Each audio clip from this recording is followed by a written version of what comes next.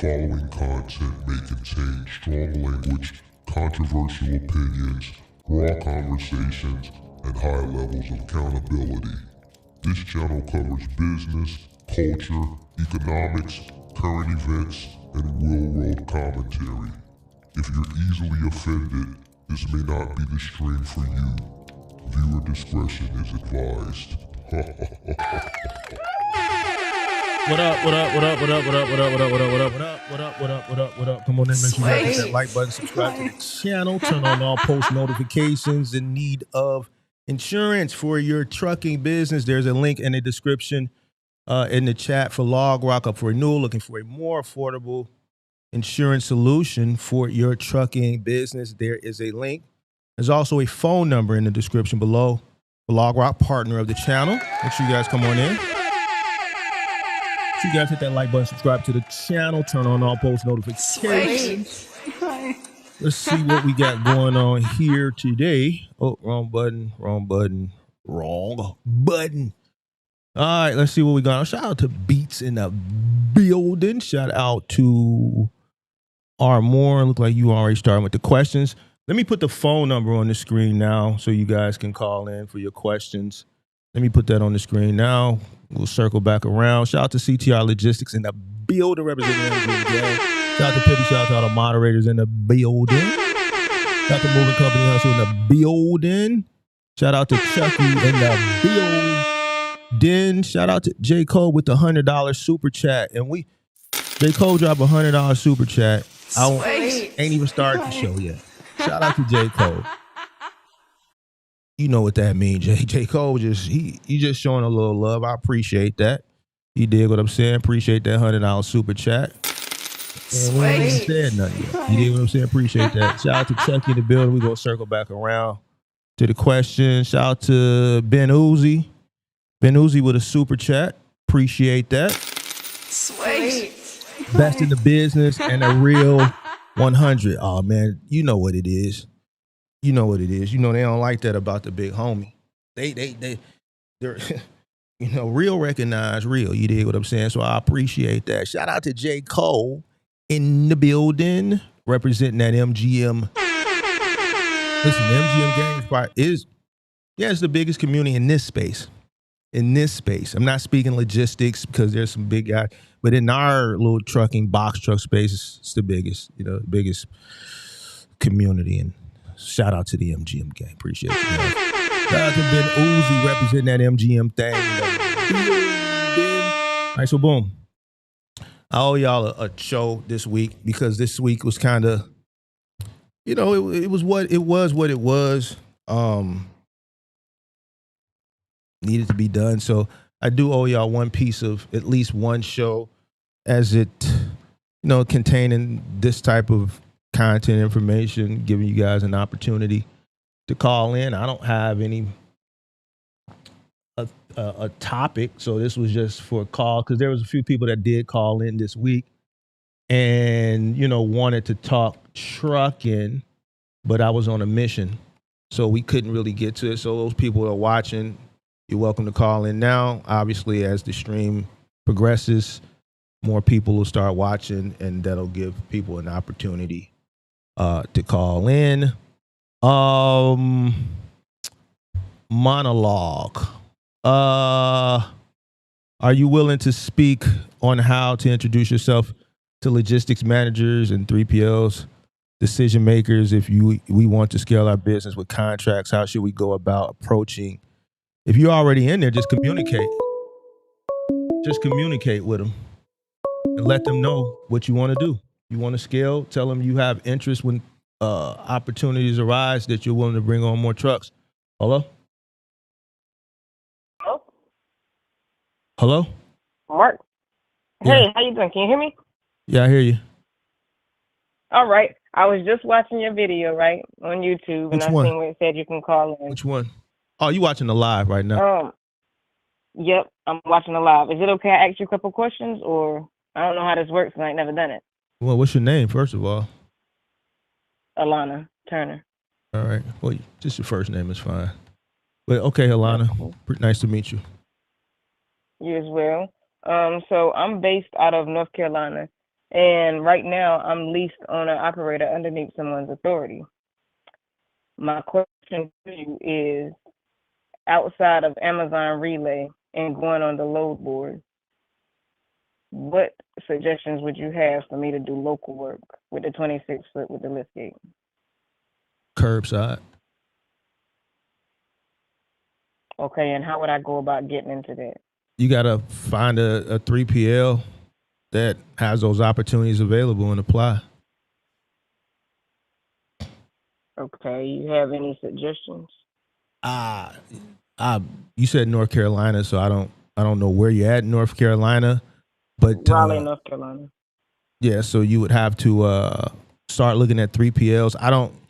So y'all got, like in the Southeast, y'all got like companies out there that I'm not aware of that just deal with the Southeast. So I would start with some of those more regional companies, right? Those more privatized regional companies, and see if they offer, one man curbside, which is, do you understand? Do you know what that is? Not necessarily. Like palletized freight. You just go into a warehouse in the morning. They may give you like, let's say 15 stops, mixed pallet freight, and you're just dropping that stuff off at the curb, or if it's a business, maybe at the dock. So. Okay. Definitely. That's good. Thank you. I appreciate that. So I would, the people in the chat saying North Carolina, try Curri Express. So that's one of those. Oh yeah, I've dealt with them before. I've dealt with Curri and Laser Ship. Well, okay, Laser Ship is more courier based for cargo vans. If you got a 26-foot box truck, you need to be looking more into 3PLs that deal with bigger, bulkier, palletized type things, like let's say like a T-Force, for instance, or like they're saying Courier Express down there has those opportunities. So I would start the research first with the 3PLs that have those solo one-man mixed pallet curbside opportunities, and then I would start applying with those. Those opportunities do come far and few between. They're not plentiful. Once upon a time they were, when, the space was getting popularized and everybody was focusing on Amazon Relay and OTR. And then once people, started listening to the big homie and telling them where they really was going to maximize their earning potential without spending so much money, then, those opportunities, people start looking at those opportunities, and those opportunities pay really, really well. And, when people get those routes, they don't give them up like that. So. Right. Definitely. So it's not like something is going to be it's not going to, if you can find one, great. So I would start the research, finding a company that has those opportunities, and then start applying them. Going from there. That works. Why you don't want to do Amazon and OTR no more? No, it's not that I have an issue doing them, but it's just you always want to open up as well. Have max opportunities, especially because OTR.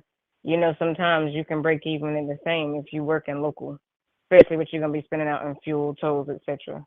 Say that one more time. Okay. You said you're gonna be breaking even what? Sometimes even with OTR, like it's worth doing local work or more local work if you can, for it to make sense, because diesel prices, deaths, etc., your overhead, and it can really run into what you would be doing if you were just working local. Now let me tell you this too. Sometimes you may not have an opportunity to do local work. Every market is different.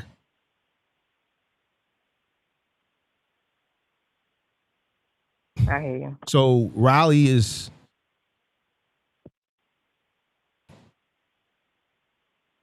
if the opportunity is down there, it's not going to be as plentiful as like a LA or a New York or a Chicago or a Houston or a Dallas. You see what I'm saying?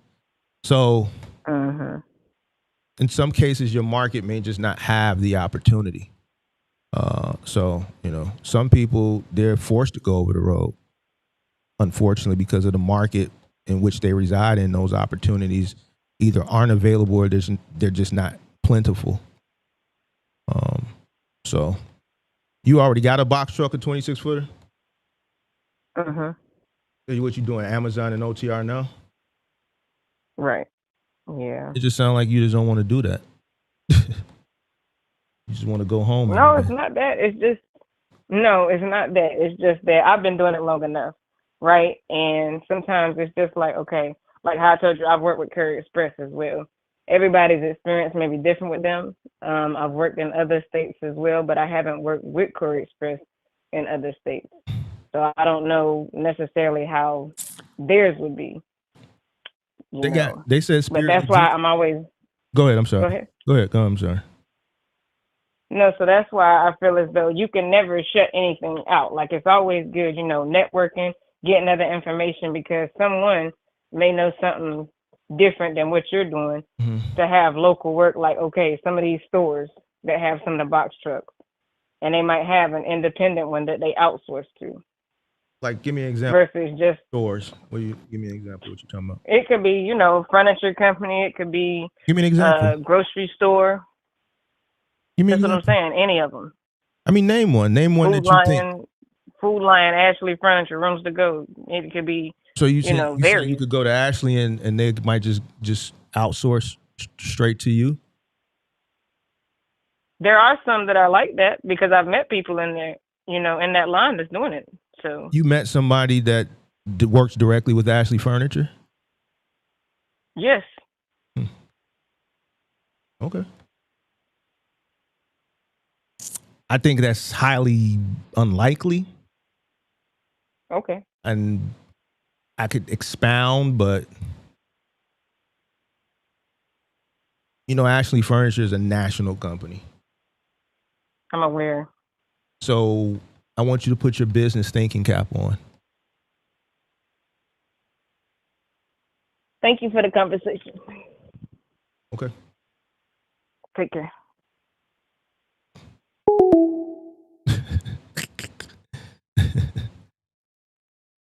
The moment when you start to get ready to go through the truth, there you go. So let me finish that conversation. When you look at big companies like Bob's and Ashley and Home Depot and Lowe's, they deal with 3PLs. Why? Imagine if they dealt with a bunch of independent owner operators across the country. It would be complete chaos. That's why they deal with the 3PLs. And they let the 3PLs deal with all the whining, the complaining. My truck won't start. My truck broke down. This happened, that happened, this happened, that happened, this happened, that happened. They deal with that. They have a network. Okay, your truck broke down. We're going to call J. Cole. We're going to call Chucky. Hey, you got another truck? Can you guys pick up another run? How much is it going to cost you? Ashley Furniture is dealing with selling furniture. They don't want to deal with that shit. This is why they don't deal with independent owner operators. They deal with the 3PLs. They let the 3PLs handle all those problems.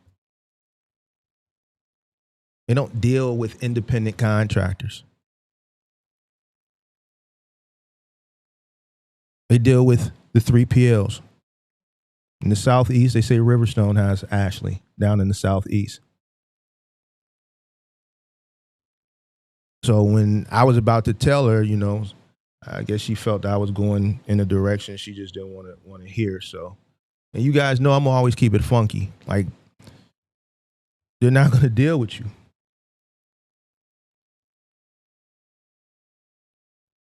Somebody said I've dealt with Ashley Furniture Direct. Okay, explain to me what was the payout then. If you dealt with Ashley Furniture Direct, tell me what was the payment terms.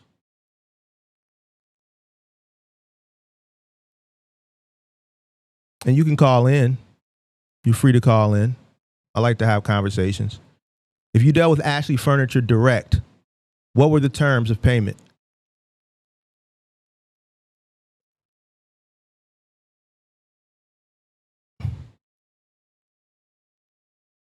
If you dealt with Ashley Furniture correct, can you just, now I don't care how much you got paid, just let me know what the terms were.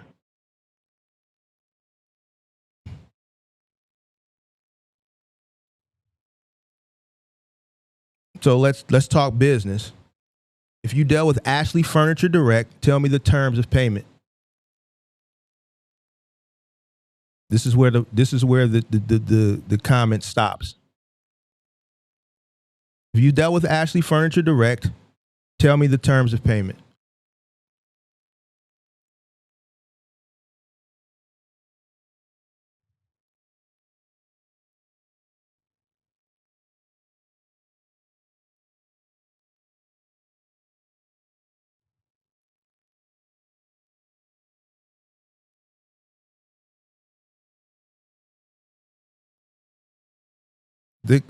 It's not going to get an answer. Tell me what the terms of the payment were if you dealt with them directly.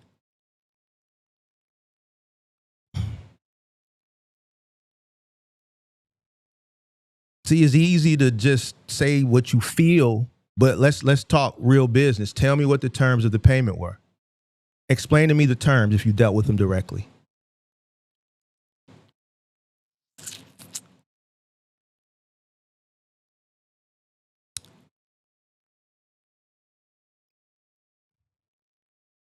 How'd they pay you?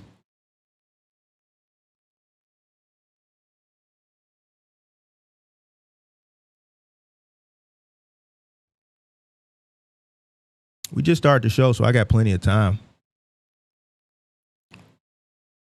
Tell me, person I've never seen in my chat before, how did they pay you? What were the terms?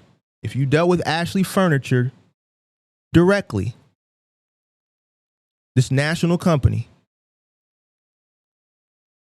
tell me what were the terms of the payment. Tell me why they dealt with you instead of a 3PL like they do with everything else. Tell me why they just said, we'll deal with you and your one truck or your two trucks or your three trucks, whatever.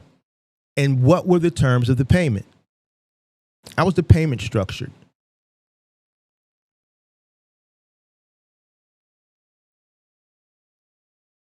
What did you do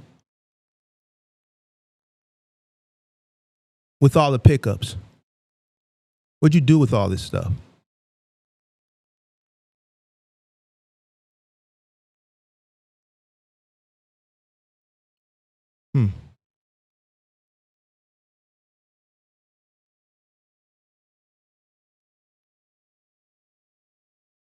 I didn't ask you that. I want to know what the terms. I didn't say a source. I just wanted to know what the terms of the payment were. I didn't ask you where did you get it. Why is when you ask people direct questions, they don't answer the question? I just asked what the payment terms were. What were the payment terms? I'm asking. I just want to know.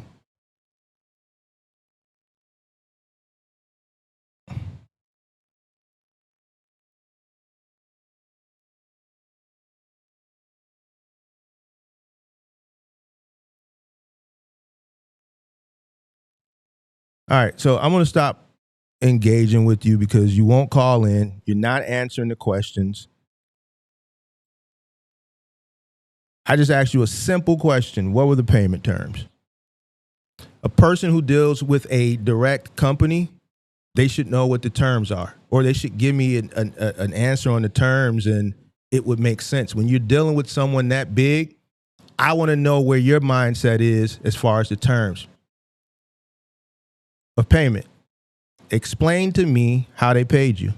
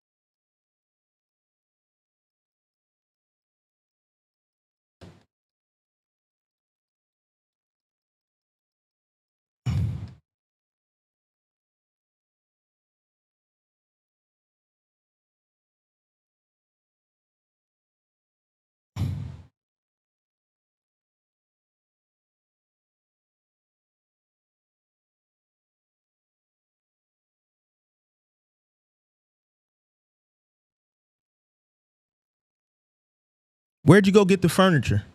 Where'd you get the furniture? Let me give you an easy one. If you dealt with Ashley directly, Where did you go pick the furniture up at? Where'd you go get the furniture?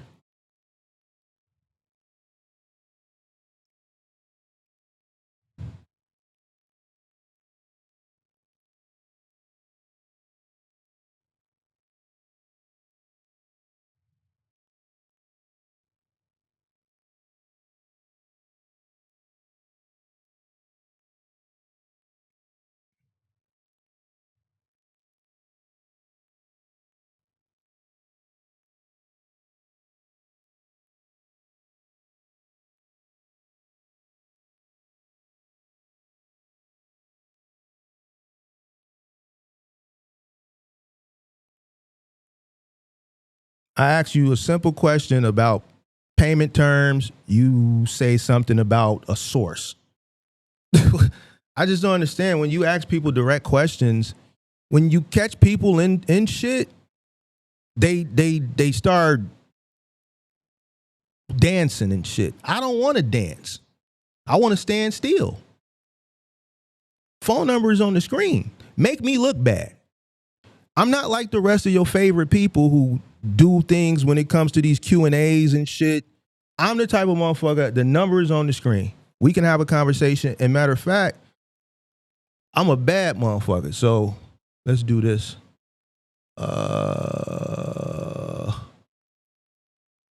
We could have it live in person.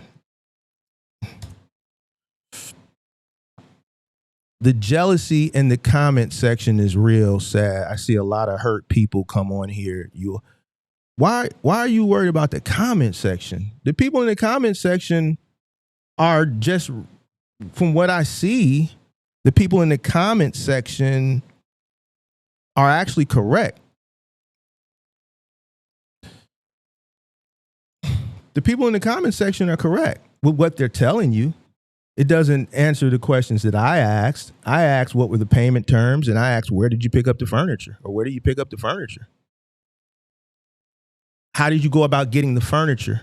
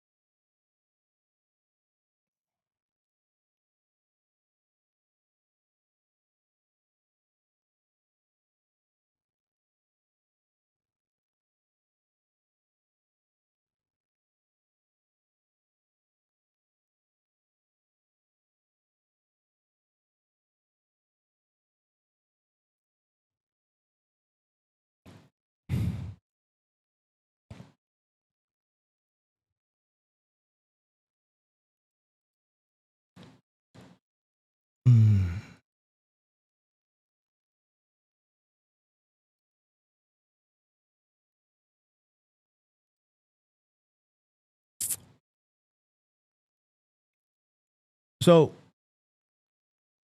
the young lady that just called in,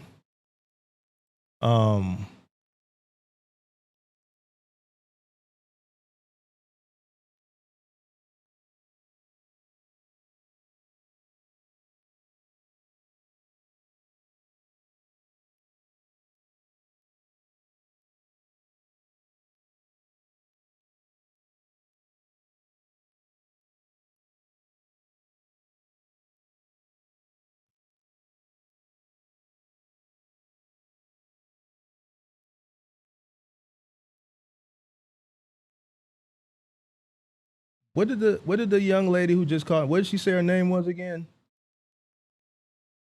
I forgot her name. What did she say her name was? Do anybody remember what she said her name was?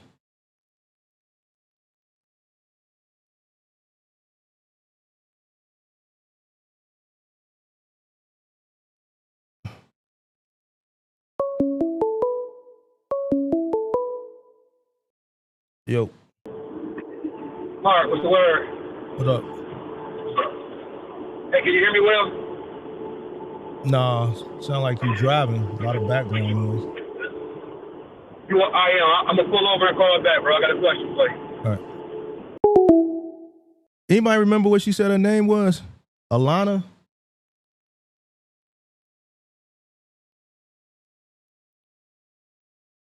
All right, so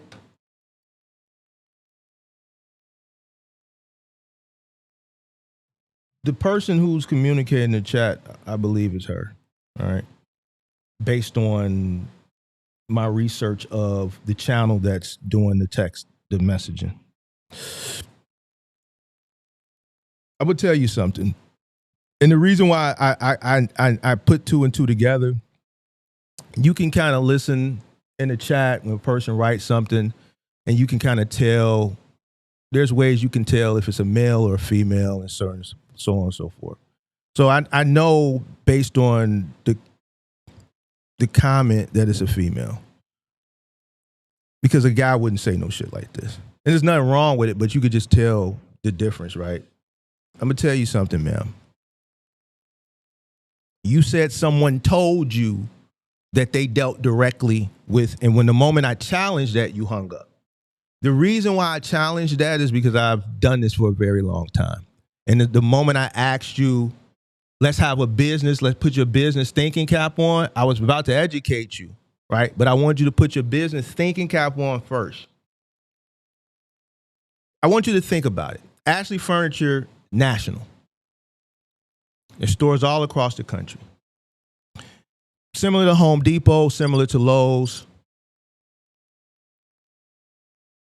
Imagine if they dealt with a thousands of you.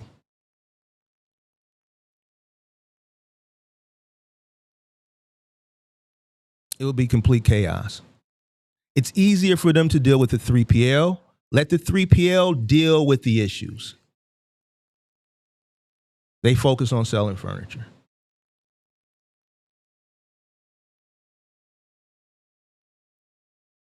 Where would this one truck go every day?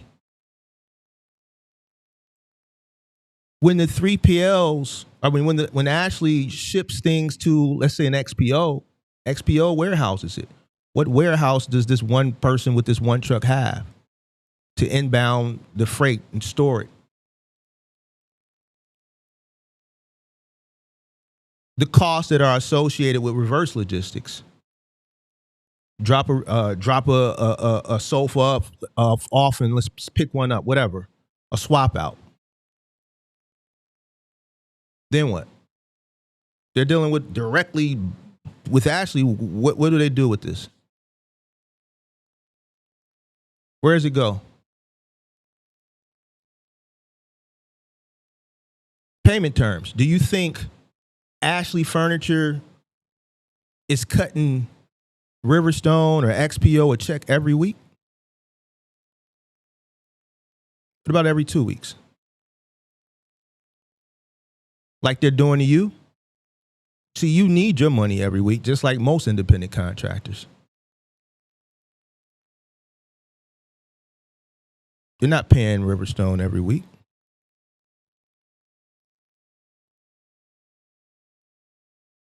Riverstone is paying the independent contractors. They probably get paid once a quarter.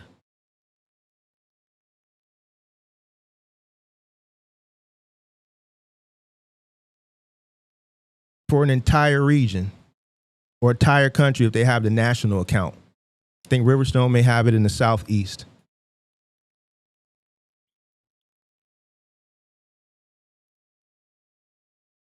And they manage the logistics process when you go into the store and you purchase a living room set and they schedule delivery. There's a portal and that gets sent over to Riverstone.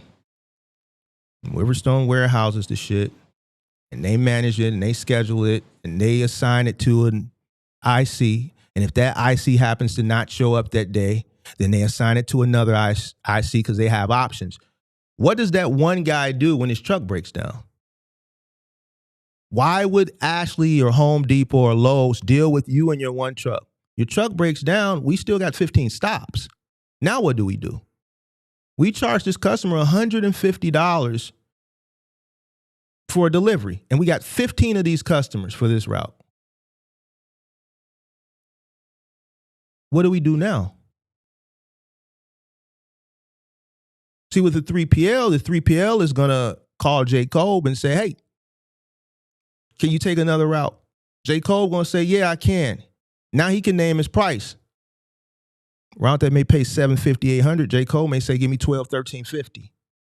You know what they're gonna say? Okay. But they have options. And if J. Cole can't do it, then they'll go to Chucky. If Chucky can't do it, they'll call J. Cole back and say, all right, J. Cole, can you take 5 additional stops for $750? J. Cole said, I'll do an extra 5. And then they call Chucky. They say, can you do 5? Chucky said, yeah, I can do 5. Give me 500. And then they may call a third guy and say, hey, can you do 5? They got options. That independent owner operator, once his truck breaks down or doesn't start that day or whatever may happen, he oversleeps or something happens in the middle of the night, he had to go to the hospital for a family member, whatever happens, those stops still got to get out. Why would a company that's a national company that's selling volume, that deals with 3PLs all across the country, for these reasons right here, deal with one guy and put themselves in that situation? Because eventually something like that is going to happen.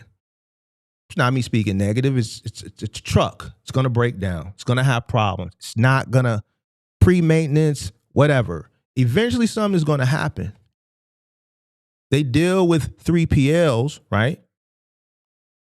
So when things like this happen, the 3PL has the resources to either recover if it happens while it's out on the road, or if a route, independent owner operator doesn't show up for whatever reason, a mechanical situation with his truck, in that particular branch, in that particular market, depending on how big or how much volume that particular market has in that branch, they may have 10 other trucks that are running for Ashley out of that branch, or 15 or 7, depending on the market, depending on how much volume.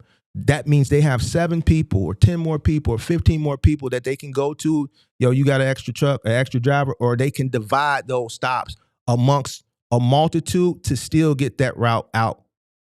So those 15 stops, they don't have to call those customers who probably took the day off of work because they were expecting the delivery.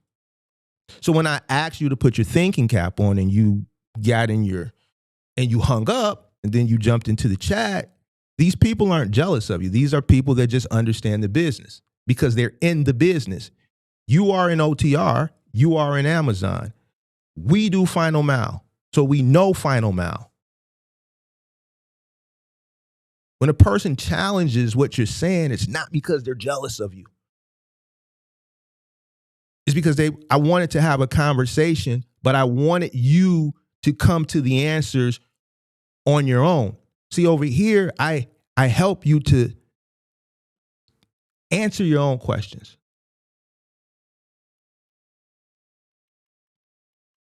If I was the CEO of Home Depot, there's no way I'm dealing with an independent owner operator. Why? For every single thing that I just said. I know what's going to happen with you. I don't trust you. I don't trust your equipment. My obligation is to the customer. I'm going to deal with someone who, if your truck breaks down, they got other resources. I don't want to pay you every week. I got other shit to do. I only got to pay them once a quarter.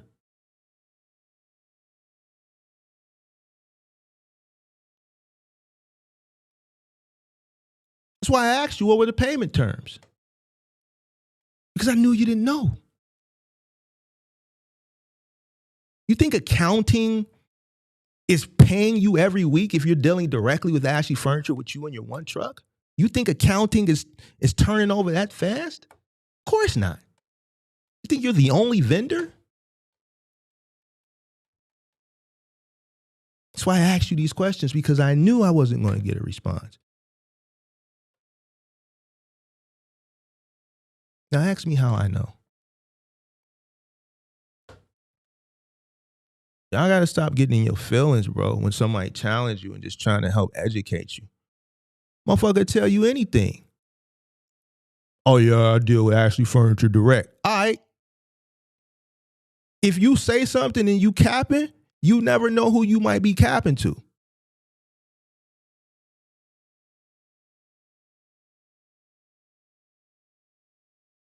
You never know the person that you capping to, how much knowledge they may have on the industry. They could even be on the inside. Oh, yeah? You deal directly with Ashley? Okay. You could be talking to like the director of logistics, director of national logistics for a motherfucker tell you anything for whatever reason.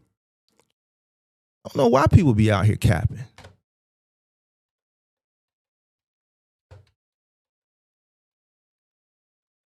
You let somebody send you off and you believe them, and then when we come over here and tell you no, that's not true, and I'm explaining to you why you think Ashley Furniture is going to deal with you and your one truck.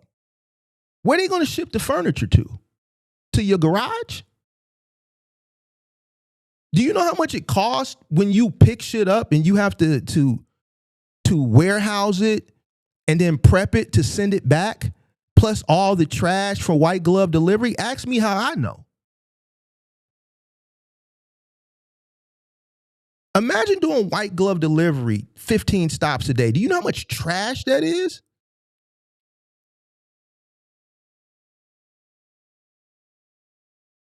Where do you think the trash goes? Where do you take it? If they're dealing with you and your one truck direct, where do you do with all that shit?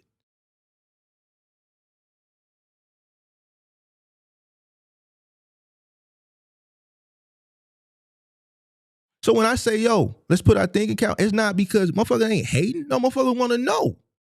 Because we know, I know. You go do 15 white glove stops of living room, dining room furniture, all this plastic, all this styrofoam, all this cardboard, and you dealing directly with them, they should be, what are you doing with this shit day in and day out? Where are you taking back, you know what, refusal? You know what, I don't, this the wrong color, refusal. What are you doing with it? They dealing with you direct. So where does it go? Where are you storing it?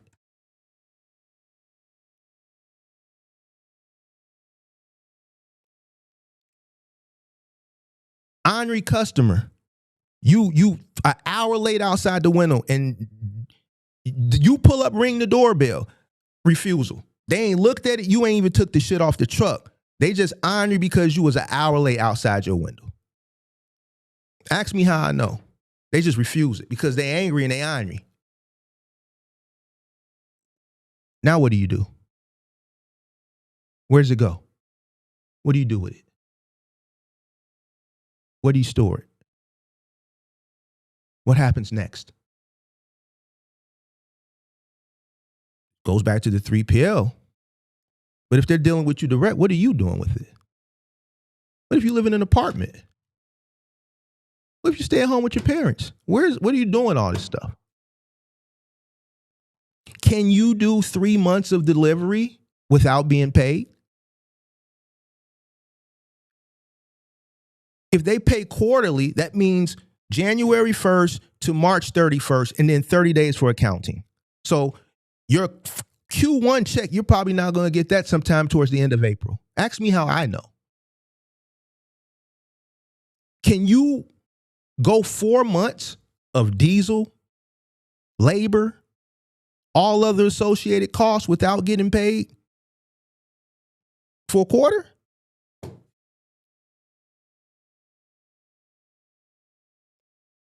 When you're dealing directly with the source, a company like Ashley, Home Depot, Lowe's, they're not dealing with the vendors that they deal with are big dogs. We're not paying you we pay about a quarter. We got shit to do. We're not worrying about you and this little funky ass $4,000 or $5,000.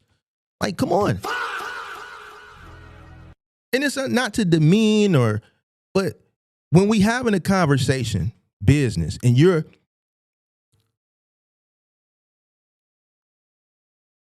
ignorant ignorant people take that word like it's like you said something bad. Ignorance just you just don't understand, lack of knowing. And a person challenges what you say and says, "Hey, let's put our business thinking cap on, and I want to help you answer your own question." You can't get emotional. I knew it was her, the emotion. Thank you. No, let's have a conversation. You didn't say it. You said somebody else told you that.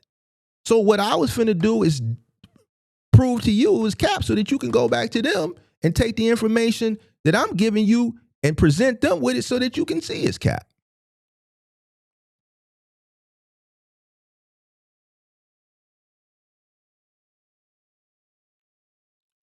Most owner operators can barely survive 2 weeks without getting paid. 4 months?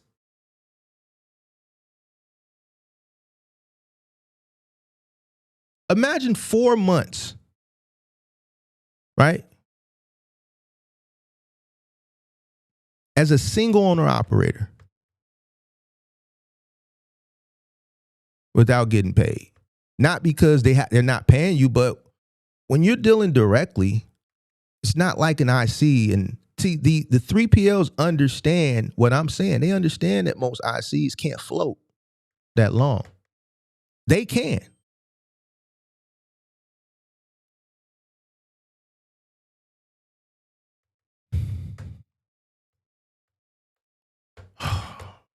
Bro.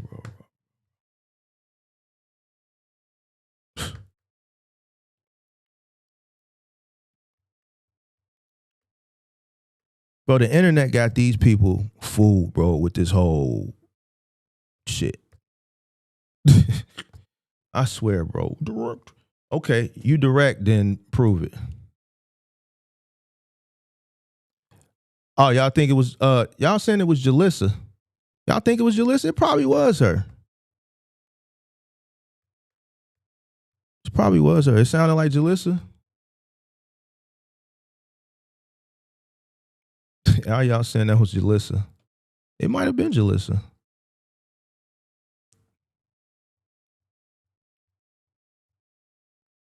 She do come around once a year and try to disguise herself to get information. And every time she come around, I give her the she get in her feelings, and I just don't understand. Last year she came and said, "Man, I tried to find somebody else, and they got the best of me, and so I had to come back to you because you tell me." She just don't like the truth.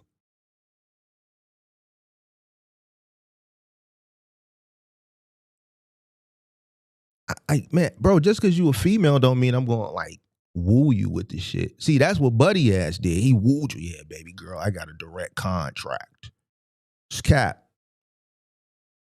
He trying to woo you. I ain't trying to woo you.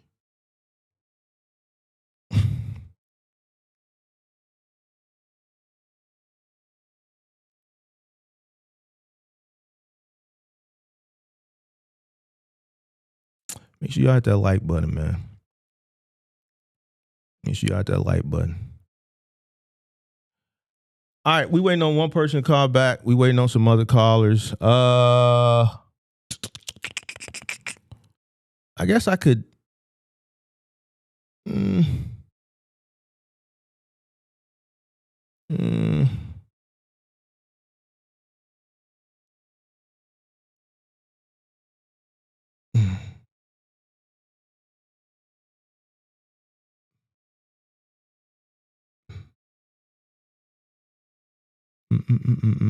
Yeah, y'all knew it was a woman.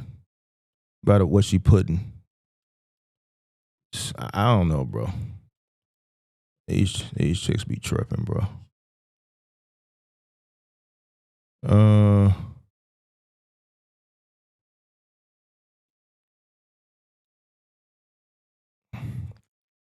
Let's get those likes up, man. You know, my favorite people, they want me to acknowledge them so bad.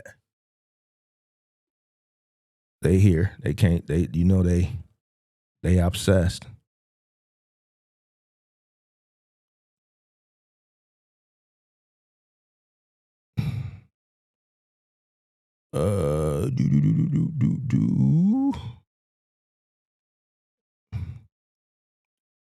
Did I get this super chat? Yeah, I got that one. All All right, so we waiting on one person to call back. Phone numbers pinned to the top of the chat. No, phone numbers at the bottom of the chat or bottom of the screen. And I'll put the link up too if you want to call in or if you want to do the video thing. Do the video thing. Shout out to J. Cole again for that super chat. Shout out to Ben Uzi. I mean, I guess we can. Do y'all want me to talk about the response from our one of our favorite people? They responded to the big homie this morning. Do y'all want to talk about that briefly in the monologue while we wait for somebody else to call up, or y'all not interested in what our favorite person said about the big homie this morning? Tomorrow, Juneteenth. Tomorrow, Juneteenth. You dig? Y'all want me to monologue about the response from Buddy this morning toward the big homie, or y'all just not interested? Only until somebody call in. When somebody call in, we talking trucking, but I don't got no topic. So if you want me to monologue on the response, Buddy this morning. Hey, Buddy ass was pressed. I'm gonna see what y'all say. I'm gonna wait for I'm gonna take 5 people. First 5 people. So we got yes, yeah, what's good? Yes, I'm nosy. Sure, might as well.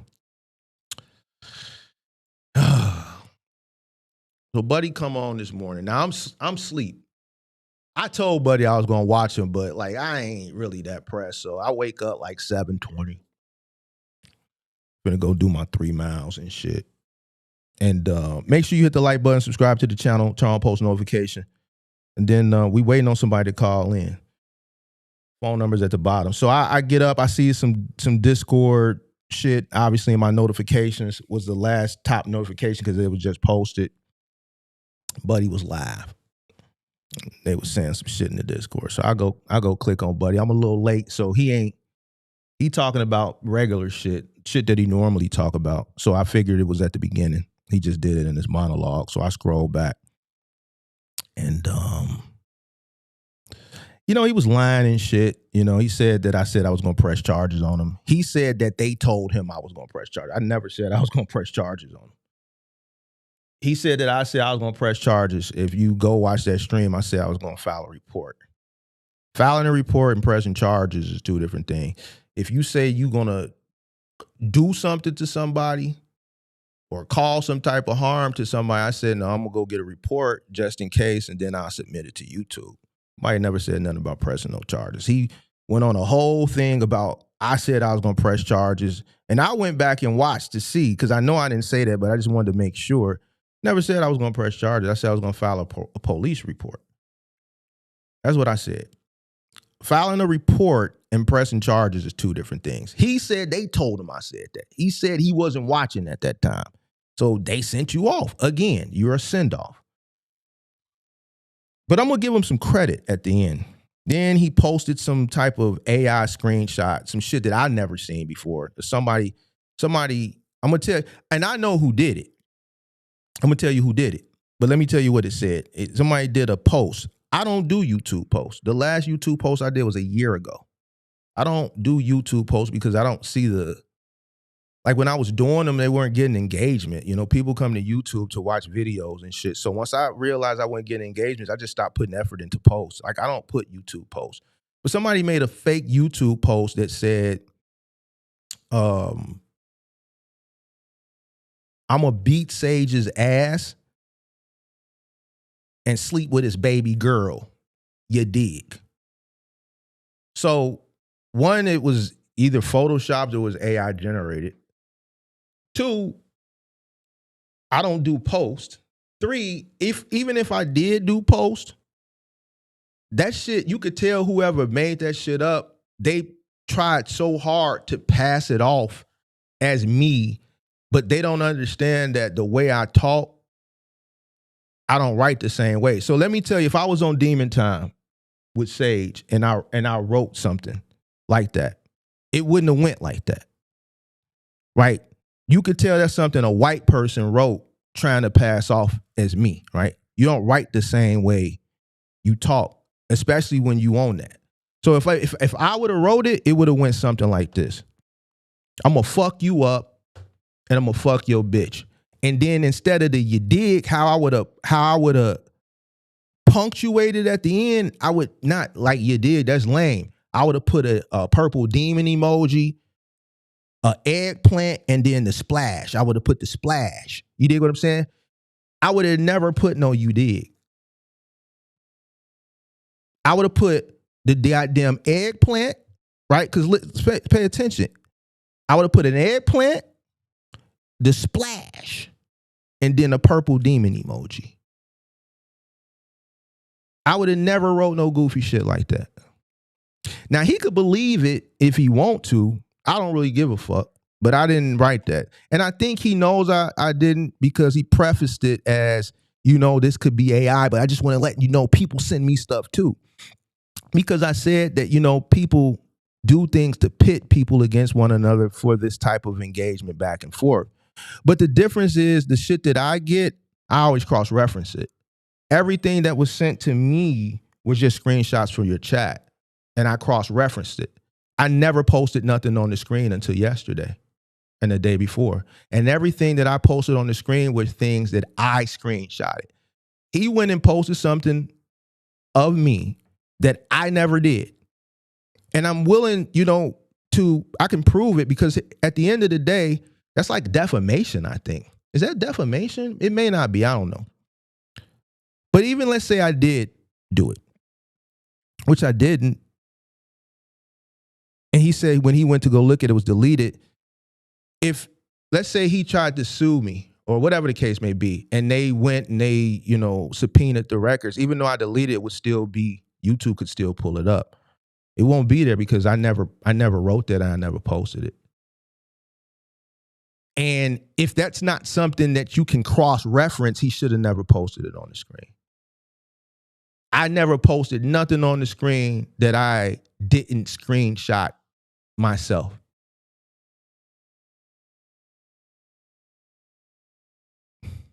Never said I was going to press charges on you. The person who did that AI generation was him. I believe it was him.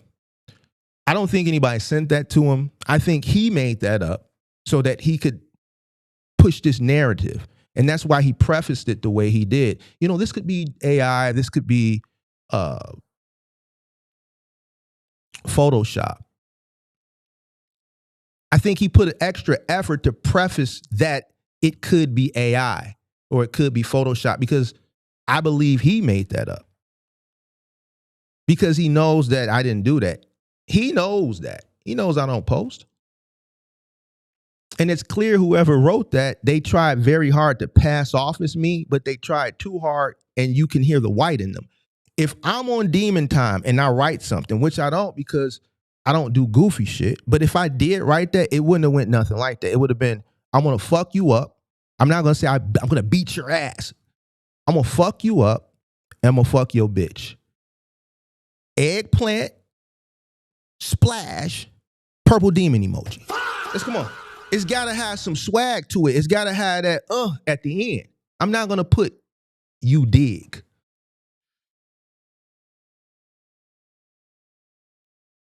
Then he went on to say, I've been lying on him. When I went to his channel, you saw the screenshots. We went to his live chat and the shit was still up and then he turned it off. So whatever, you know, I didn't lie on you. If he's talking about the phone conversations, Sage records everything. Everything is through his Discord. So since I'm lying, I challenged Sage to play the phone call when we had the mediator. See, the thing was, it wasn't a conversation between just me and Sage. There was another party there. So if I lie and said he cried there and he didn't, there was another part. I'm not going to put myself in the trick bag so the other person could come back and say, Mark, why are you lying?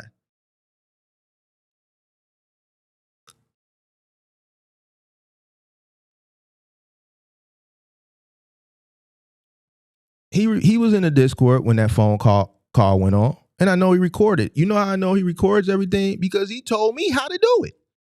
I just don't do that shit. He helped me set up this mixer shit. If I'm lying, I challenge you to play that call. If I'm lying, I challenge you to play it. Play the call and prove that you weren't. It's not me versus you. It was other party, even in the Discord. The whole I don't care about you, that started with him asking me, Mark, do you care about me? I said no. So now he's going with this whole I don't care about you. I don't. That's because when you asked me, I said no. Right? And then you stormed off crying. You stormed off and deleted it. Removed yourself. Then the man wished death on me. The man said it was either I was drowning or if I was on fire. I think he said drowning. I can't remember exactly. I think he said if you were drowning, I wouldn't lend you a hand. Okay. I know how to swim. You dig what I'm saying? Like, I get it. That's more racial shit. I'm taking that as a racial shit, right? Because they say black motherfucker can't swim. I'm gonna tell y'all a story. True story. All right. We're gonna have to pause our story. Yo. What's going on? What up? What's going on? This is Rashad out of Fort Wayne, Indiana. How you doing? What's going on? Man, none. I just wanted to call in because I saw what you were talking about with, people have vans and think they're going to get a contract with Ashley, DC or whatnot. I just wanted to put my 2 cents in there as an owner-operator. Okay. As far as like a vision, right? Because like a lot of people have a vision, right? And they tend to like procrastinate things, right? And put it off. But they also have that vision that never leaves. I just wanted to throw it out there that like, you have to keep going. You can't give up. That's first things first, right? You have to know your point of contacts and who you're talking to. But then you have to sell your soul every single day. That's my point within this conversation, is that you constantly have to market yourself to decision makers. When you say sell your soul. Yeah, right. I don't like how that sounds, bro. Like, okay. Nah, bro. I don't like that. I know when I tell people, you have to be obsessed. You know what I'm saying? Because I'm a Christian, and when you tell people, we can't use that, they get upset and they go tell people, and then people start and sell your soul. Explain that to me. Right. So when I say sell your soul, you have to be thinking about what you want to do day and night. Right? You have to give up your purpose in everyday life to be able to sacrifice whatever the customer needs, right? So it's a lifestyle. And if you're in trucking and logistics, it's absolutely a lifestyle, whether you're locally or whether you're over the road. It's a lifestyle. So your day is built around the customer, right? And that happens every single day. And for you to get to that point, you have to do what no other is doing around you. And usually that comes with selling your soul. I disagree. I disagree, bro. I can't. I mean, if that's how you feel, but I'm not selling my soul for nothing. Selling my soul? Mm-hmm. No. I think maybe you could articulate it better. I think you can sacrifice your time. I think you can sacrifice maybe some relationships for this goal that you have. Your soul should, your soul, you're not selling your soul. When you die, your body goes in the ground. If you're a Christian and you've been baptized, you've asked the good Lord to forgive you for your sins, your soul goes to heaven. Or You could be another person who doesn't believe in God, or you could have done a lot of bad things, and your soul goes to hell. Right. I don't believe the people that sell their soul, you see what goes on with them. When you look at some of these celebrities that sell their soul, you see what they deal with. They got money, but look at everything else. Right. So I don't know if you are a Christian. I am. You are? Yes. Well, yeah, I wouldn't say like I've made a lot of sacrifices. My soul wasn't one of them. Yeah, and so I mean, I agree with you. When you sacrifice a lot, you have to sacrifice. You have to be obsessed, right? And it takes from your daily life every single day. If you are a true saleswoman, or if you're a true salesman, right? Mm-hmm. You have to constantly give yourself up for decision makers in order to grow, right? And I'm just sharing that because that's what I'm seeing right now. Like, okay, you want to run furniture, you want to run furniture out of DC's for Ashley Furniture. So with that being said, every single day at work, every single day, you're dedicated to them until you grow your fleet, because that is what they're going to require. And that's what they're going to demand. And within a certain time frame, Mm-hmm. for you in that business to continue to work with each other and grow. Mm-hmm. Right? My point in saying this is you have to, let's take back sell your soul. All right? I'll take that back. You may not necessarily have to sell your soul, but you definitely have no life once you land that big customer. Yeah, but that's not your soul. That's time. That's not your soul. No, that's not your soul. You can still attend church on Sundays, and, Your and soul do this, is your that, and the soul. third. So Your you're not soul, selling your soul, you're not but you're definitely not going to have any free time, And then they're going to put a short, stringent requirement on how fast they want you to grow, and if you do not do as what's expected in a timely fashion, Mm-hmm. they're just going to retract and pull back. Mm. Right. So again, as you know, I'm in aerospace and defense freight. So that's what I'm currently going through right now.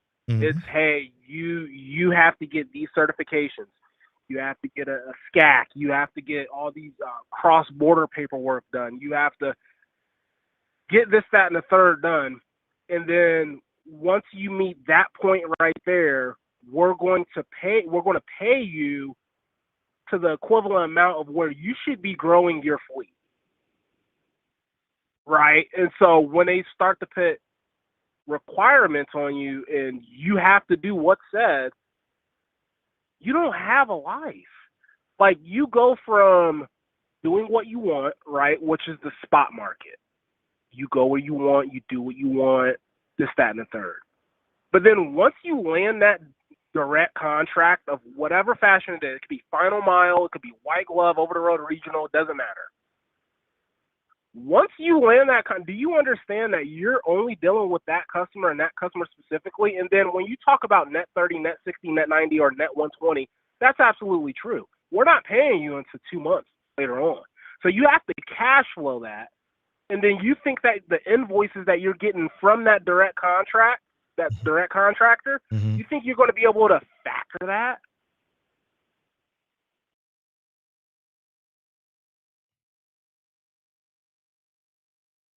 So I want people to really think about cash flow, and having capital is very important, as much as growing your fleet, right? Because if you're growing your fleet, but then you don't have capital, that's where it's going to hurt you. You could hurt yourself before you hurt them, and yet you wanted a contract. Does that make sense? I hope that makes sense to them. Yeah, I hear you. I mean, I hear you. But, the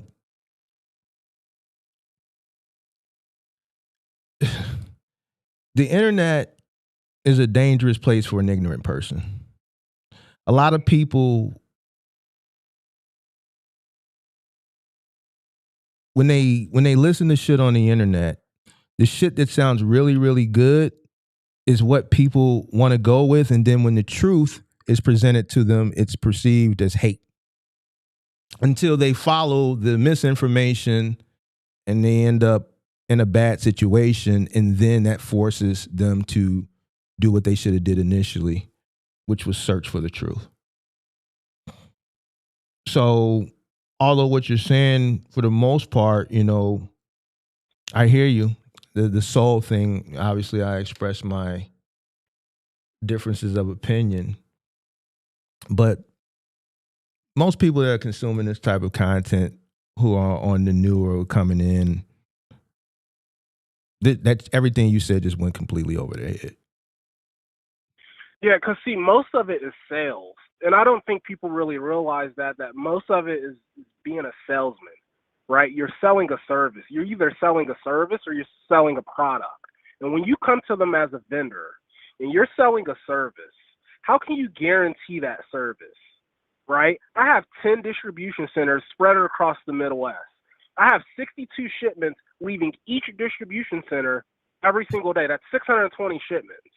And you're coming to me talking about one van, one truck or trailer, one box truck, whatever it is, right, with that one vehicle. Mm. So bubble it down to that point right there. So now that you know that's the framework that they're looking at, right? So how could you provide a service within what area that they need help in, right?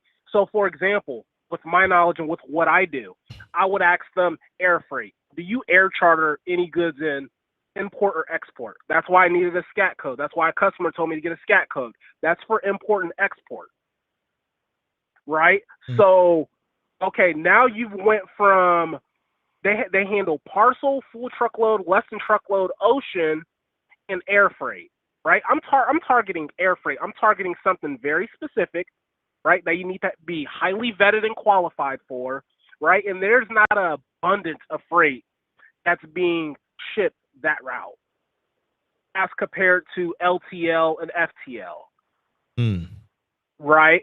So you have to target something specific. And then once they say, okay, yes, we handle 15% of our freight comes in as air freight, it's air chartered in. This is the airports that will air charter it in through, and then you can go ahead and then pick it up and then go ahead and deliver it to us, airport to door service, right? Mm-hmm. You have to also know what you're pitching and what you're wanting the business to get. You have to do a lot of research before you even reach out. You have to know the game plan or like their game plan with the previous carrier or the previous contractor. You should already know that information before you contact the decision maker and you're hard selling yourself, right? Mm. And again, I'll take the soul thing back, but most of it is being a salesman. It's not, anybody could hold a steering wheel, right? And I hate to say that, but anybody could hold a steering wheel of any sort, no matter what vehicle that you're in. You're providing the service of transporting the goods from A to B, hopefully B to C, right? In the B be the cross dock, right? So you want to control all channels of a certain mode of transportation. You have to have the knowledge of what freight do they manage through what mode of transportation. You know, and I really would like to answer a lot of these folks that are in the comments or that watch. They're just ignorant or oblivious to it. I have all the time in the world to talk about this stuff. Man, you got to start your channel, bro. Yeah, I've been told that multiple times. You know, I'm a busy guy. You know, I'm you really got all busy. the time. Wait. You just said you got all the time in the world to talk about this stuff. But then as far as driving like 101, I don't know, maybe about a channel, but 101, email me, right? My email is Rashad@pitfreightcompany.com, right? So you can go ahead and you could email me, and I will hop on a phone call with you. I was actually talking to one of your guys that was watching you, and he met me through your channel last time I came up. Mm-hmm. And he's out in Corona, California. Mm-hmm. And he had a box truck, and he had a semi-truck with a flatbed. Mm-hmm. And, he was just calling me. He was asking me the same thing. He was like, how do I do this? And he even paid me. He paid me $100. Wow. And I told him, I was like, I don't need your money. I don't need no one's money, because I think a lot of people just need to understand that a lot of people don't understand like what a freight broker does. Mm-hmm. Right? A lot of people, they want to play the freight broker's part, they want to play the carrier part, and they want to play the driver part, right? In terms of getting a contract with the shipper. And I'm not going to burst anyone's bubble. It can happen. But you have to know the point of contact, and you have to sell yourself every day. You're not selling your soul. I'll take that back. Right. Okay? Mama, you don't have a life. Your parents Christian? What's up? Your parents Christian? Yes. They wouldn't have liked you saying selling your soul. Yeah, no. You can't say that, bro. Okay. All right. Now I ain't telling you what to say and do, because people get upset when I do No, you're that. telling me right. But come on, bro. Like we Christians, you're not selling your soul. You sacrificing your time. You're sacrificing all of your time. Yeah, that's not selling your soul, though. No, you're not selling your soul. Okay. All right. No. But, every day that you wake up, the first thing on your mind is Ashley, D.C. When you go to sleep, the last thing on your mind is going to be Ashley, D.C. You're going to get 2, 3, 4, 5 phone calls a day to do this, to do that, right? Mm-hmm. Exactly what you said, to pick up extras, right? Because things have changed. It's logistics. And I think more people just need to learn the side of logistics and how everything works in abundance, right? I hear you, and I agree. And me and you've had conversations in the past.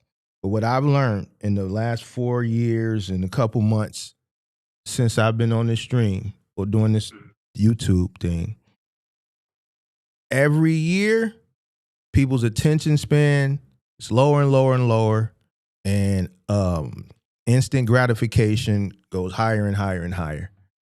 People want to make money now. Whatever the shortcut is, F all that cost per mile stuff, all this logistics and running the business the right way and the time, I used to be that person. You go look at the old content, that was me.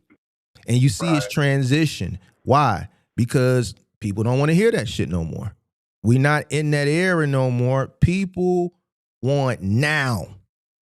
We want now. We don't want to hear all this business shit, because if they did, majority of people would know how much it costs to run their business. Majority of people wouldn't say things like, man, the broker is robbing them. How can somebody on the phone rob you? How can somebody rob your business? You are in control of your business. All the ignorant things that you see people complain about on the internet, I'm looking at people carrying sofas doing final mount, carrying sofas with one hand so they can get content. This is where we at with it now. But clown shit. We're in the buffoonery clown era, right? Mm-hmm. That's what gets the engagement. A person carrying a sofa on a contract on his shoulder, somebody, some shit that somebody bought, and this is what. So save your breath, pimp. I know. I mean, then they ask, why do we need occupational insurance, right? Because you're doing buffoonery stuff like that. Mm-hmm. All it takes is the customer to take a photo of that, send it back to the DC, and then it climbs up channels, and then your contract is cut. That happened to one content. The ones who was going viral doing it, he put a post up saying that happened. It actually happened to be with Ashley. And I knew that was going to happen, you know what I'm saying? But, a lot of the social media is influencing everything now. And people will do whatever they got to do to clicks and likes is more valuable than money out here from your generation. Integrity is the thing of the past. Yeah, see, that's why I stay away from social media. The social media that I have now, you go on there, I'm not active. I don't do it now because it's misaligned, right, with Yes. what I do, right? And so people don't understand risk management, liability, and legal when you do stuff like that or what you put out on the internet, right? Because everyone has access to it, you know? So you have to think about each one of those pieces, right? But then going back to the sales cycle and the sales process within the logistics, it takes years. How do you expect to land a 5-year contract, but you only have 5 months worth of attention span on it, right? You have to talk to the decision makers for years. And I mean, we're talking every other week, every other month. And I have to wait because there's people in place right now. The contract terms are ending, renegotiating rates. I could bring somebody in that's cheaper. You have to wait. It takes time. And then it takes somebody believing in you. And that's why I put in the comment section before you started the live today. I just wanted to trigger the comment section so they could think about it. And then hopefully you speak about and touch on it, but you touched on it with the Ashley DC, right? So basically you answered the question, but yeah, it takes time in the sales cycle. If you want, you know, the multi-million-dollar contracts, you know, you want 15, 20 vehicles, commercial vehicles, it takes time. It takes somebody believing in you, but then you have to sell. You have to sell every single day. I'm trying so hard to say not sell your soul. Why is it hard for you, bro? No, because you have to be obsessed, of course. The soul right? thing. Why are you so obsessed with the selling your soul, and it's hard for you not to say it? Like what? Because you're giving up yourself in trust. But that's not the soul, bro. No. It's not the soul. It's just I keep thinking, you know. Once you're sacrificing. Oh, it's a wrap. They got you, and you're gonna have to sacrifice a lot more than your time. Right. Yeah, and that's Your soul when you die. Your soul should go to heaven. Body go back into the earth. I'm not selling my soul to no 3PL. It don't require that. It just requires some money, some brain, some equipment, and some know-how. It don't require my soul. My soul goes to heaven. Not hard. My soul is intact.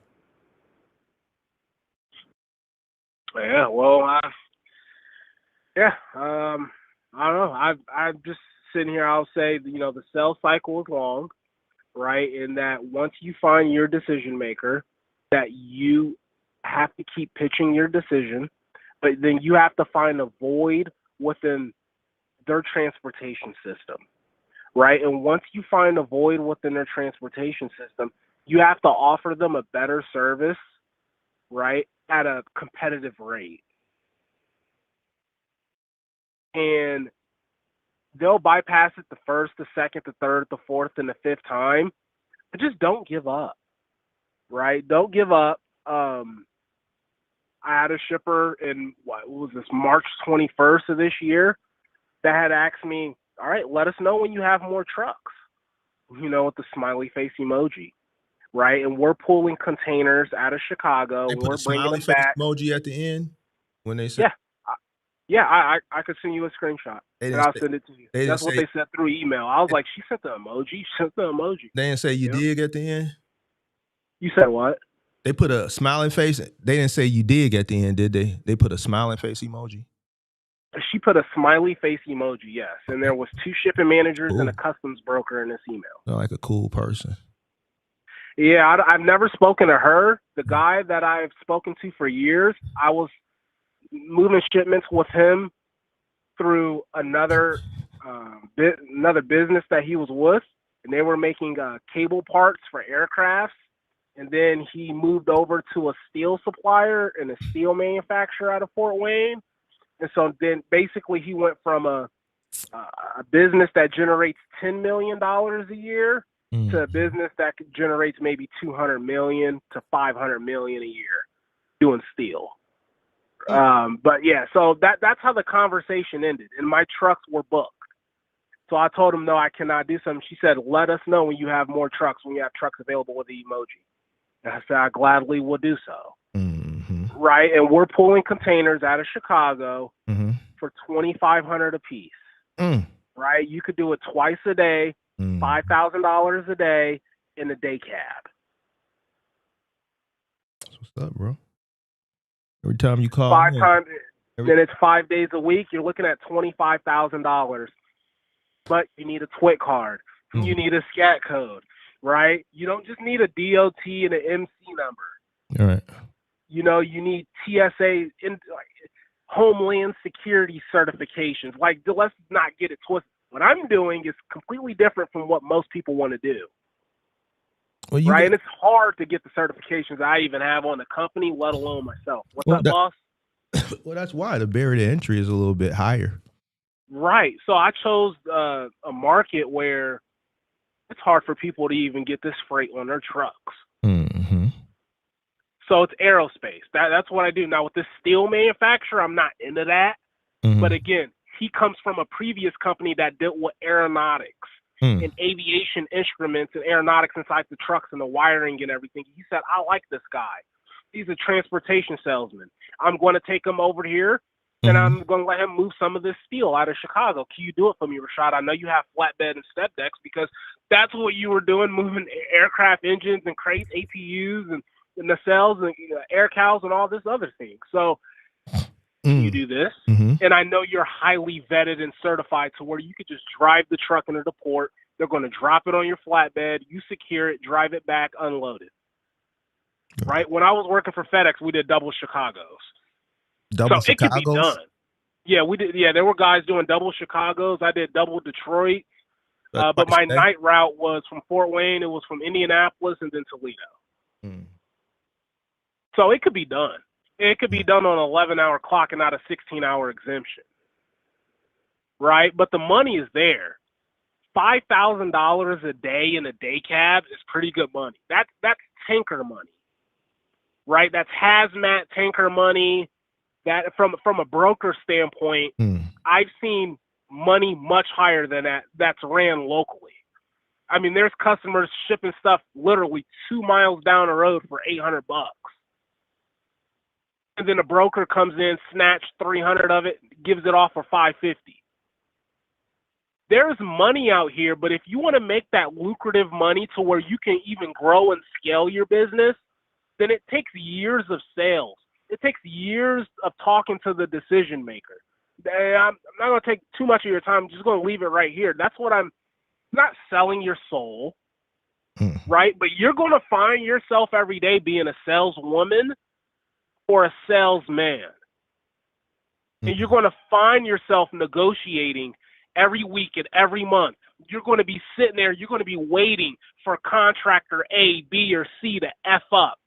So you could then take that route, and then you could service it better at a lower rate. And then that right there is how you win your business. Right? If you sit down and you talk to the founders of large transportation companies, if you sit and you talk to the founders of moving companies, right, they'll sit there and they'll say, yes, it started off with one vehicle. But the service level was so high and appreciated by the customer that it allowed them to grow their business. Right? And they did not take a break until they had a back office, until they had somebody else that could handle after hours, until they had somebody else that could answer the phone that they could then trust that they'll answer the phone, because if that phone call is missed, then I could lose business. Right? So I just want people to understand that if you're committed into whatever you want to do within transportation or logistics, it's going to take years. The sales cycle and the sales process is very slow. It's not B2C where I'm selling bagels downtown. The sales cycle is super fast. They see your business, they're hungry, they walk in, they buy a bagel, they say, have a good day, take their money, you give them the product. The sales cycle had ended until they come back again and they buy more. Right? Right. But within transportation and logistics, the sales cycle is slow. And if you stop and if you're intermittent with it, right? Pop in, pop out, they're going to forget about you. So every single day you have to stay consistent. And you have to also be strategic with it. What are you asking for? You're just asking to move furniture. They're not even going to respond. Like, what are you asking? What about this furniture? What is it? Right. Where do you want to go to? What, like, if they say, okay, I'm getting freight out of Albuquerque, New Mexico, because it's being cross-bordered from Mexico, but it's going to Albuquerque, New Mexico. I need you to pick up from a DC in Albuquerque, New Mexico, haul it back up here to Chicago, and then I need you to cross-dock it, and I need you to deliver it to 3 different stores. And I need you to do that 3 times a week. How many people will lock up? Yeah. You spent all that time in the sales process. Now they threw something at you, and now you can't do it. Why? Are you busy with another customer? Because that's what they want to hear. That's what I told the steel manufacturer back in March. My trucks was busy with another customer. I only have so many trucks. But if you guys are that serious, you guys will put a contract in my face saying, pull your trucks from over there, bring them here. I have a 2-year contract for you. And it's running at $4 a mile, all miles, no matter what the spot market says. Take it or leave it. Because there's a void with the customer, and there's a carrier that does not want to go to that market because they can't get back calls out of that market. You don't care. You just want a contract. So here it is. You're going to start servicing that contract, and then you're going to start seeing what the other carrier saw, like, I need to make more money going back. Or I'm just going to be deadheading because I have 3 shipments that I have to pull out of Albuquerque, New Mexico. So you're deadheading back, and you're like, well, this is a round trip. So now that $4 is now $2 a mile. But the spot market is $2.85 a mile. But again, that's over the road. That's regional. You're in final mile. You're in white glove. I mean, the same principle could be, they're just going to give you abundance of work. That's my point. They're going to give you abundance of work, and it's your job to service that with that one vehicle for a certain amount of time. They're only going to give you a certain amount of time to then go get 2, go get 3, go get 4. And you have to keep drivers in those seats, and you have to keep them happy while servicing this customer. So just be prepared to only work with Ashley DC. Because that's what it's going to be, and you're going to be dealing with them every single day. And your business growth is based off them. So just know what you're asking for. You know, don't be ignorant to it. Because then once you get it, can you handle it? Yeah. That's all I got to say, you know. And I apologize for selling your soul. Shouldn't have said that. Right, I'll own up to that. I'll take it as a man. I shouldn't have said that. That was wrong, especially as a Christian man. That was wrong. So I'll leave it at that. But you're definitely going to be doing some work, you know, and it's sales. Anybody can hold a steering wheel, right? Brokers and account executives, they go in there and they're selling. They're selling them a service. And if you could sell them that service and you master that part first, going to go get the vehicles, going to go sign leases for 2-3 years and whatever it is, that's easy. That's the easy part, is going to the dealership, picking up equipment.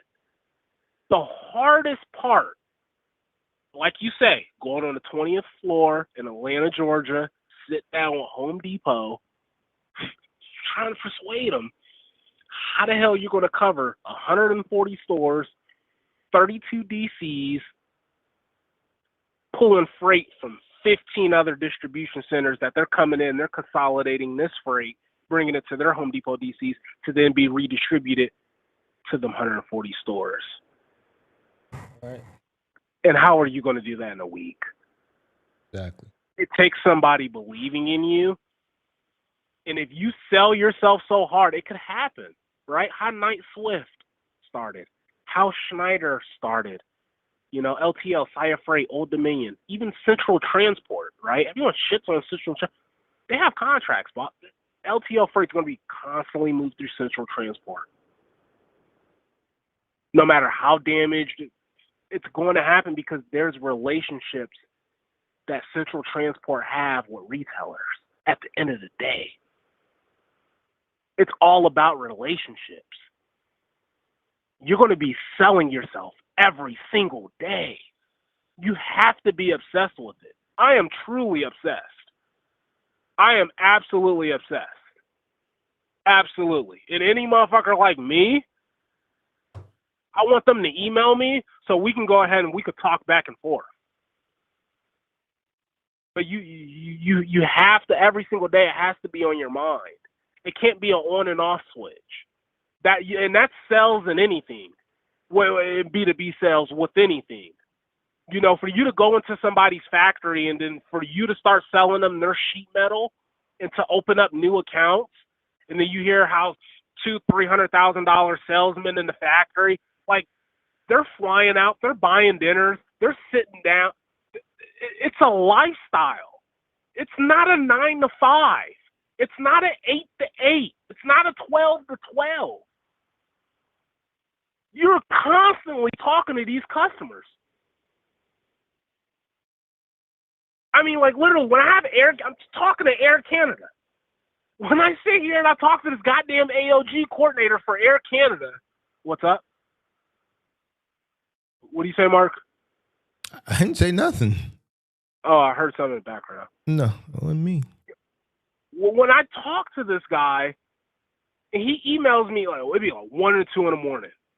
I'll email him back 2-3 minutes. He'll just test me. All right. I just want to make sure you're available. You're ready. You only got 1 truck, 1 trailer, or 1 truck, 2 trailers, 2 trucks, 2. So I need to make sure that you're hot and ready at any moment. Because of the type of niche that I'm in, it's time critical freight. It's not furniture. So they're going to test you, and you need to be there at every single moment. You need to show them that you're serious about it. And if you are, they'll give it to you rather than calling these other 3 contractors that's been doing it since 1954, since 1932. Have my biggest competitor in this industry has 89 trucks. They have 119 drivers and 89 trucks. My biggest competitor in the industry, in the niche that I'm in right now. So I understand my competition. You have to understand your competition. And how can you beat them?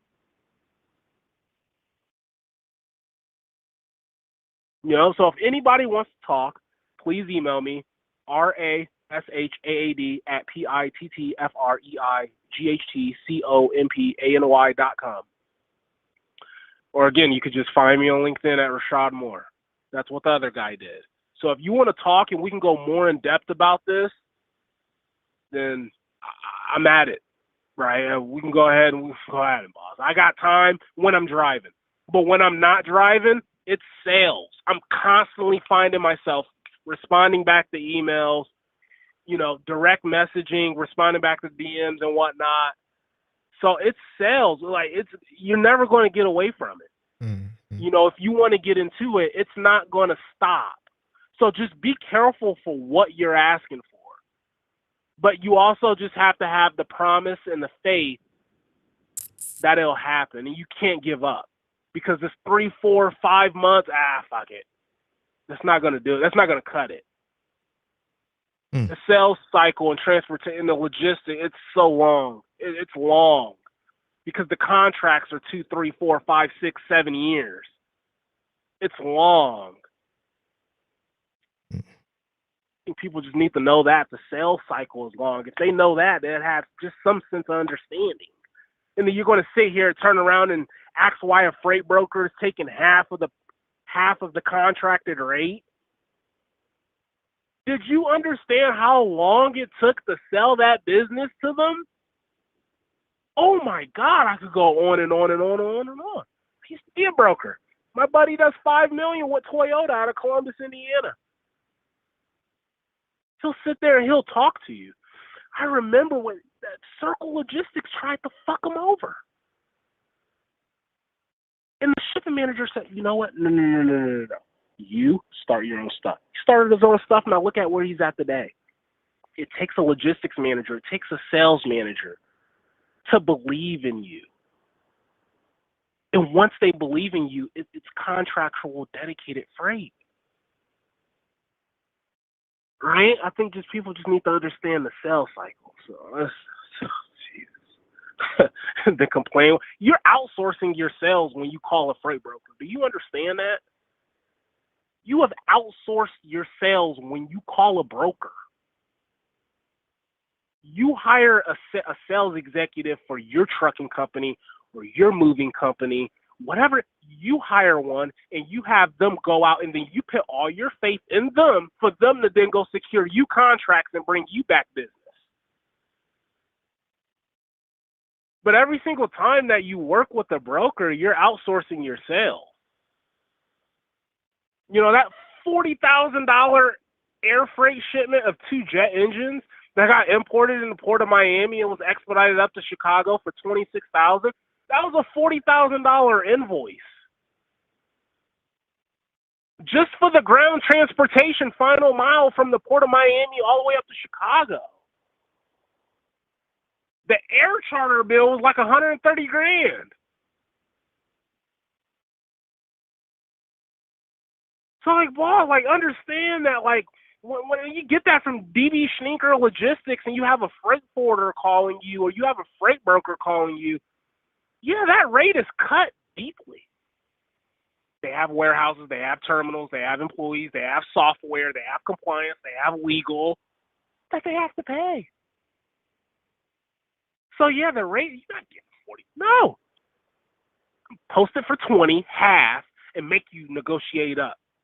So I'll then take a 35, 40, 30 to 40% profit margin.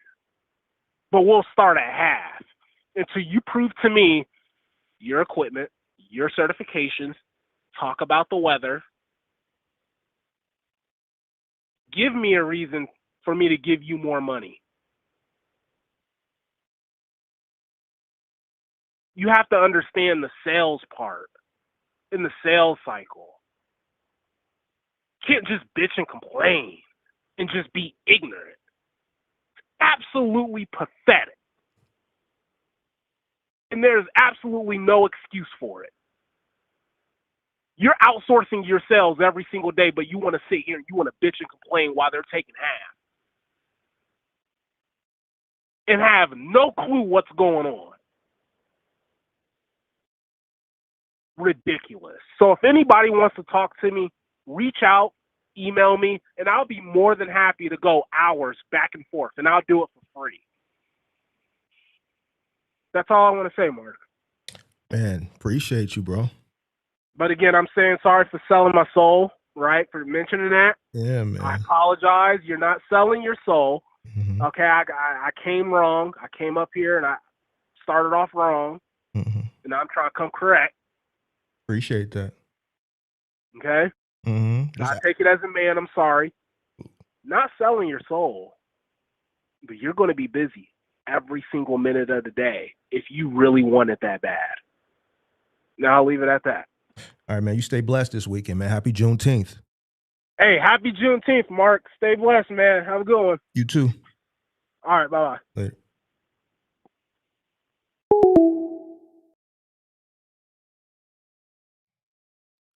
Okay. Okay. Okay. All right. Where did I leave off? Does anybody remember? I forgot where I left off at. I'm more calls. We just waiting for calls. I was telling a story, trying to figure out where I left off at in the story while we're waiting for calls. Uh, uh, hmm.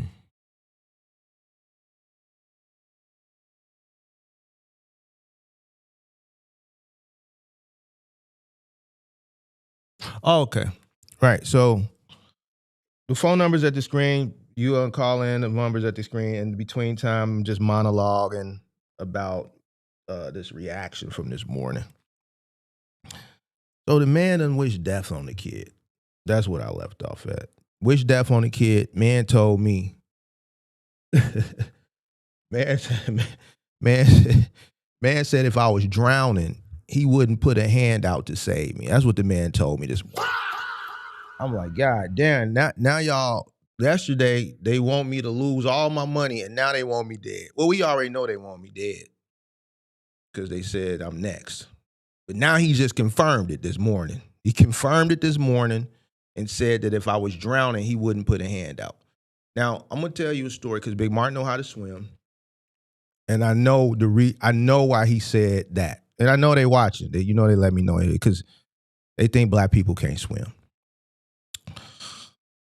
And for that very reason is why my mother enrolled me in swimming lessons at a very young age. I was about 5 or 6.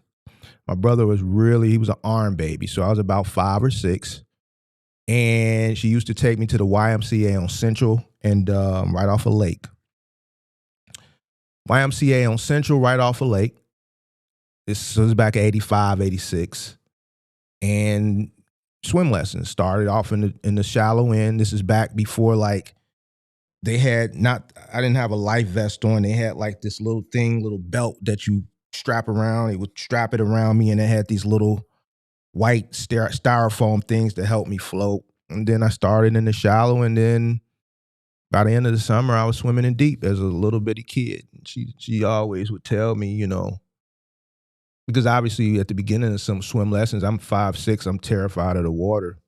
And I remember her telling me, if people are cruel, kids are cruel, if you ever fell in a body of water, or you got pushed into a body of water and you on a school bus and for whatever reason the bus goes off the bridge or whatever reason, you'll be able to swim to safety. So Sage, I hate to be the bearer of bad news because I know black folks, you think black folks can't swim, but I've been swimming since 5, 6 years old. And I told Mr. Sage something yesterday. I said, I don't hate you, Sage. I just dislike you. But I don't wish harm on you. The man wished harm on me this morning. He said, and this is how I know you get to them. See, a person that act like they don't feel nothing, but then they'll tell on themselves. When he said that, he told on himself. Sage hate my guts. I mean, I've been giving him hell this week. But I also said I don't hate you. I just dislike you. Now, if the shoe was on the other foot and Sage was drowning, would I save him? Absolutely. Just because I dislike him, I don't hate him. I'm not going to sit there and watch a man drown. I'm a Christian. Sage is an atheist. So that's why he harbors the hatred that he harbors hatred toward black people. But, me pointing out his bigotry and his racism, he's giving analogies of death. Now, this is on his channel. He said, Mark, if you were drowning, I wouldn't reach a hand out. Okay. I know how to swim.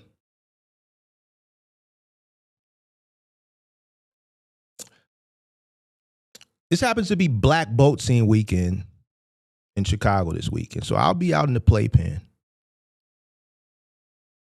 The boats is coming out this weekend. I'm going to be in the playpen. Weather pending. I don't know. It might rain. A lot of people are coming to Chicago this weekend for Black Boat Scene. I'll be out there. I know how to swim, Sage. So I know you want me to die. You wish death on me. Hold on. Let me. I want you to know. Look up what slap care in any way about you. I know it's kind of weird, but if you don't know what's going on, I just have to speak directly to him because if I try to go on the show, he's cut me off. The other thing that he did, he's probably going to turn the video off I right thought now. was kind of funny, and it was almost like I was, called up on a show. Is when it comes to people putting things in my comments, I don't monitor my comments. I just don't do it. I want to get to the drowning part. I ain't really care about that. Mark felt that this was a direct threat against him. He didn't ask who Donnie was in regards to anything you say going forward. I did want to call, but they stopped me for the longest part of the day because once I heard that, I'm like, that proves that he was watching. to go on this one. So I want you to picture this. Chicago, with all the crime, all the unalivings, all the assaults, according to you, this is what you say about Chicago, that you had to bring, it's so bad, police officers don't want to be police officers, that the military had to come in. I mean, I'm not lying, but they're understaffed because people don't want to be police. Just for 30 days to make it better for 30 days. All that going on. You're going to walk into a police department, hopefully wearing a tinfoil lined hat, and you're going to say, I don't know what that means. I want to press charges. And here's the thing. I never said I was pressing charges on him. I never once said I was pressing charges on him. That's the narrative he's spinning for, I guess, sympathy on his channel. I never said I was pressing charges. Yeah, I want to come in here and press charges. All right, who you want to press charges on and for what? Oh, I want to press charges on Sage Outcast. I said numerous amount of times, file a report. Filing a report and pressing charges is two different things. Filing a report is just you're filing a report so that when you guys do, I guess, come and do what you were saying you're going to do is I'm next and all this shit. If I have to defend myself, I have a trail. Well, it's just a report. It's like an incident report. Never said I was going to press charges on you. Never said that, but whatever. Against this guy, because this guy said something that may or may not even pertain to me, which it didn't. You know what's funny? Out of all the shit that happened this week as it pertained to the racist shit, he didn't respond to none of that. He won't touch none of that. But the moment I see something with my name associated, because there's a storyline when the person keeps saying your name every fucking day, and then something that's close to maybe something happening to me. And I say, yo, I'm going to document this with a report. Now I get a response. He just said he wanted to call all day yesterday, but they kept stopping him. But as soon as I said, yo, I'm going to go file a report, they said I was going to go press charges. Now it makes sense when he called and said, man, when they called me, I'm like, in my head, but he hung up. I'm like, why would they call you? Oh, I said I was going to go file a report. Didn't say I was pressing charges. Filing a report. This has got you in an uproar to the point where you calling and you talking about it the next day. Never once talked about the racism, never once acknowledged it, never once said you're going to remove it, never once apologized to me or the brothers. But the moment I said, we're going to document this shit because I feel like this might be a threat, a potential threat, so I'm just going to file a report just in case. That's all I said. You went off on the deep end and said, I never said I was pressing charges. I never once said that shit. But whatever. May or may not have pertained to me, threatened my life, and I now fear for my life. Now, let me preface that. The reason why you file a report is just in case. It's a paper trail type of thing. And I want you to listen to me since you spoke to me directly, and I'm waiting on another call. I'm going to speak to you very, very clear. I don't want you to take the report thing as like a fear type of thing. Bare hands. It's ridiculous. Like, I'm telling you, I got some shit that I'm telling you it don't make no sense. This shit is ignorant. I got some shit that's just ignorant. It's stupid. I don't even know why I have this shit. It's dumb. It doesn't make any sense. I'm not worried about y'all in any way, shape, form. I slept like a baby last night. Like a baby. So I don't want you to think like y'all is, like my heart is racing or anything like that. I don't want you to think that. Just know. I heard you the other day, you was talking on your show and you said you was cutting your grass and you was about to faint. You said you was about to pass out. I know you said the grass was 3 feet. You let the grass grow. But ain't no way I'm cutting 3 feet of grass and I'm that out of breath to the point it's black. I'm about to faint and pass out. Ain't no grass finna defeat me.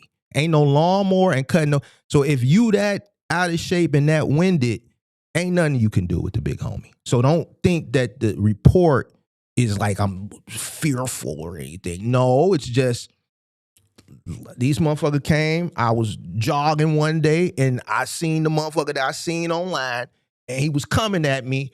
And I just, and here go the report. So there's a documented history of them fucking with the kid. And they said they was going to do this. And then I see, why this motherfucker in the park? So here is the paperwork. That's all. I never said I was going to press charges on you.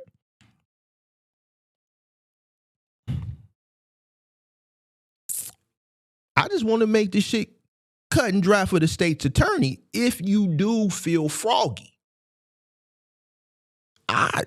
You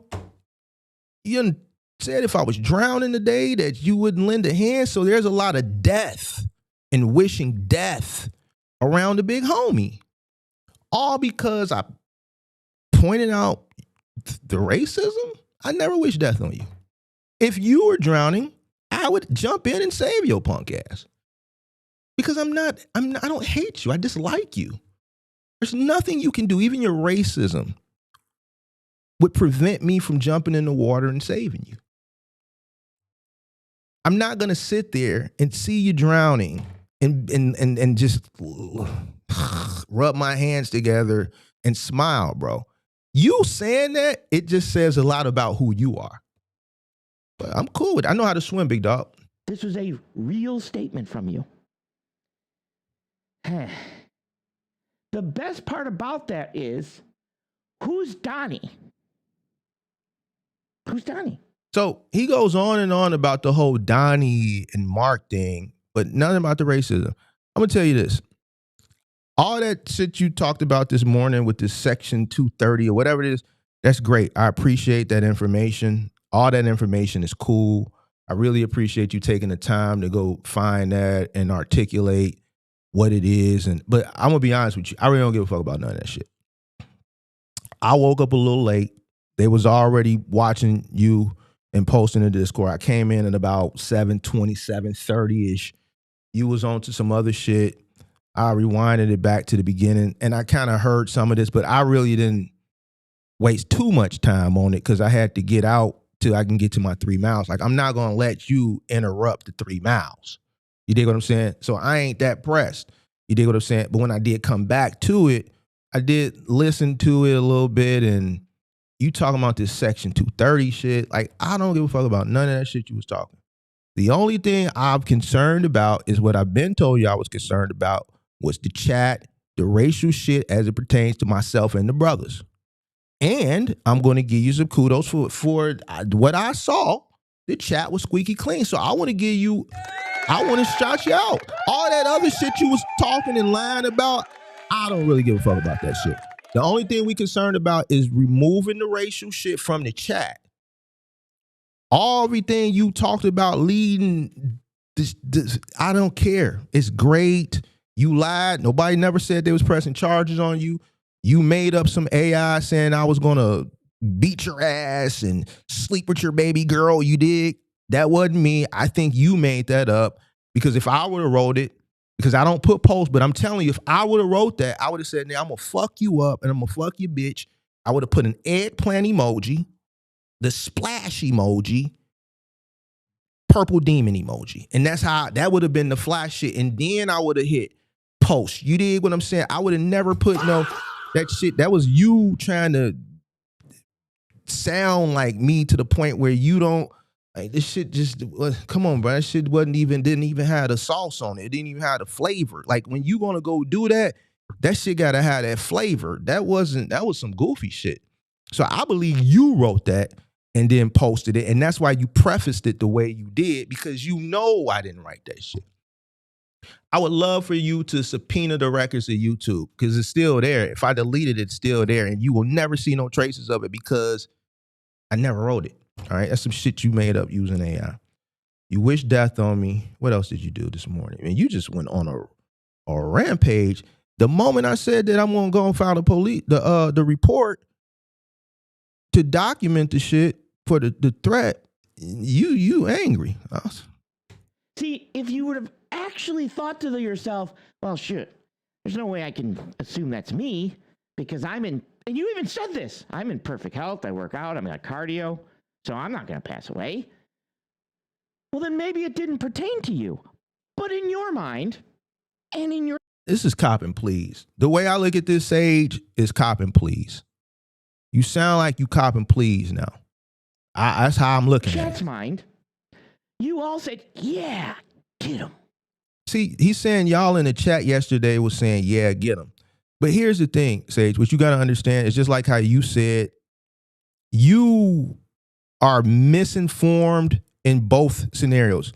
When people tell you to don't do it, you should have listened to them. When they were saying don't call in, they were informing you right, but you just couldn't control yourself. And then when they gas you up in the wrong way, you let them put that battery in your back and because you don't have a mind and you can't think for yourself. See, nobody can gas me up, Sage.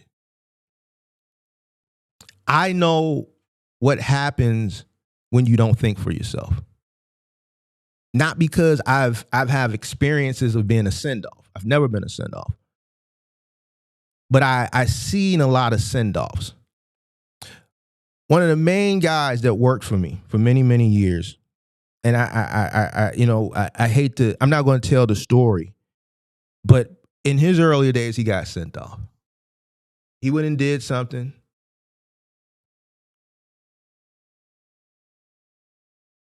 That was in reenactment of something. He was on business. He was on timing at that particular time back in the day. But he did something that happened on New Jack City. So when he went and did it, it was a scene in New Jack City. And when he went to go do his thing, they did it the exact same way. Got the wrong person. Person didn't obviously pass, but he did a long time for that. But he got sent off.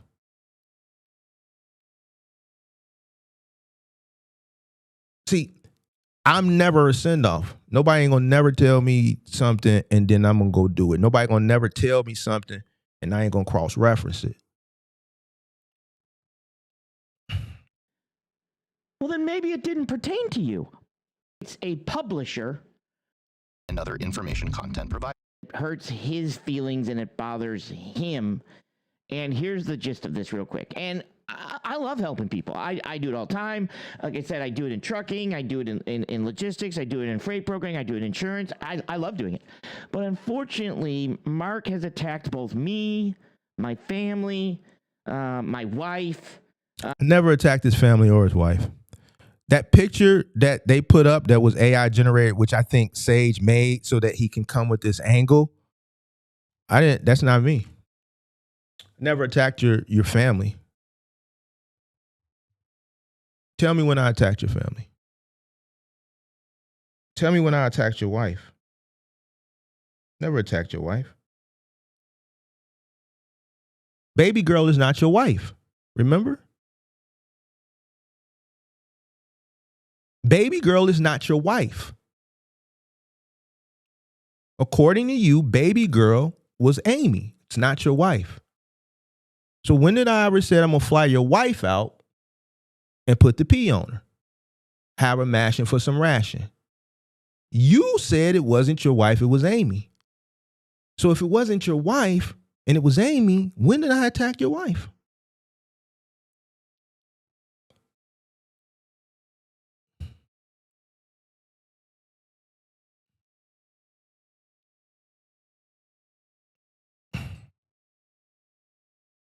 So what you just did was admit that it was your wife. You play the semantics game. That's on you. You can't keep it funky. That's on you. You started this thing this morning and said, no matter what he can do, I'm not responding to him while responding to me. Like, that shit is crazy. This is how you started it this morning, man. No matter what he says, I'm not responding to him while you're responding to me. All you got to do is keep it 1,000, pimp, and this shit will go better for you. In different things that, even though he thinks somebody's my wife and they're not my wife, in different things that I am just not, at this point in regards to him, I truly don't, there's nothing he can say to me or he can request from me that I'm going to in any way, shape, or form respond to. Because for me, I don't. You heard that? But he's saying that while he's responding to me. Like, I don't.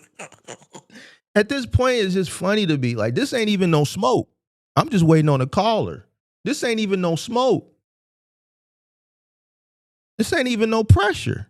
The man said there's nothing he can do in any way, shape, form to respond while he's responding to me. It's pressure.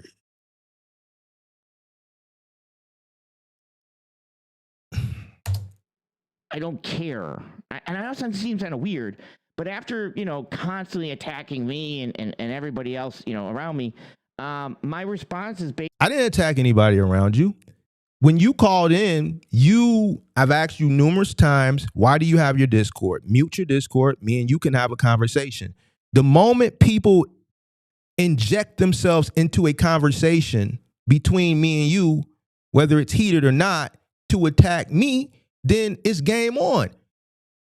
Don't jump into some shit. It's just like don't get involved in some shit that ain't got shit to do with you. If two guys are talking and you're in the background, so that's Sage's fault. I told Sage, bro, I'm not talking to them. But since they want to keep jumping in to rally you up and gang up on me, I'm going to respond to them. You think I'm going to let them say shit to me and then not respond? So it's okay that they jump into the conversation. So you pulled them into the conversation and I got on that with them. I don't get involved in shit that ain't got nothing to do with me. They got involved in some shit that didn't have nothing to do with them. So when they were in the background, yeah. It's okay for them to attack me, but I can't respond. So now I'm attacking people that are around you. Cool. Basically, like, Mark, if you were drowning, I would not lend a hand. And there you go, right there. So y'all heard him. Collins song. That the man done wished death on me again. Listen, this is some hurt shit right here. Listen, ladies and gentlemen. My response is basically like, Mark, if you were drowning, I would not lend a hand. And that's actually Phil. Mark, if you were drowning, I would not lend it. Now he's gonna say he wasn't talking to me, but this was in direct response to me, and he posted the fake screenshot of a fake AI generated post. So we know he was talking directly to me. He's hurt. Me applying pressure as it pertains to all that racist shit, he didn't respond to none of the racist shit. But the moment I say, yo, I'm going to document this, you respond and you say, yo, if you were drowning, I wouldn't lend a hand. I know how to swim. So I ain't really worried about that. But you just saying that, it lets me know where you at with it. I said yesterday, I said, Sage, I don't hate you. I just dislike you. You hate me. And the only thing I did was expose your racism to the point where you were wishing death on me. To me, that's a victory for the brothers. You thought I was going to get mad? No, to me, that lets me know it's upsetting you to the point where you are wishing, if you saw me drowning, you would just let me drown and die. You just said it. To me, that's a victory for the brothers. That means that I accomplished. And your chat was squeaky clean this morning. That's another victory for the brothers. All the brothers want is the racism removed. You want me dead anyway. You don't fuck with the brothers. You avoiding the topic and doing everything instead of responding to the situation at hand. You want me hanging from a tree anyway, so I wouldn't expect anything different. I would expect for you to let me drown. If it was up to you, you would fucking hang me from a tree. So, whatever, bro. There it is, guys. But his chat was clean, so we're going to give him a round of applause for that. That's all we want. And that's it. Like, everything else was just lies. And that's about it. Like, I ain't even interested in the rest of the shit he was talking about. As long as that chat stay clean, we cool. I don't care what he say. He could lie and say I attacked this person. He could lie and say that. He could lie and say this. He could lie and say that. It don't matter to me. None of that shit matters. As long as that chat stay clean, I'm cool. So, man, anybody gonna call up? What we got going on?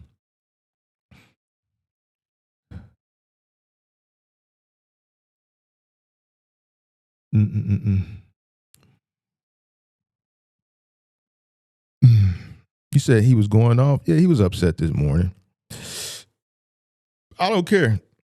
As long as the chat was clean, and the chat was squeaky clean. So salute to him for that. As long as that chat stayed clean, we cool. I don't care what he say. As long as that chat stayed clean, that's all we concerned about. He can lie, he can make up AIs and all he want to do. As long as that chat stay clean, Sage, we own that chat. I'm thinking about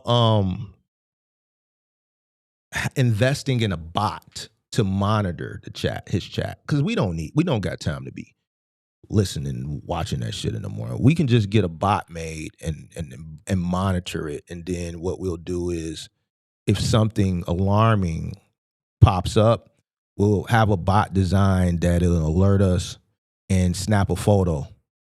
And then that way, because our time is valuable. Sage, I want you to understand this. Our time is valuable. So I'll just have a bot made because I'm smart. Like I don't have time to be like during that time when you be doing your show, I'm jogging, bro. I can't be fainting and shit like you when you cutting your grass and shit, bro. I can't do that. I be jogging in the morning. So I'm going to get a bot made that's going to monitor it. And then if anything alarming as it pertains to the racism didn't happen today, it'll send us alert. It'll snap a photo, and then we will, and we're going to put you on a 3-month probation. 3-month probation. We're going to see if you can go 3 months and keep the chat clean. If you go 3 months and keep the chat clean, then we may, So 3-month probation, 90 days, Sage. I know you can go 90 days. 90 days. That's it. All right?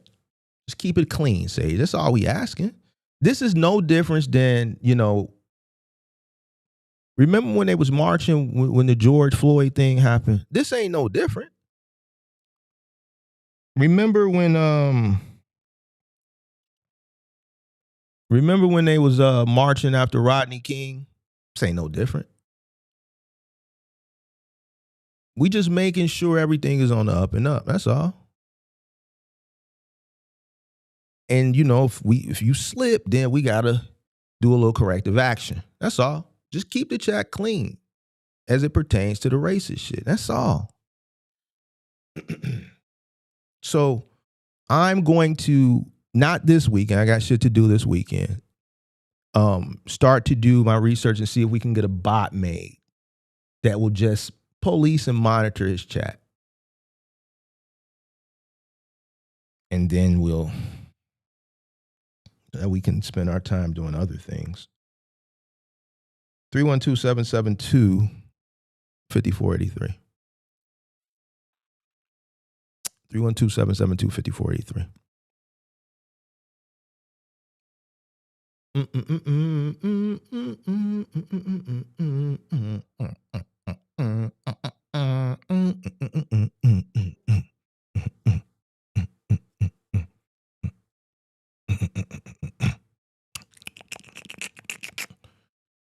say I'm controlling this chat? No, we just gotta police it. He won't police it. We gotta police it, man. We gotta make sure it's clean as it pertains to the brothers. Since he don't want to do it, I'm gonna have to go ahead and just step up and do it for him. It was clean this morning though. That's the only thing. All that shit he talked this morning, that was cool and shit. I listened to it and I appreciate that Section 230 shit he was talking about. That was cool. But all that shit I really don't care about. All I care about is the chat and keeping it clean. That's it. Mm-hmm. Yeah. So lost in the sauce of conspiracy theories, dude. I think oh, you talking about Buddy. Anybody with them numbers? Need time and profession.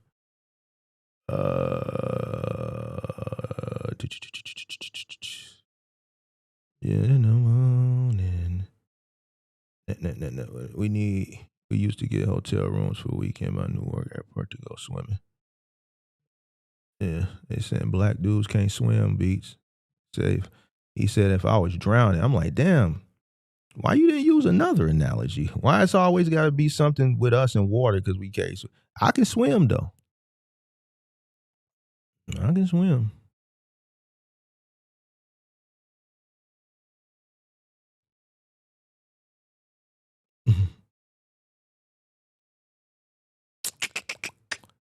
We waiting on another caller. It was a few people that called in early this week that wanted to talk.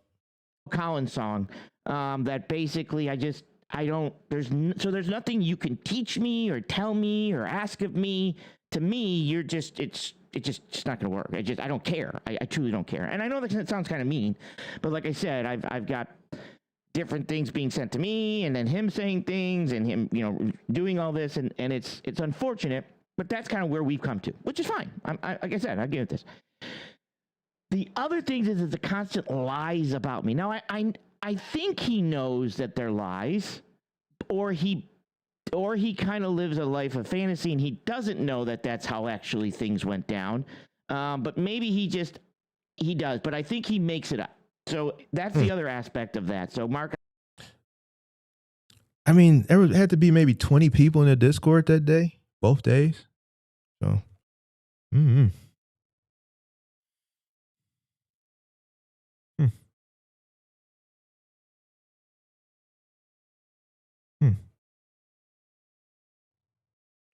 312-772-5483.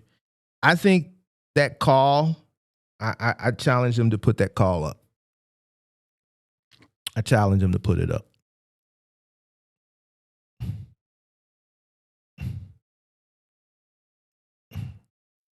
Three 312-772-5483. I challenge him to put that call up.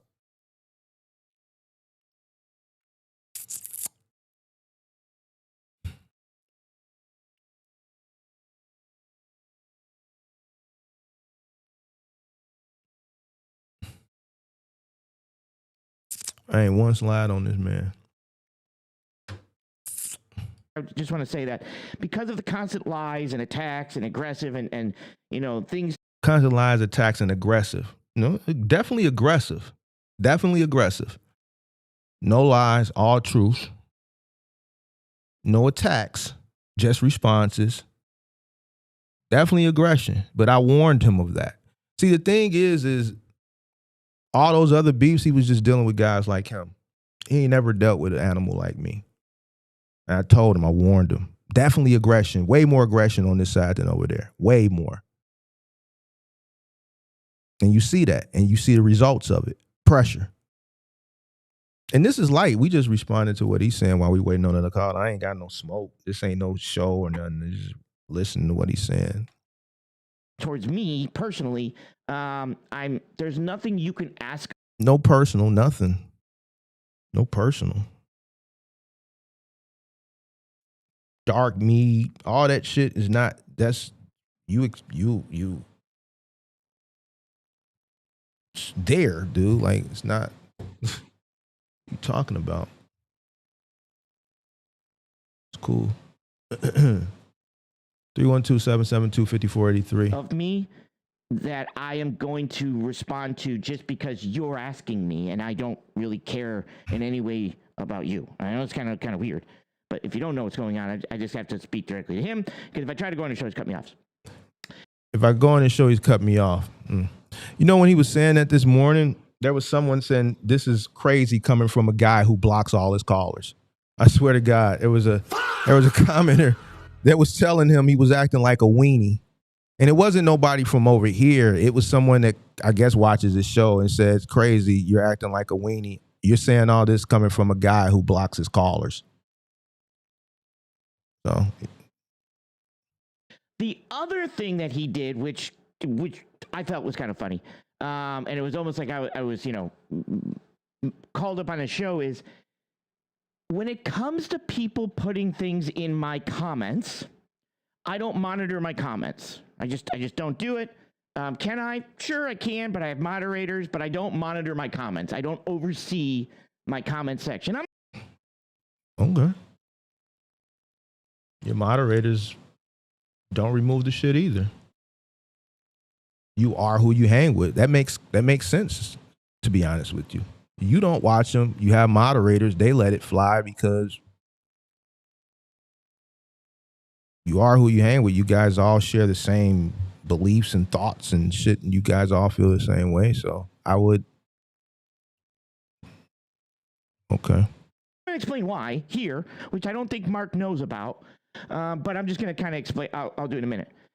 But one of the comments that was put in there, and this is kind of the other thing I want to bring to your attention, Mark, because yesterday you said you were going to go to the police because of something somebody else put in my comments, and you were going to file charges against me. Never said I was going to file charges. So it went from pressing charges, filing charges, same thing, to all I said I was going to make a report. That's all I said. You could tell Sage never really been through nothing because he doesn't know the difference between filing a report for documentation and pressing charges. Now it makes sense when he called in why he was like hyperventilating and shit. He was nervous. Never said that. All I said was going to make a report. This dude is crazy, bro. About this. Okay, so somebody put something in my comments, and I'm gonna say what that was, and you were gonna go to the police and you were gonna file charges against me because of what somebody else put in my comments. Never said it was going to file charges against you. Said we're going to make a report. It's documentation, sir. That's it. Just in case y'all get froggy. So you said I'm next. So I just want to make sure this is the documentation. My cardio, my strength training don't have nothing to do with Mark is next. They ain't got shit to do with nothing. 312-772-5483. Never said I was going to press charges. For what? You ain't press charges for what? Under what grounds? You done ran with some shit that wasn't even said. Now I'm going to explain to you why, when I called you and asked you, why aren't you going after the person that put it in the comments? You're like, well, that's not how we do things. And I'm like, it's not how we do things. I explained to you why either, too.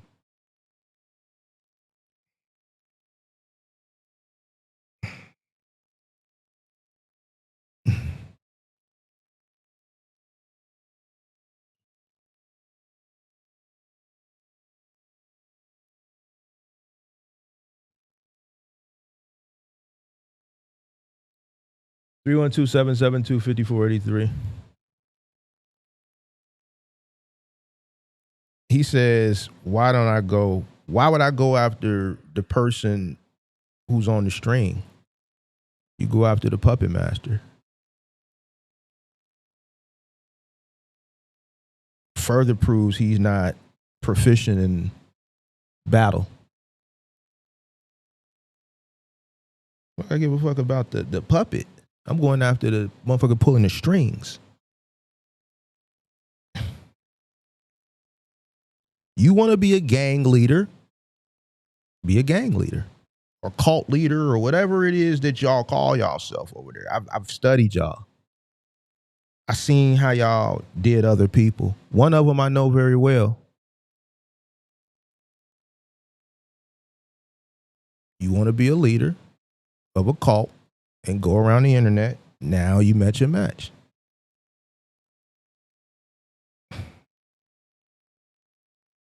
See how I'm just chilling and shit, and you franticing early in the morning. So soon as you mention the popo, see, cause the popo got him scared. You know why? Because he can't navigate through that shit. In his mind, as soon as I said I was going to file a report, he said he heard file a report as press charges. So his man automatically took him to jail. So he processing him maneuvering through jail. And that's why when he called in, he was franticing. That's why this morning he's responding to that. None of the racist shit. He responding to this. All this is about that because he's thinking, like, damn, did I miss it? He processing him behind them walls. And nobody never said that. So I'm going to tell you this. I'm going to give you some mercy and grace. Nobody never said that. Say, stop worrying.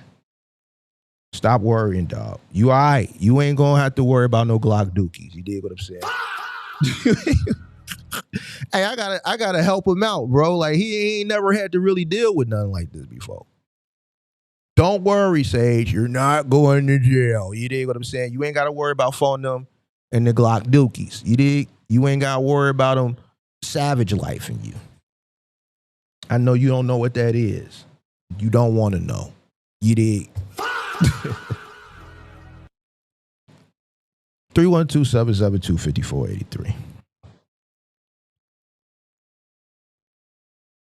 Nobody said nothing about pressing no charges. Oh, man, this guy is hilarious, bro. You can't make this shit up.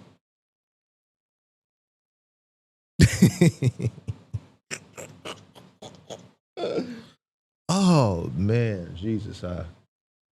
Oh, God, bro. Lord have mercy. Lord have mercy. Jesus Christ. Somebody please call in. Jesus, I'm tired of listening to so this. you don't know about Section 230. Okay, I'll explain that in a minute. Pin that. So basically, the statement was, now that Donnie has passed away, Mark is next. So Mark felt that this was a direct threat against him. It was. Hey, Sage, I don't give a fuck about all that the switcheroo shit that y'all do. Every single stream from said individual up until that point, every fucking day, my name. So I just find it strange that this day just happened to be a different Mark. Nah. So just in case, listen, bro, I don't know what type of weird shit y'all be on over there. All right. So I just want you to know it was just a documentation thing, bro.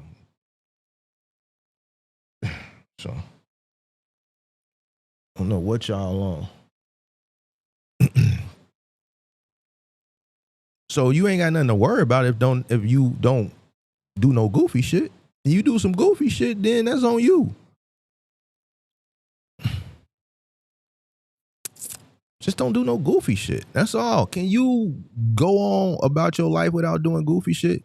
He didn't ask who Donnie was. And my question to you, Mark, is who's Donnie? I don't give a fuck about all this shit. Who's Donnie? What Donnie got to do with anything? Fuck all that extra shit. I don't care about the extra shit. All I care about is the brothers, the racial shit, and now you done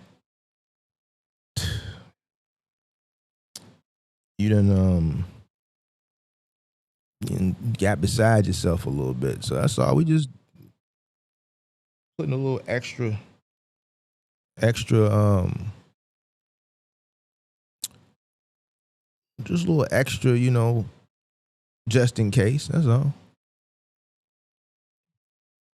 That's all.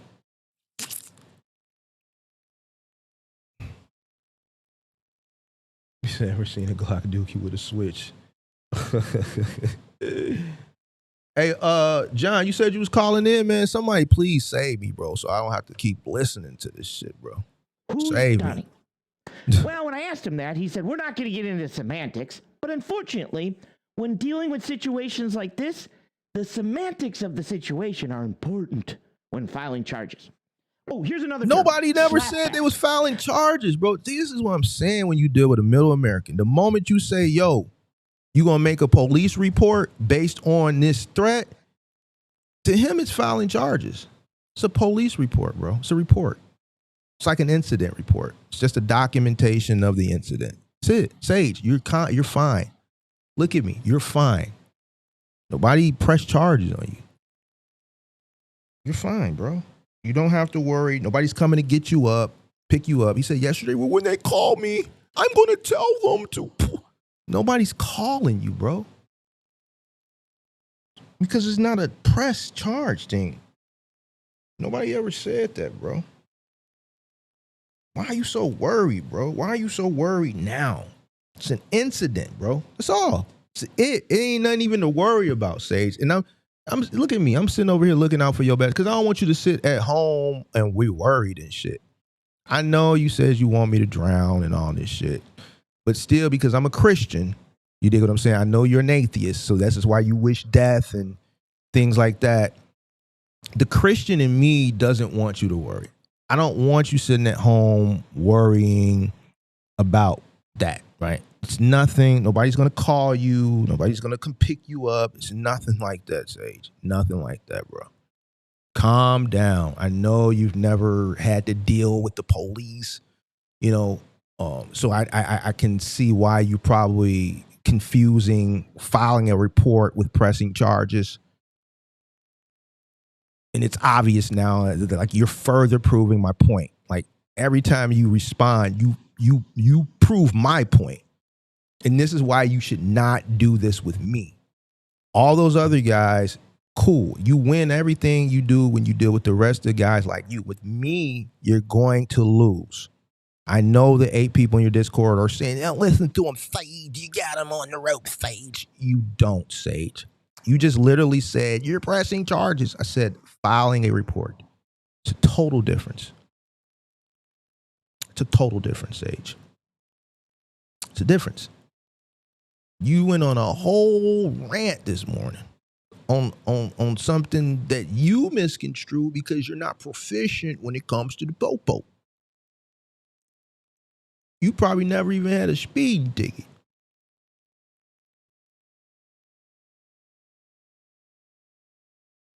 Calm down, Sage. Calm down.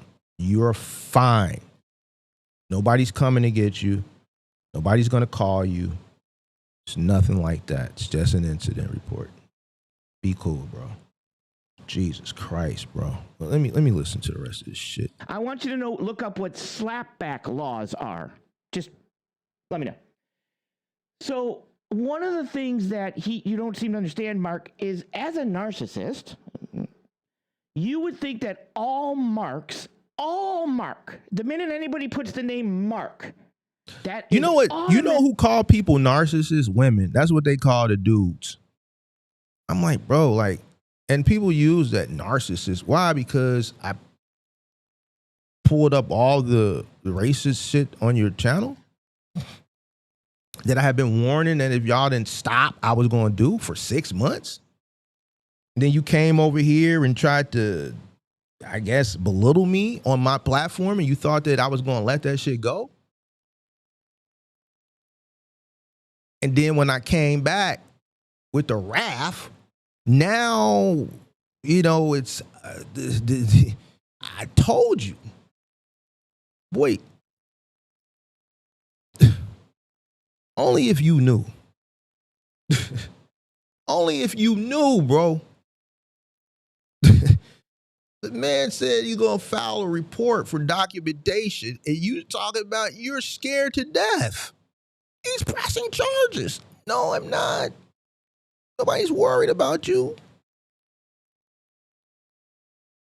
Calm down, bro. You pulling up section 233-6, 8, 7, 9, 10, 11? Why? You done been up all night searching for some sections.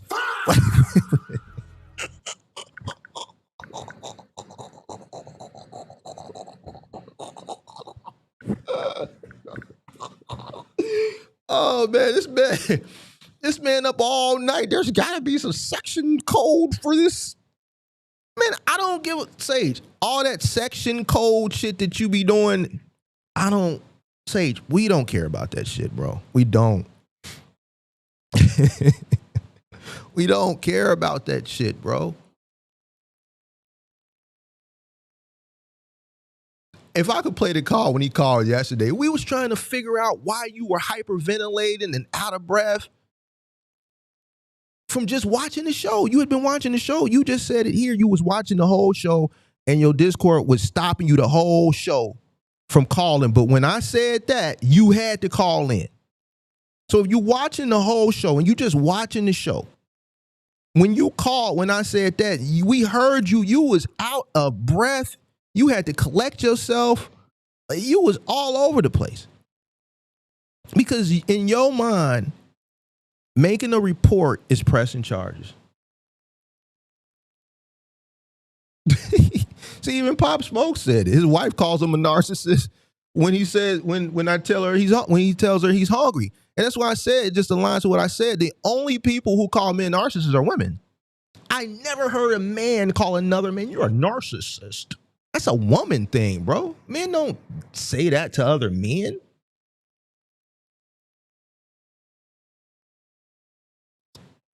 So when you think you're cooking, you don't be cooking, bro. You're not what the culture's feeling. And this is what you done came over here and tried to intertwine with the culture. I'm the culture. I'm not trying to be the culture. I am the culture. You came looking for me. I didn't come over there looking for you. You were emailing and asking to collaborate with me. And then because we don't align with what you got going on, you're upset. And because we stood on business and I stand on business, because we not honoring that shit, you got mad. And I told your punk ass, like, it can go there, and now that it's there, you whining. I don't want to hear this shit now. I want to play. I'm outside with it. Yo. Fun. What up? I finally got a chance to call back, man. What up, dog? What up, dog? Rob calling from Detroit, man. Yes, sir. Change the subject, man. Get you off that sucker for a minute. Cool. But got a couple questions for you, man. So I've been watching for you for a few years. When I first decided to go into trucking, I was going into the box truck lane, but I used one of your terms, barrier of entry. My barrier of entry was lower for me to get my CDL because they was basically paying for them in Detroit. So I got my CDL, been driving the semi-trucks for 2 years now. And is it a common thing, man, for people to ask you about going from CDL to driving sprinters or box trucks? All the time. Getting out the semi? All the time. Because that's where I'm at right now, man. I'm ready to get out this semi. I got into the game actually to be an owner-operator because I come from an ownership background. I owned a used car lot for a few years. So I was thinking of something I can do to be an owner, so I got the CDL. But I know I do not want to own a semi-truck, man. It's way too much, way too much. You in Detroit? From your yeah, I'm in the D. Yep, I'm in the D. What, you over the road? No, I do hazmat. I do tanker work. So I might stay out one night a week, maybe 2 nights a week at max. But I'm home the other nights out of the week. So you want to go from a semi to a box truck? Semi to a box or a sprinter, whatever makes the most sense. To go over the road? I will do both. But I come from an ownership background, man. So it's hard for me to stay in these positions, of an employee. I will do it. You know what I mean? I have no problem doing it. But my goal is always to get back to ownership. You own a car lot in Detroit? Yeah, I used to own a car lot in Detroit. Yep. Yeah, I had a small B lot in Detroit. So you want to get a box truck or a Sprinter van? Sprinter van, I mean, you ain't gonna make the money locally, probably as you probably making doing what you're doing. I ain't gonna cap to you. Okay. Like, how much you think you make in a day? In a day right now, I'm probably about only like at $350 though right now a day. After taxes and everything though. Okay, so if you rent a cargo van route, let's say you get a dedicated route during the day, that may be around, let's say, it can fluctuate. Let's say 250 to 400. Let's round you out at about 300. That's what the average router gets you, depending on what you get and how it's paying. If it's giving you a flat day rate per piece, most of that shit is going to be like a per piece. But we put you at 300. That's gross. So you're going to have to supplement that somewhere else for the rest of the day. And then you got to understand, the business, right? The cost. It's got to make money. And then within whatever that is you make, you can pay yourself. But, now in a box truck, there's opportunity to make more, maybe pay yourself a little bit more. But you got to find a contract. I had a guy up there, he had a dedicated contract that I helped coach him in getting. It was $1,000 a day local. But it was hard getting that. So those opportunities do exist up there. Maybe some short shit, maybe parts or some shit like that you could probably get to $1,000 a day. For sure, I know. So, but those contracts are far and few between, and it's people waiting. He got him the contract, $1,000 a day. His truck broke down 2 weeks later, and instead of him renting the truck, he didn't. And in a week and a half after the truck came out the shop, they had already gave that contract to somebody else. They're not waiting on you. So got you. So definitely gonna be a pay cut. I kind of understand. I understand that aspect of it. Luckily, I do have some other stuff going on. But I'm also thinking about the scaling portion of it. So, like what I'm doing right now, I'm pretty much because I got a lot of endorsements and stuff. I'm pretty much kind of making the max I can make as a employee already. I'm just thinking about the future and the scaling of it. You can get a CDL box truck then. So now with the boxes, is that a lot of over the road typically in order to make the good money, or do they have some more regional usually? Local work. The guy I'm talking about, he was in his bed every night. It was just local curbside freight through R&L carriers up there. Okay, I know R&L. I know about T4. Like I said, I've been with you for a while. I used to be a member till I got my CDL, but I'm back now. So, I was a member. I've been here for a while. So, been following you for a minute. I don't know about the new hater you got because I'm new back, so I'm learning that now, but I have been rocking with you for a minute. He ain't really know. So, just a little, envious. He's just a little envious. You dig what I'm saying? Got you. So, you hearing all of that, do you think it's an idea, or you like it don't even make sense to you? That's really what I'm calling the actual opinion on. Do it make sense to you? You gotta do what's best for you. I know I respect your opinion on it. I appreciate that, but you gotta do what's best for you. If the for sure. If you understand it could be a situation where you could be making less, because let's say even at $1,000 guarantee a day on a local route, there's costs that are associated with it, right? For sure. The business needs to have, you got to pay the business, you got to set money aside for that. Obviously, you got to pay yourself, and then whatever the costs, the daily costs that are associated with running that business. You know what I'm saying? Truck, insurance, tolls, maintenance, things of that nature. So yeah, you may not be able to pay yourself $350 a day. Right. So, but obviously, if you plan on scaling, then you'll make a lot more later on with volume. So. Got you. Just really wanted your opinion on that, man. I wanted to get you off of that hater for a minute, so I had to call back. I'm the guy that called earlier that you couldn't hear. Yeah, I know. I see that. I'm out here on the road now. Yes, sir. Yeah, but man, I appreciate you, bro. Keep on spreading the info. From everything I know, I've been hearing over the years, all the info always have panned out. So I appreciate you. I shared your info with a lot of people. I got a couple guys that do the Sprinter vans. They doing decent. You know, I put them on to you. They watching you. They following what you do as well. So, man, I appreciate you, bro. Appreciate you. Thank you for watching. Oh yeah. All right, bro. All right. Mm-hmm.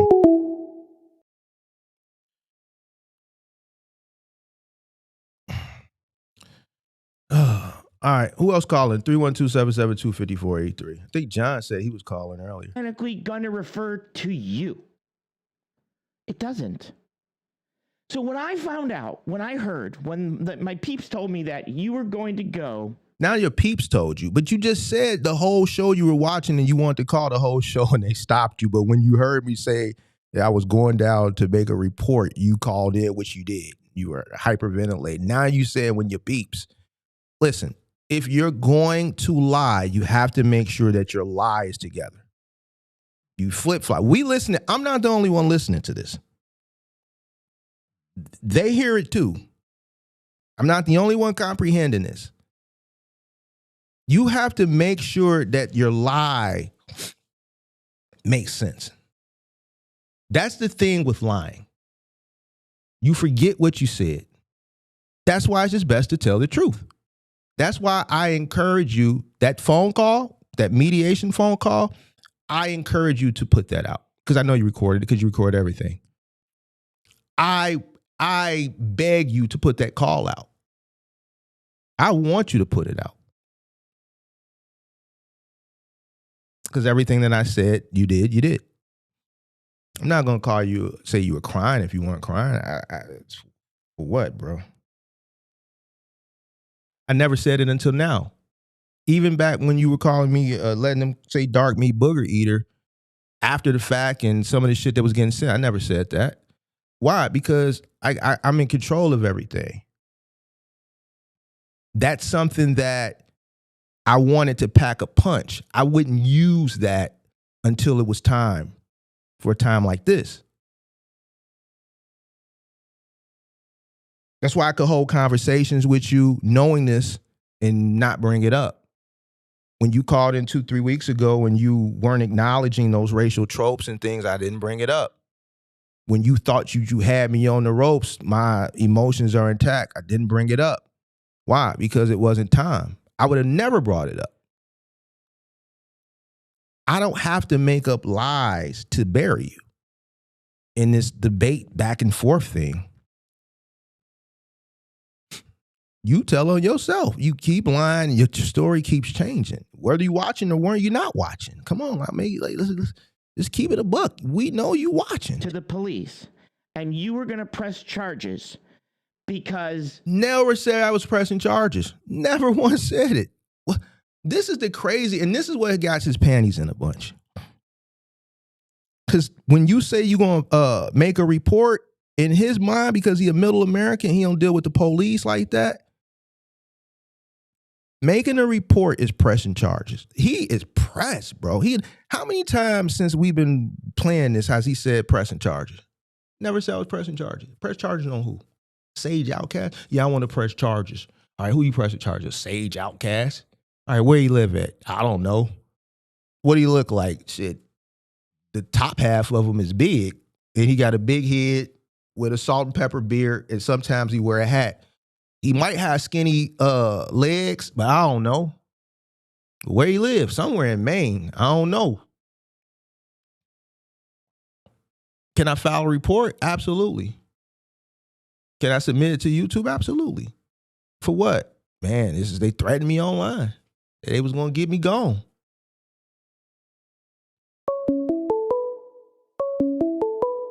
Press charges on you for what?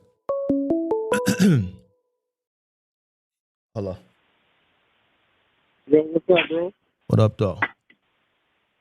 What they do, man? I'm calling out of Savannah, man. I'm just trying to make up my mind exactly to see I just wanted to know your thoughts on the market in Savannah, actually. Savannah, Georgia? Yeah. I don't know, bro. I don't live down there. Oh, you don't know too much about the area? The shit that I know and don't got nothing to do with trucking. I got you. You see what I'm saying? Like I can't give you specifics on Savannah, Georgia. I don't live there. I don't know. Well, that's really all I had to ask you, bro. I appreciate you, bro. All right, bro.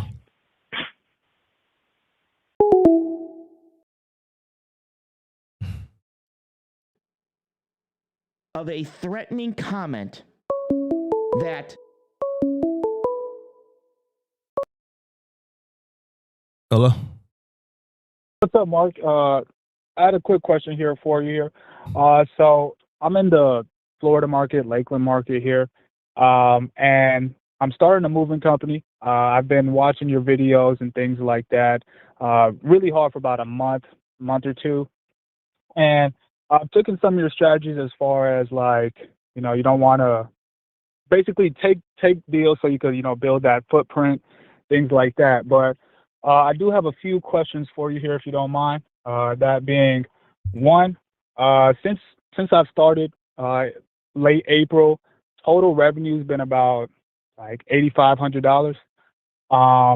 Profit is roughly around like 24, 25. I'm going through Thumbtack right now. That's the main, you know, like lead source.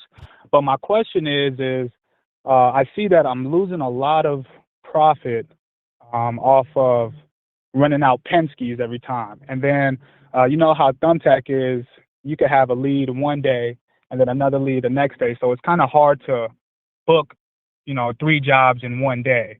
So my question is, first is definitely not hard. I'm gonna let you cook. Oh no, well, my first question is how can I like be more profitable? Because like I said, majority of the time is I'm running out of Penske. How much are you renting these Penske's for? You gotta be renting them at a household rate. You can't be renting them at a commercial rate. Correct. So I am renting them at a household rate right now. I'm not renting them at commercial. To be honest with you, I don't really know the ins and outs of that part. I mean, one of your videos you did mention to like try to do like the 2-month thing with the commercial, but I don't have a commercial insurance as of yet. You don't need. You Go get ahead. insurance. You're under the table, so you just get insured through them. Through Penske? Huh? Through Penske? You're not. This isn't a licensed business. You're just starting this up, so you're just testing the waters, right? You're just under the table with it, right? Well, yeah, I'm under the table, but Okay. I already got my mind made up as like Okay, this is the move. But the commercial thing you said, you would just get the supplemental and the liability insurance with them. They charge you through them. You're just insuring the truck through them. Okay. All right, no problem. Because yeah, that was one of my biggest like expenses is renting out these trucks over and over and over again. How much are you renting the trucks for, bro? So a typical day, it's like $30 a day, and then it's $1.09 a mile. But like I said, I'm in a floor. Go ahead. 16? Oh yeah, 16-footer. Yeah, 16 or 26 depending on the move, but majority of the time it's 16-footer. Yeah. So the mileage is where you're messing up. You need a commercial rental. Tell them you just want a commercial rate. Okay. Yeah, I didn't know how to go about that. Okay. Just tell them you want a commercial rate. All right, sounds good. And then also here, like I said, as you mentioned that in the beginning, you just want to have a digital footprint or a footprint so that, you know, it could kind of open up later on. However, my thing is that how can I go about, because, okay, so I'm all over the place, but the pricing is pretty transparent. It's $125 an hour with a $99 truck and travel. There isn't any like additional charges or anything like that. But How many you know, guys like with that for 2? 2 to 3. So you charging $125 an hour for 2 and 3 guys? No. So majority of my jobs are just 2 people. How much if do we you charge do for 3, 2 guys? $150. You charging $150 an hour for 2 guys? No. $125 for 2 guys, $150 for 3 guys with a $100 truck and travel. And where are you at in Florida? I'm in Lakeland, but I do like Tampa and surrounding areas. One thing is, I think you're charging too much. You think?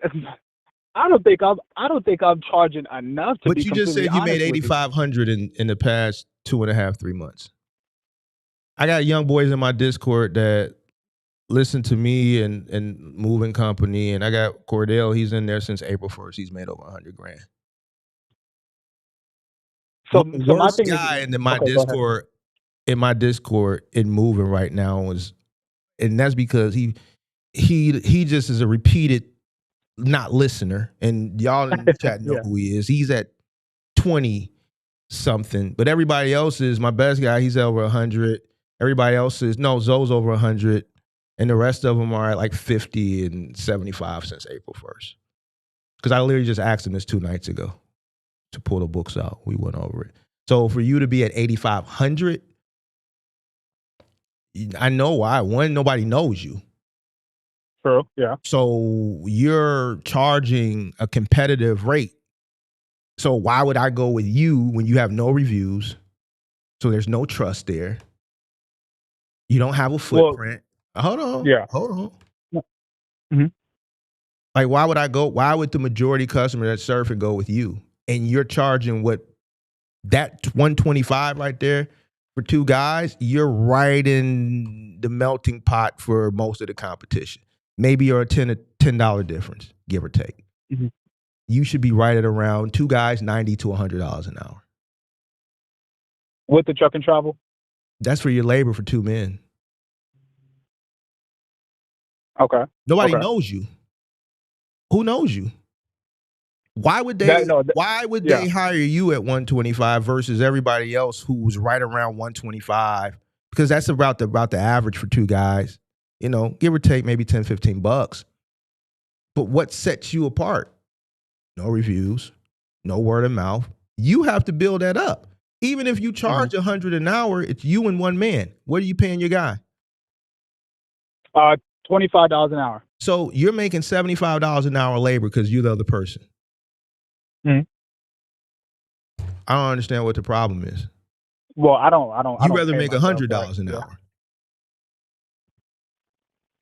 No, correct. My thing would be, why are you worth $100 an hour? I mean, I would say I'm doing everything. The guy that I'm bringing, we don't know you. Why would I give you 125 when I can go give One for All 125 and they got 1,000 reviews? Mm-hmm. Okay, understood. I can't cross it. 1,000 5-star reviews.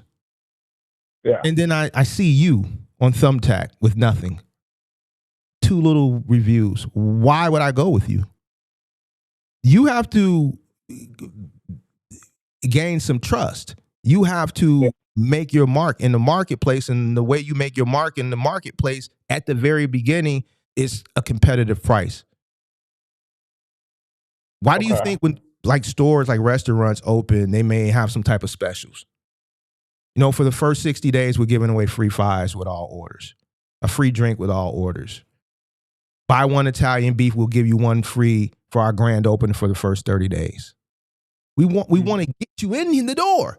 Once we get you in the door, we know our Italian beef is the best Italian beef in town. Once we get you in the door, we're going to capture you with the food. You're going to want to come back. But we got to get you in the door. Oh, okay. Understood. Okay. So even with you going to $100 an hour, your labor, you're charging $50 an hour a man. You're doubling you're making 100%. You're doubling up on the labor. You're the other guy. Mm-hmm. Then your truck fee covers the cost of the truck. With a cherry on top, if you want to make some profit, right? It's moving. You charge the customer for everything. You charge the customer for the truck. If I'm renting a truck, I mean, charging the customer for it. See but that's my thing though. So that's kind of where like I wanted to reach out and get your feedback, is because well, you already gave me the statement of, okay, I need to go to a commercial for Penske. But like, for example, I'll have a Penske. Usually it'll run roughly between 1 to, let's say, 140 for that day. So my thing is, with Thumbtack and, you're already, it's kind of like competitive pricing, race to whoever has the cheapest price. How am I supposed to initiate to that customer that you cover fuel, you cover all of this, and differentiating It's all myself from the other inclusive. person? Wait, say that again? Your truck fee is all inclusive. So yes, ma'am, it's going to be $100 an hour with a 2-hour minimum for 2 men. After the second hour, we're going the labor rate will be prorated in 15-minute increments. And then the truck fee will be $150. That includes materials, fuel, mileage, the truck within itself. So for instance, if the job took 4 hours at $100 an hour, the labor would be $400 plus $150 truck fee. It'd be $550. It's prorated in 15-minute increments. So if the job was 4 hours and 15 minutes, then your labor cost would be $425 plus $150. If it was 4.5 hours, it'd be $450 plus the $150, it would be $600. So the $150 is all inclusive. That would include your shrink wrap, your tape, obviously your moving blankets, pads, your dollies, everything, right? Your labor. I mean, not your labor, the fuel and the thing. The thing with the truck fee is you keep charging that to every customer. So once if you got 3 jobs on a 16-footer in one day at $150 truck fee, you just made $450 off your truck. So even if that truck went 100 miles at $100 a mile, you're still profitable. You're doing a 16-foot, you're doing studios, you're doing 1-bedrooms. You should gauge how much an average 1-bedroom, how much shrink wrap you're going to use. You could probably get one roll of shrink wrap in 2 1-bedroom apartment moves. You know how many rolls of tape you're going to use. So now we know, okay, if you follow my blueprint, I tell you what to get. You're going to pay about $80 a case for shrink wrap. That's about $20 a roll. You include that in. So now you're spending about $10 for shrink wrap on an average 1-bedroom house move. We use about 3 rolls of tape on a 1-bedroom. You're buying that shit by the case, 110 yards. You know how much that costs. You divide that by how many rolls. How much is a roll costing? About $3, $2.75, whatever. So now you know your cost. Your blankets, once you buy your blankets, the only cost that's associated with that is washing them. Factual. Okay. And replacing them as a tear. Your dollies, you're going to use those for years. Your bungees, your rubber bands, you use those over and over and over again. Your ratchet straps, you use that shit over and over and over. And the only cost associated with material that you're going to buy over and over and over, for the most part, is shrink wrap and tape. So now if you got 3 moves within Lakeland today, you making $450 off your truck. It may cost you in truck fees with fuel and materials and let's say your rental cost, right? That's day. One customer pretty much covered the cost of the truck rental, and then maybe another truck fee customer covered the cost of fuel and materials that day. So then you probably made $200 off the truck. Profit plus whatever you make off the labor. If you're charging $100 an hour, 25 is going to your man. You're taking 75 an hour. What you do with that 75 is your business. You're under the table. If you want to take 75, if you want to pay yourself 25, put $50 an hour up as cash flow with the, let's say, the 200 that you made off the truck. You do that. So 125. I think the reason why nobody's calling you is because you're charging too much. I wouldn't call you. And I'm not saying that to be facetious. It's just if I see one call down there, which is one of my guys in my Discord that's down there, Tallahassee. You're in Tallahassee, right? Lakeland, right? No. Tallahassee is about 4 hours away from me. Okay. Where are you at? Yeah. I'm in Lakeland, so that's by like Tampa. Okay. Well, somebody down in Tampa, I think that was Manny down there. I will call the person who when I'm searching for movers, like an average person, they're looking at word of mouth if they got a word of mouth, or if they're searching online, they're reading reviews, because there's a stigma that comes along with moving companies, damages and theft. Sure. So why would I trust you when there's a plethora of other companies that are right in that price point, because that's an average price point that I can get some assurance from reading these reviews. So now we're halfway through the height of the moving season. You've only made $8,500, and I got these guys making $8,000 a week. Well, and that's why I called you up so I can, get some sauce. Because obviously I know, like, I'm leaving a lot of money on the table here. Um, but my thing is I don't have a lot of 4 or 5 hour jobs. Majority of my jobs, I Stop really. looking at it like that. Okay. See, this is like out of Congo, and y'all looking at this shit the wrong way. The longer the job, no, the more the job. You need more jobs. This is what I say. Start small.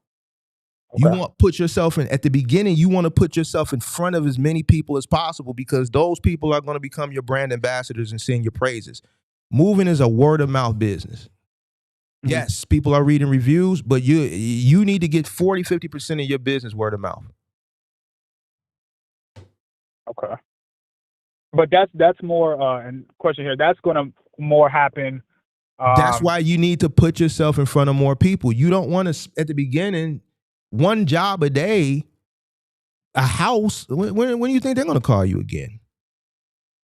I want customers that are going to call me year after year, and I want those types of customers with that type of social economic status, and they got other yuppie friends and friends that are, haven't reached that level of success yet, to the point where they're moving every year or every other year. They're renting apartments and shit like that, because now they're referring you to them, and they're referring you, and they're using you more consistently, versus moving this person who is moving from a 3-bedroom home because they've outgrown it, because they had 2-3 more kids or whatever the case may be, and now they're moving into this 5-bedroom home, which you're never going to see them again. And they have a social a friend group of people who are in the same tax bracket, make the same type of money, and they're probably already settled in their home. I want people who are, especially at the beginning, that are going to work for me as well, as far as promoting my business. I don't mind doing 3 1-bedroom moves in a day, and a 16-foot I can knock out in 3 to 4 hours.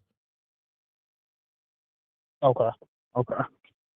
No, yeah, because that was my that was strategy, and I say it all the time. I believe that was what helped me grow very, very, very aggressively. Obviously, timing played a role, and I know I'm in a different market too. So let me say that you're probably, I don't know what the ratio to house to like apartment dwellings it is down there, but still, I want the long moves. A move is a move. If you can go knock out a 1-bedroom from a first floor to a first floor, or a ground level to a ground level, both no stairs, just ground level, that's right around the corner, and they're a minimalist in 3 hours, that's still $450. Now, if you do 3 of those a day, do the math. Yeah. Now, are you charging? Because it's pretty. It's not frequent that I'm doing like a flat to a flat. Majority of the time, it's I got 2nd floor, 3rd floor. How do you go about? Like I said, only lead source right now is Thumbtack. So how do you go about letting that customer know, like, there will be a stair fee or anything like that? Because as of right now, I don't. Stair fee if I were you. Okay, yeah, because I don't charge any like stair fees or nothing like that. You're on the new, and this can be debated, but I'm telling you, I want to get in front of people. I'm on the new. The more people I get in front of, the better. On the new, nobody knows you. The more fees you charge, the more you're gonna get. All right, I'm still shopping around. I'm gonna call you back. Customers don't like all this. Well, it's gonna be $100 an hour, 2-hour minimum, plus a truck fee, plus if you won't pass the 2nd floor, it's gonna be a stair fee. If you're 70, if we can't get the truck within 75 feet of the door, then it's gonna be a long carry fee. And they don't want to hear all that shit, because there's more shit they got to add up. Yeah, I ain't doing all that. If you on the new, go up to 3 flights of stairs. You sound. And I do that as of now. Yeah. All right, so you sound like you young. You got to get in front of people. As you get in front of people and your business builds, as you build in business, you go and you get licensed, and those people, you provide a great service, and those people keep coming back to you, and they keep singing your praises and referring you. As you grow, those people will grow with you. I swear to God, happened to me. And as you grow and you increase your price because your cost increases, they are not going to challenge it. Why? Because they trust you. I'd rather trust this person who we already used twice. They came into our home. Everything made it from point A to point B intact. Everything made it from point A to point B. Once they loaded the truck, they didn't hold the truck hostage, hold our shit hostage and say, all right, well, you know what? This was a longer carry, so you're going to have to pay us $2,000 more dollars, or we not going to deliver the furniture. You didn't do none of that. Your workers wasn't in there. I molesting fucking the customer's wife. All this weird shit that can happen, that has happened in this industry. So there's a trust there. So if you go from $100 now and they call you back in 2 years and you're at 110 or 125, they're not going to challenge that. They're going to pay it. I've never had a repeat customer ask why. Well, man, it was $100 last year. They say, well, what are you charging now? Oh, we're at 110 an hour, 2 hour minimum. And if it's a customer that over and over and over again, and in the system, like, man, this customer was referred by this person, this customer, and we see you referred 3 customers, so this is going to be the price. Yeah, it is $10 an hour higher for 3 guys, but you know, you've done 3 moves with us, and 3 or 4 people over the course last summer said you referred them, so I'll knock 10% off the total. They weren't even expecting it. I'm just making it simple, but I don't care, bro. Here's 10%. I'm not tripping.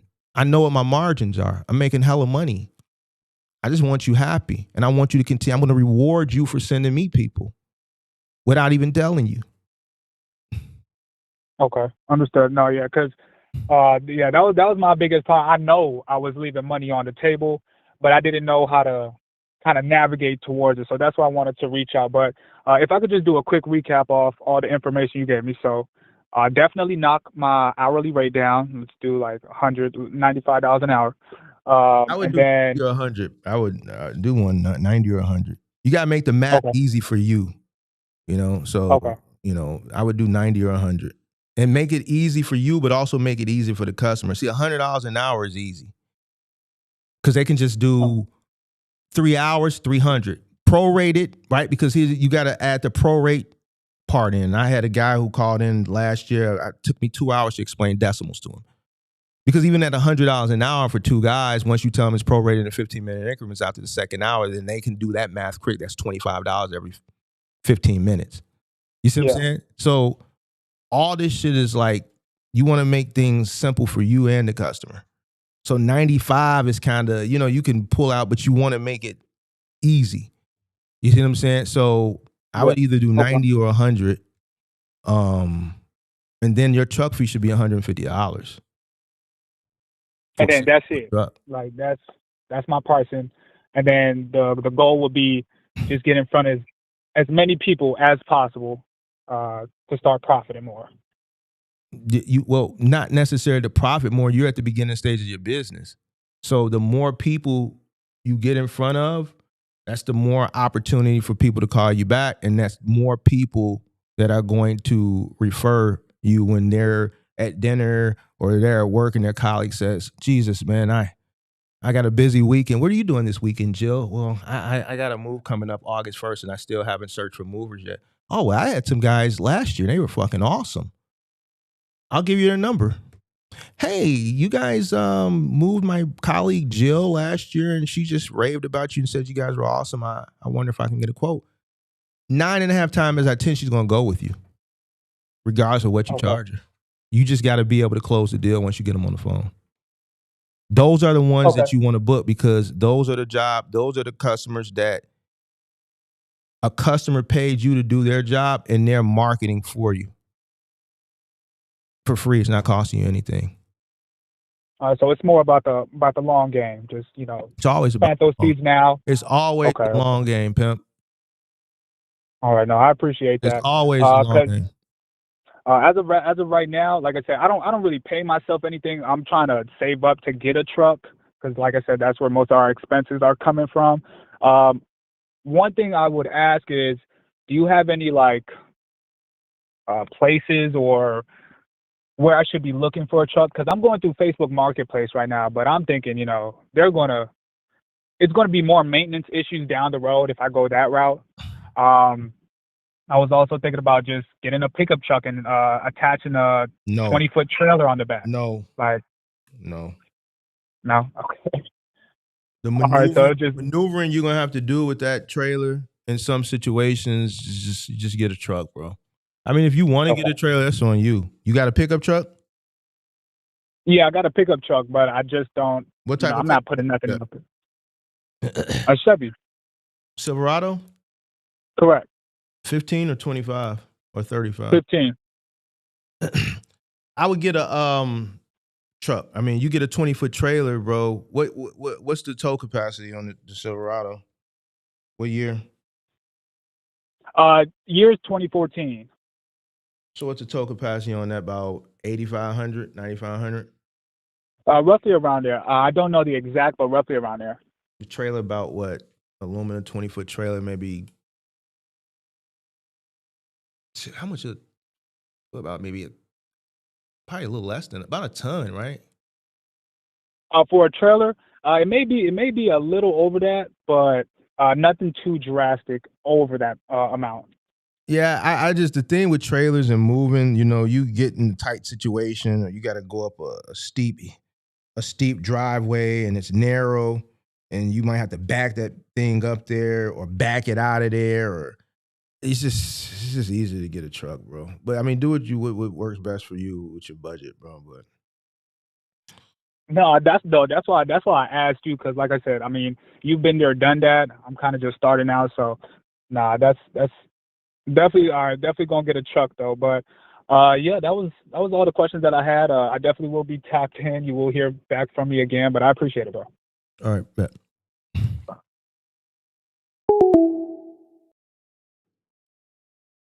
All right, 312-772-5483. Waiting on the next caller. Make sure y'all hit that like button, subscribe to the channel, turn on post notifications. Guess we'll finish listening to this guy. Now that Donnie has passed away, Mark's next. That was your evidence to go down to the police department in Chicago and press charges, your words, not mine. I never said it was press. Oh, man, this guy's hilarious, bro. File a complaint or whatever but See? File a complaint. See? He knew I never said press charges. Listen to this. press charges, Chicago, and press charges, your words, not mine. File a complaint or whatever but you said press charges. No, I didn't. I said file a complaint. You know what I said. That's why you preface it, because if I said press charges, you would have never said or file a complaint, whatever you said. But you said press charges. If I said press charges, then I said press charges. I said file a report. Your words, not mine. And press charges, your words, not mine. File a complaint or whatever but you said press charges. Early on you did. I thought that was hysterical. Now, again, like I said, going forward, I don't care in regards to anything you say going forward. I did want to call, but they stopped me for the longest part of the day. But 30 seconds ago, you said you weren't watching it. But you wanted to call, but they stopped you for the most part of the day.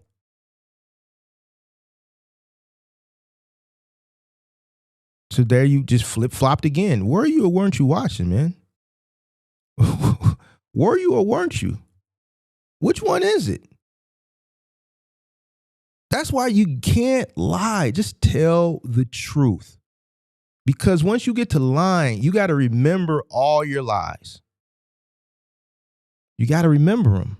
You can't forget your lies. You done flip-flopped again.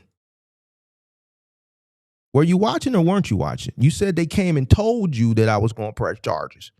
Now you're saying for the most part of the day, I wanted to call it, but they stopped me. But you just said you weren't watching and they told you.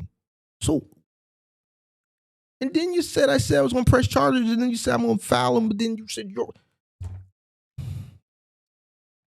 hysterical. You're flustered, now, bro. Again, like I said, going forward, I don't care in regards to anything you say going forward. I did want to call, but they stopped me for the longest part of the day because once I heard that. For the longest part of the day, it means you were watching all day. I'm like, I've got to go on this one.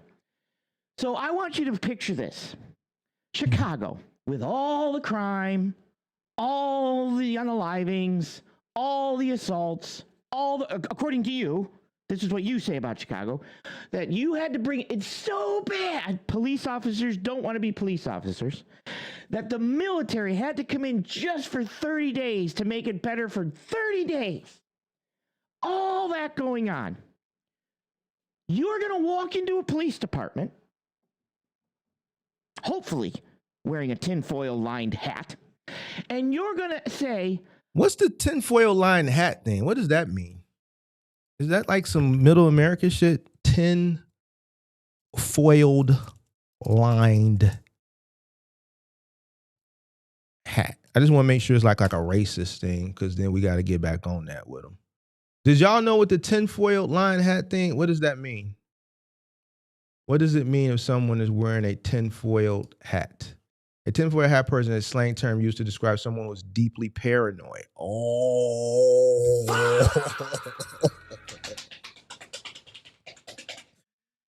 He did say you were paranoid a few weeks ago, didn't he?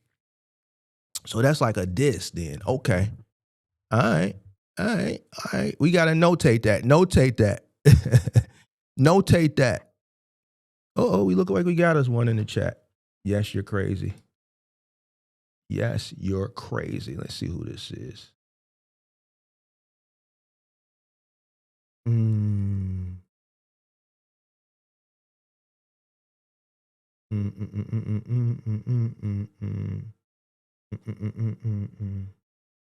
don't know if this is a op or not. We just gonna leave them where they at. This man said the phrase comes from the idea that wearing a hat made of metal foil products, the wearer's brain from mind control, surveillance, or mind reading range. See, this is some middle American. I've never heard of this shit, but I had to look it up. All right, let me respond. We're still waiting on another call, 312-772-5483. We still got about 50 minutes. we still got 50 minutes. All right, I see you said not you, I'm answering. All right, bet. I see you, who's that? BCB. Let me, and I'm being authentic, like, because you know I'm gonna keep it a buck with you. Like, I don't wish nothing on you. You wish it on me. You wish death on me. I don't wish that on you. I don't hate you. I know you hate me because you wish death on me. Nobody's scared of you. I know that's what you guys do. I've seen you guys do it before. The purpose of the report is in case we want to make things easy. If in your crazy little mind or one of your followers, see, here's what you got to understand, sir. I know it's crazy people out there. I know influence is real. People will do stupid shit. Something happened stupid last year in Vegas. People do stupid shit, bro. See, me, I know that. Just because you have a small group doesn't mean someone would not go out and do some crazy shit for you. So, me understanding that, because I'm not naive, I'm going to take everything serious. Not only am I going to take it serious, I just want to make sure that if someone does do some crazy shit and I have to defend myself, there's a paper trail. I want to make it easy. I don't want to have to go through the states. I want the state's attorney, if they have to look at, God will, I pray that I'm safe, right? I want the state's attorney, if they have to look at this, I want more evidence that, to just make things easy for the state's attorney. That's it. Am I worried or paranoid about? No, absolutely not. Absolutely not. Like, I slept like a baby last night, for real. I actually overslept. I couldn't even make the first part of your show this morning. I got up at like 7:20. I'm not worried, bro. I mean, I heard you say you were out of breath cutting your grass. I'm not worried about you, bro. I'm being like, this is no jokes. Like, I'm being serious. I'm not, bro. It's not a, like, trust me, bro. I've been in way, like, some shit. I've been in some shit, bro. I'm telling you, I've been into some shit that if I told you some of the shit I've been in, you probably wouldn't even believe it, because in middle America, you wouldn't believe some shit that goes on. All right? This is nothing, bro. Nigga, I done had gunshots, gun bullets whizzing past my earlobes and shit. All types of shit, whether it was aimed at me or I'm just an innocent bystander. I've had motherfuckers shoot at me because of some shit that somebody else did that didn't have nothing to do with me, because he lived two doors down and our block is in war with another block, and everybody that they seen on our block was gonna get it. Just shit, all type of shit. True stories. I'm not worried about you, Sage. I'm not paranoid. Nobody cares. The report is to just a documentation that if anything, if I happen to see one of your middle Americans just approaching me one day, hey, you worked in door, I'm going to hear that voice and I'm going to know what it's from already. You dig what I'm saying? Oh, you from over there in the Sage Show. Okay. Put it full Nelson like that. I'm going to ask you, is you good? You good? You straight? Why you come all the way to Chicago with this bullshit? Come on, Mark, let me go, man. Let me go. Boy, why you bring your goof ass all the way to Chicago? I'm going to have him like this, Sage. I'm going to have him like that, Sage. You dig what I'm saying? I'm going to have him like that. Mark, let me go, man. I can't breathe. I can't breathe. I'm going to be like, is you cool? You straight? You done playing? You straight? I ain't going to hurt. I'm going to say, is you done playing? Is you straight? You good? What, you drove here, did you fly down here? Did you drive from Middle America up to Chicago, or did you fly? What airline did you fly? Mark, I can't breathe. Let me go, man. Let me go. I'm going to be like, all right, bro. Look, don't let Sage send your goof ass off. All right? I'm going to give you a pass. You thought it was sweet, didn't you? I thought it was sweet, Mark. I thought it was sweet. Please let me go, man. I got a family, please. All right, make your bitch ass out. Get your bitch ass on somewhere. I'm going to show mercy. I'm going to show mercy on them. I'm going to put them in the full Nelson. They angry. They steady hitting the dislike button. They angry. They hate this because they want to go back and forth, but they don't know how to go back and forth. They don't know how to do it the right way. See, I can do it. I can get you how I got you earlier in the week, and then I can get you this way. I told you I've been doing this shit for a long time, bro. I can laugh and kick it and joke and be funny with it, or I can, do like I did earlier this week. Be serious and just pull up all the receipts. Let's see what else he got to talk about, man. Oh, it's just shit crazy, bro.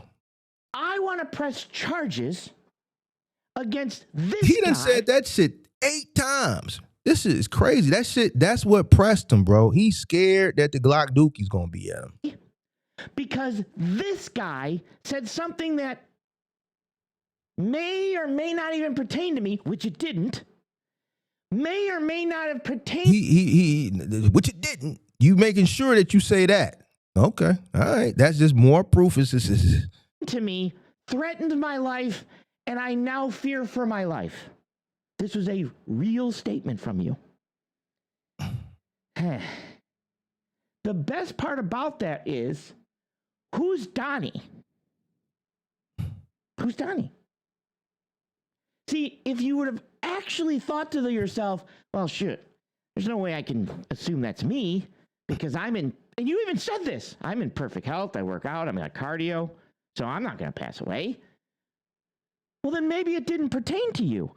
But in your mind and in your chat. So what's strange to me is you're going all out the way to prove that to me, but you wouldn't do any of that as far as the booger eater grape drink, all the racist shit. You ain't going out your way for that, but you going out your way for this.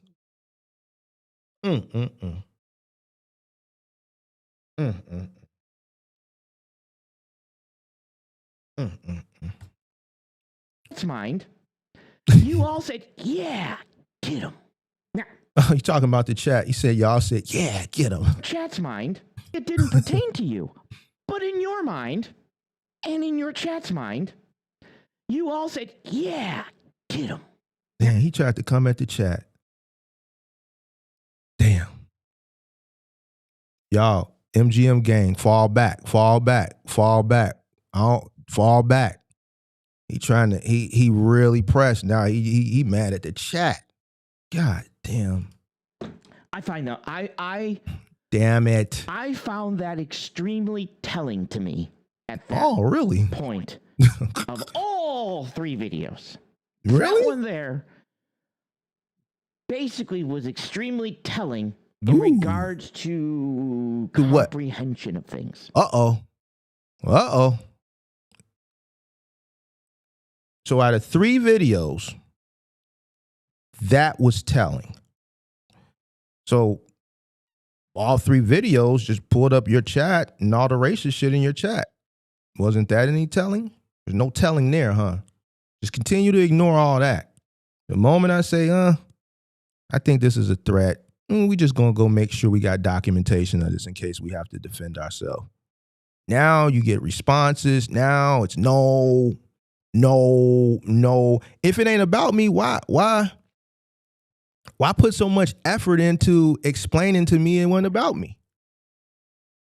Listen, I'm not finna put no effort in for some shit that wasn't about, motherfucker. The reason why I'm pressing this situation is because it was my name. That's why I'm pressing it. I'm not finna press nothing that ain't got shit to do with nobody. I'm gonna let motherfucker go off on the deep end. I'm not gonna respond. You're putting all this effort in, but you wouldn't put the effort in for the racist shit. But you putting all this effort in to prove to me that it wasn't a threat. And all I said was we just gonna document it so that in case, we gotta do what we gotta do. That's it.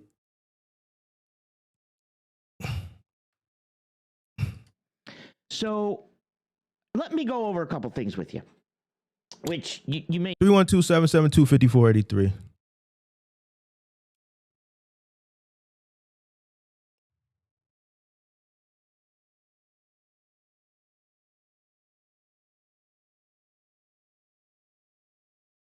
The tinfoil hat means someone's being a conspiracy theorist.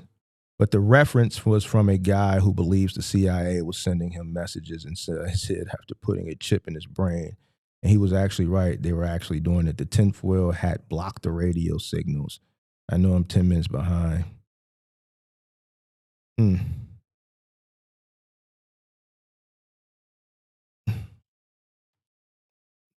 Tinfoil. Yeah, I have to look it up. No. First thing we're going to start with is going to be something called Section 230. I know. And just to prove to you guys, these guys are so obsessed. They're just, every day they're here watching. They're in my live watching. They come over here. They do their little bomb thing, which is cool.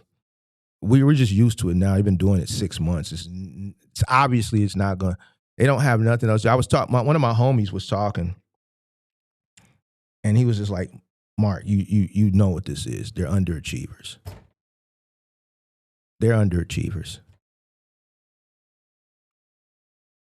They're underachievers.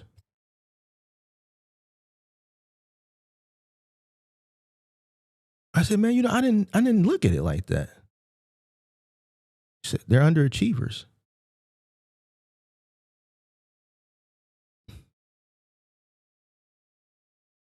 That's when I said it yesterday. It was because my homie said, he said, they're underachievers. Do you understand how angry they are when they watch you?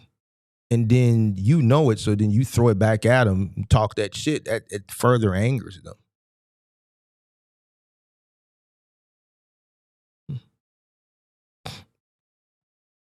So the obsession that now I'm tying this in with the report. It's clear of the obsession.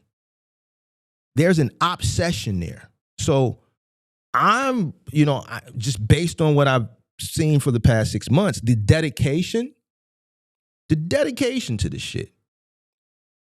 I'm not putting shit past nobody. Not putting it past him or them. I don't trust none of them. Like grandma would say, none of them. I don't trust none of them. There is an obsession here that every single time you're here, I don't talk about nothing of interest to them. They don't understand some of the language I speak. I say I put the P on the motherfucker. This motherfucker really thought I was talking about pissing on somebody. Tapped in. He still don't know what that means. He using some shit that if he knew what it meant, he probably wouldn't use it.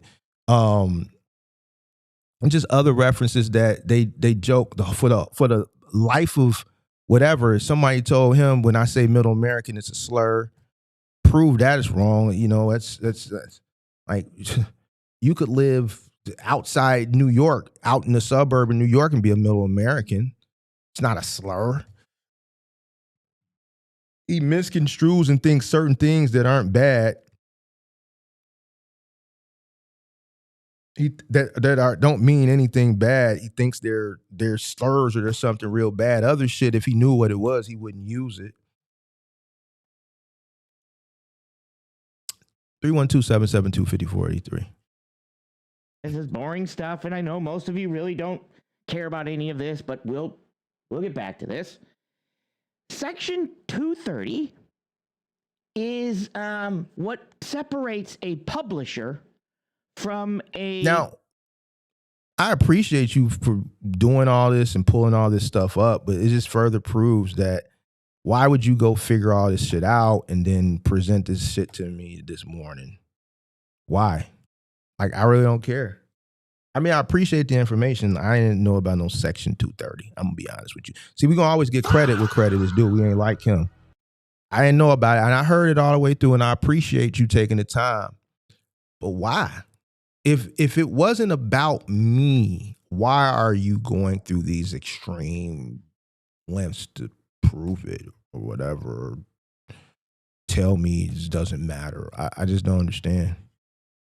I don't get it. Kind of a social media thing, okay? So I want you to understand something about Section 230. It's a good thing. It protects me, it protects you, it protects YouTube, it protects Facebook.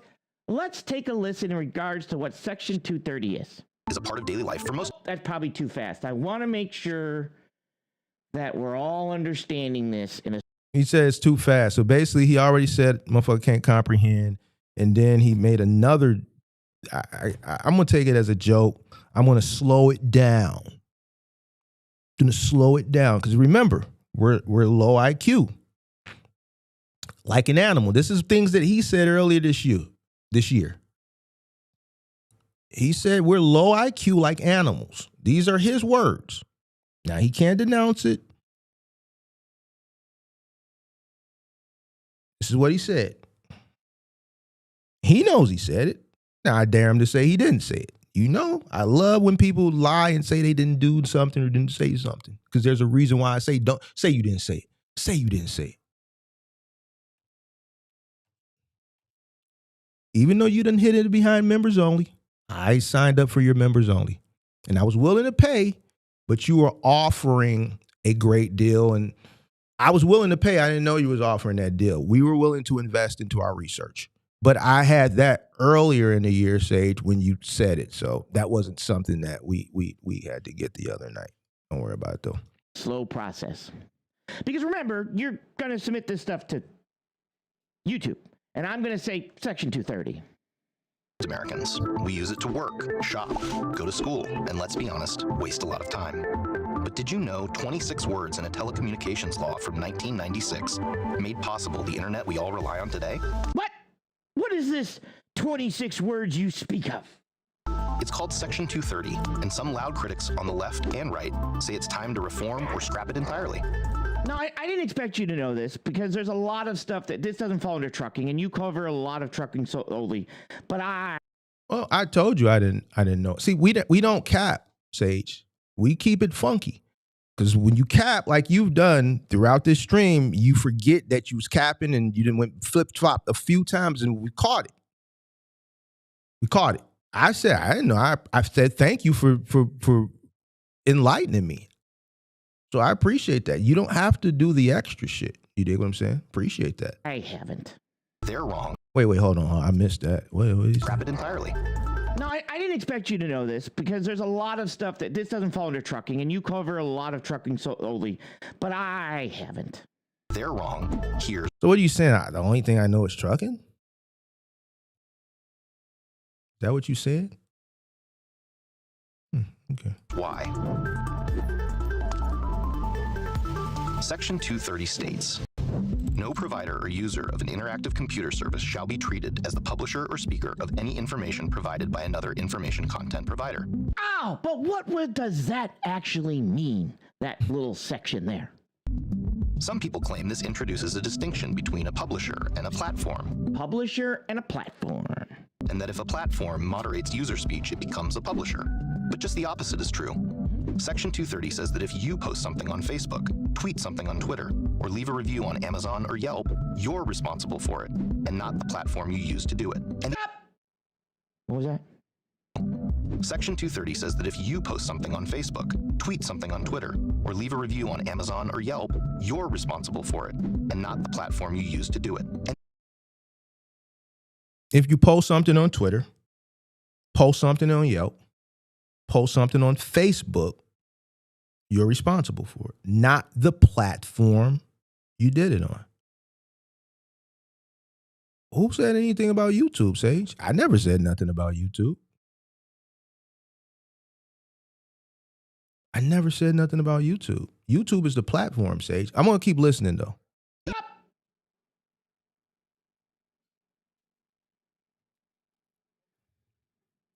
What was that? What did you say? I missed that last part. Section 230 says that if you post something on Facebook, tweet something on Twitter, or leave a review on Amazon or Yelp, you're responsible for it, and not the platform you use to do it. And even if that platform hides your content... Wait a second. So you mean to tell me that if somebody posts something bad on YouTube, YouTube's not responsible for it? Or if somebody posts something on my channel, I'm not responsible for it? What? Huh? Can't be. That can't be true. that if you post something on Facebook, tweet something on Twitter, or leave a review on Amazon or Yelp, you're responsible for it, and not the platform you use to do it. So the person making the comment is responsible for the comment that they made and not the channel or the platform. Why? And even if that platform hides your content or removes it for any reason, I like you saying this because I got a rebuttal for this too. This simple provision allows the Matter of fact, I'm gonna let him finish. I'm gonna let him cook because he think he got me right here. But I'm gonna after I let him cook, I'm gonna refresh your memory on something that I also said yesterday. See, all this is geared towards one thing, but I said something yesterday that just crushes this. Who remembers what I said yesterday that just crushes all this shit? social media of every kind and size flourish because those platforms don't have to worry about liability for their users' content. What? The internet to flourish. Blogs, review sites, and social media of every kind and size flourish because those platforms don't have to worry about liability for their users' content. But critics on the right say that Section... What? Now, critics are fighting this. They said, well, we got to go with that. We shouldn't allow that to happen. But right now, under Section 230, you and I, and YouTube and Facebook and X and everybody else, have this protection. Section 230 protections. Now, I understand your whole 3 videos that you did. Okay. So hold on, we're going to get to that. So like Valise said, you're steady throwing your man under the bus. That's all this is. You throwing your man under the bus. 312-772-5483. You still throwing your man under the bus. You're giving up your man. The guy that you put into this shit. Valise, you're absolutely right. You want me to go after someone that was a normal person in my chat because he was over here in support of you, but the moment it was up, he became a racist person in support of you. Why would I go after him? He's doing what he's supposed to do. See, this is where he further proves who he is. Everything that's telling, if anybody's watching this, whether they like me or they don't like me, and they're calling this fair, the only telling person, Sage, is you.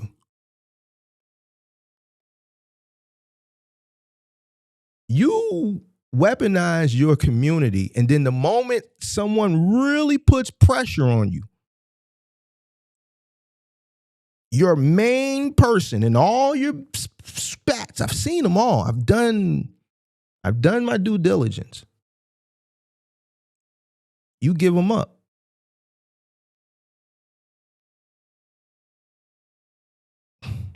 You say, no, this Section 230, he's responsible, Mark. He's responsible. But it don't work like that out here in the real world. And then I seen his buddy, Anubin Daily. Somebody said, who's he talking about? And Anubin Daily said, a content creator who doesn't know how the real world works. I don't know how the real world works. I tell you what, in the real world, if you got a rider who is riding for some shit that you started, and then when the motherfucker put pressure on you and you give them up, there's repercussions behind. That's how it really works out here in the real world. But I forgot. Y'all are middle Americans. And in your fickle little, feeble little minds,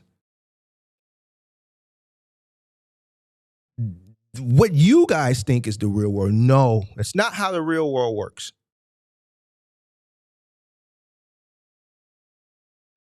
You've gone to the extent now that this pressure is being applied to, please, Mark, get your foot off my neck. Go after the guy. Go out. No, the guy is doing all this because of you.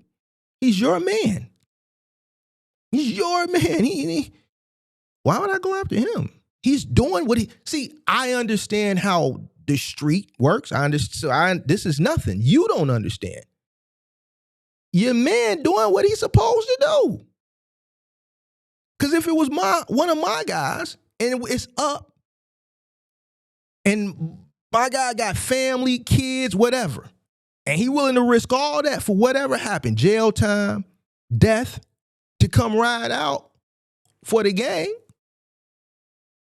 and then I turn around, he coming riding for some shit that I'm into. And then when the shit get critical, these motherfuckers getting the best of us, they on our ass. For whatever reason, they getting the best of us. And I give up my man who he only in this shit for me. You was a sucker. So when you say telling, you're the only person that's telling. I would never go through extreme lengths when a motherfucker applying pressure to give up a motherfucker who riding for you. I have no quarrels with that man because he's doing what he's supposed to do. Support his guy. See, I'm a real nigga, bro. I understand how this shit works. No, I'm not going after your mans, bro. Your man is literally in my chat days prior, like a normal person in the chat. He's riding for you. This is sickening, bro. You are pathetic, bro. All this shit you saying, Sage, don't mean shit to me, bro. I appreciate it, though. Will somebody please call me 312-772-5483? I appreciate you took the time to further try to find, but at the end of the day, the only thing that I see when you put this up is another way to throw your man and give your man up and throw him under the bus. Because if I do that, and there were repercussions behind what he did, you're encouraging me to do it. Why would you encourage me to do something that you put the battery in his back?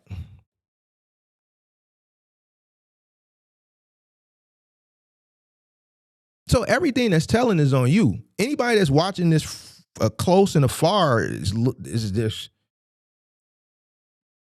My case that I'm presenting is 100%, no pun intended, Trump tight.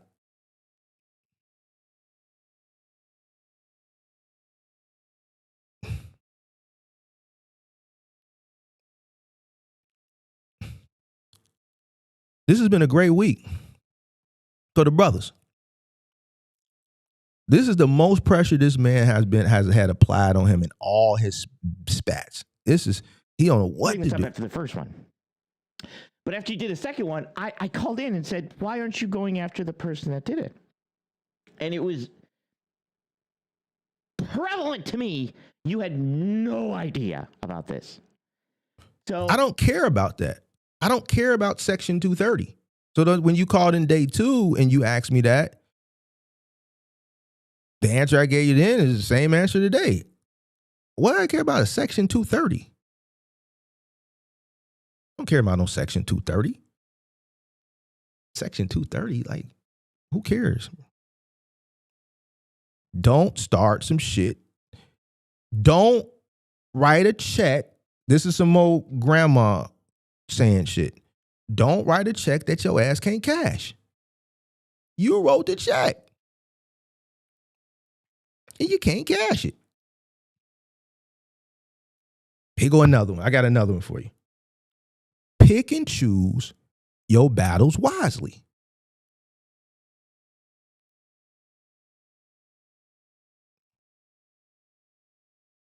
You begging me to go get on the person that is your enforcer. I'm crushing all you niggas, bro. I told you to leave. You didn't want to do it, so we here now. Yellow. Yeah, what's the deal, Mark? What up, though? So Mr. Jones calling from Texas. What up? Man, I just wanted to call back in.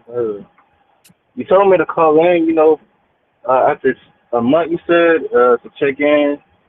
But it's been longer than a month. Man, I remember you, bro. Oh, Lord. Hey, man, I ain't gonna lie, man. It's just, yeah. I had to double back. I spent 2 hours on the phone with you, right? Then you went in the chat. You went in the chat talking crazy, right? I ain't gonna say talking crazy, but trying to defend myself. No. You went in the chat talking crazy, and I said, man, I just spent 2 hours talking to you. We went from trucking to life shit, bro. I ain't tell you nothing wrong, and you got in your feelings, and I had to cuss your ass out. And I told you if you didn't like, saying my feelings. You was in your feelings, pimp, because I didn't tell you nothing wrong. You was lazy. You didn't want to work, and I told you if you want things out of life, you got to get up. You got to go to work. It's 24 hours in a day. You said, well, after I work in Amazon 8 hours, I'll be tired. But that's the thing. I really work 9 to 10 hours. Whoop-de-doo. Whoop-de-doo, bro. You 24 at the time.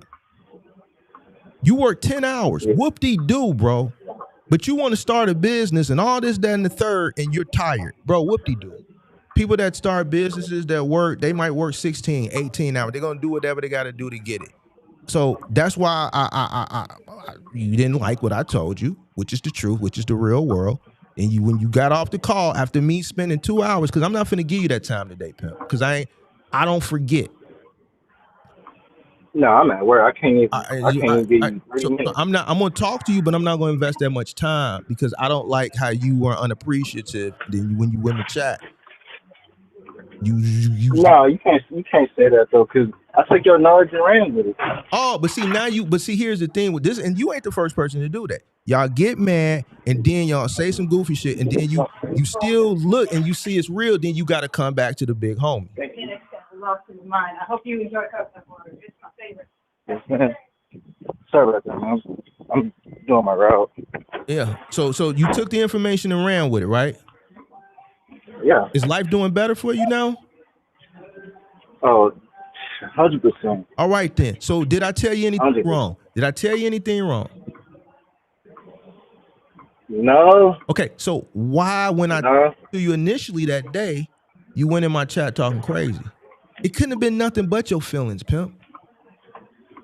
It ain't my feelings. It's just moral. Because, bro, I was reading the chat, and I'm just like, nah, y'all ain't finna talk down to me. Like, I'm just listen. Out here, like, listen. I be hustling. Listen, that's feelings, bro. You're proving my point. How, though? Because you don't know these people. Like, what? How are you gonna let some people in the chat? Listen to what you say. The people in the chat, we're just talking. I ain't just gonna let them do. It's no different than Carmelo Anthony. Stop thinking with your feelings and start thinking with your brain. Yeah, but I mean, I'm already doing that. No, you just admitted everything I told you. You just admitted to it, bro. You think what they were saying to you? I got people that come over here and they say, "Nigga, I'm in a whole fight with some racist people right now." You see how I'm handling this shit? Have I got in my feelings about anything? The moment I let my feelings get involved, first of all, I'm way more hardened than them, right? I've had to get rid of feelings years and years ago. Not to say that once, yeah, we all come from something, a level of hardness, or if that's a word, I don't want to say toughness. As you grow, you adapt, right, to situations in your environment and shit like that, right? Yeah, But man. like something that somebody says to you, bro, if you're not taking it as motivation, then you should let that shit go in one out the other and ignore that shit, bro. Like, ain't nothing nobody could tell me gonna hurt my feelings, bro.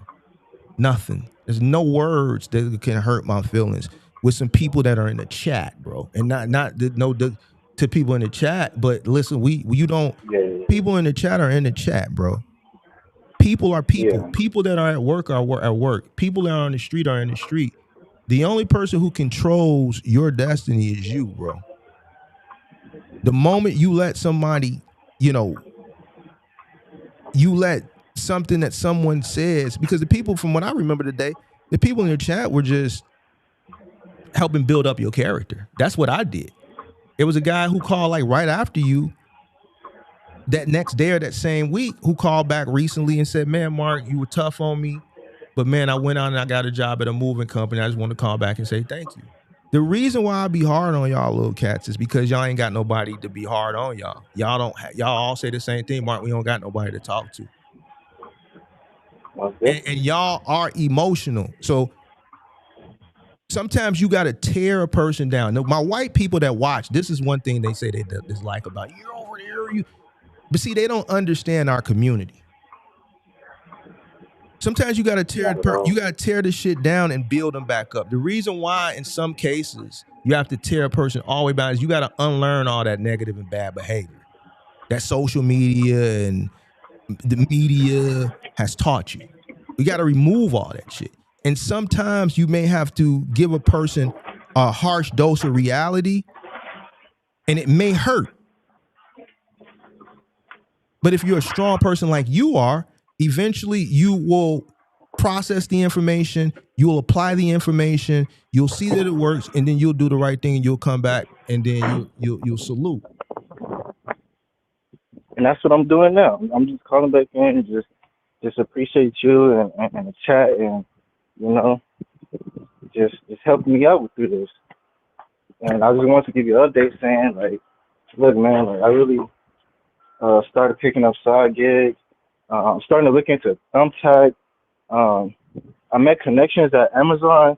I got a couple guys here say, you know what, look, I'm willing to work, we can do a couple jobs, moves, see how things goes. Mm-hmm. So, I mean, I got connections now to get started. Yeah. I kept building up my emergency fund, and for like 6 to 8 months of expenses. Yeah, man, I'm just keeping it up, staying in a flow state. All right, man. I'm glad you're doing good, man. How's the baby doing?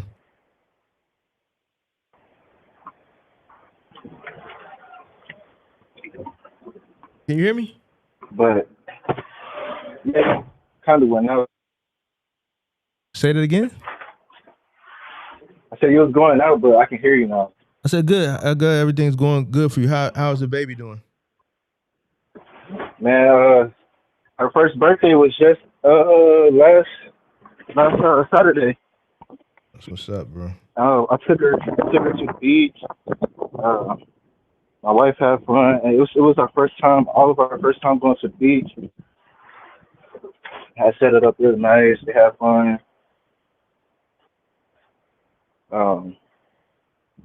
But yeah, I'm just looking forward to finding new jobs on Thumbtack. And I don't know if you got any advice about the truck situation. That's what I'm trying to figure out now. What truck situation? So I know I'm gonna need a truck so I can do these moves. They've been hitting me up like, hey, I got a 2-bedroom. I need help moving. Um, it's just I gotta get the truck, and then I already got some people that help, work with me. So Well, still, I just don't know if I should rent a truck. well, you gonna have to rent a truck. I would rent a truck first before you buy a truck because you might get out there and say, hell no, this is too much. I don't want to do this shit. Exactly. So definitely rent a truck. Obviously, charge it back to the customer, and Yeah. start boots on the ground, learning the business. Yeah, I've been doing hella research and just picking up as many side gigs. I've been doing DoorDash. How many hours you working now? Anything. How many hours a day you working now? I'm not getting home until like 11:30. That's what I'm talking about. If that. What time you start at Amazon? I wake up in my mornings.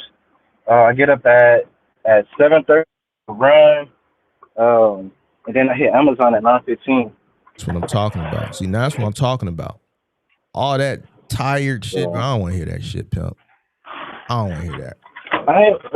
Yeah. And that's another thing I wanted to call back just so we can just to go over that again. It's just like, I'm gonna be honest, man. That wasn't me. Like that's not who I am. It was you. It was you when you called. Who else was on the phone, pimp? It was you when you called. Yeah. Yeah, but it was just a lot of misunderstanding going on. Man, sure. It was what you said. We only can talk about our conversation based on what you presented. Now, where you going with it now, I kind of know where you going with it.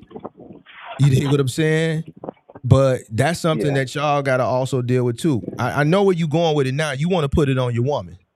Your woman wants you to come home.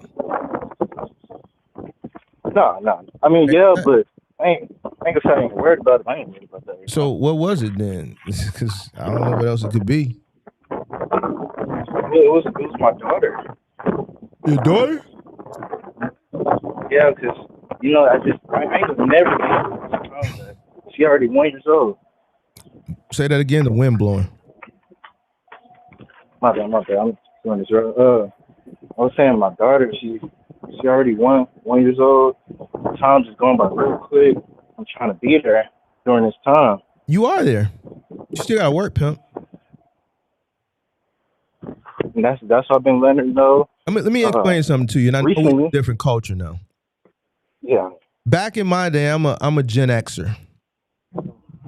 Yeah. We are known as the generation that the latchkey kid generation. You know what a latchkey kid is? No.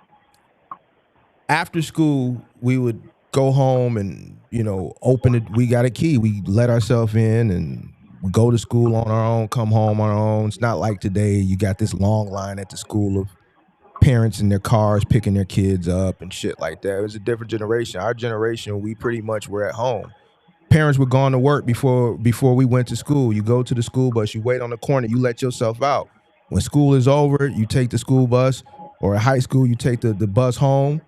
You at home by yourself because your parent is still working. You do your homework, you make a sandwich. You better not cut my stove on. You couldn't cut the stove on because you didn't want to burn up the house. So you got you some salami and some bologna. You made you a sandwich.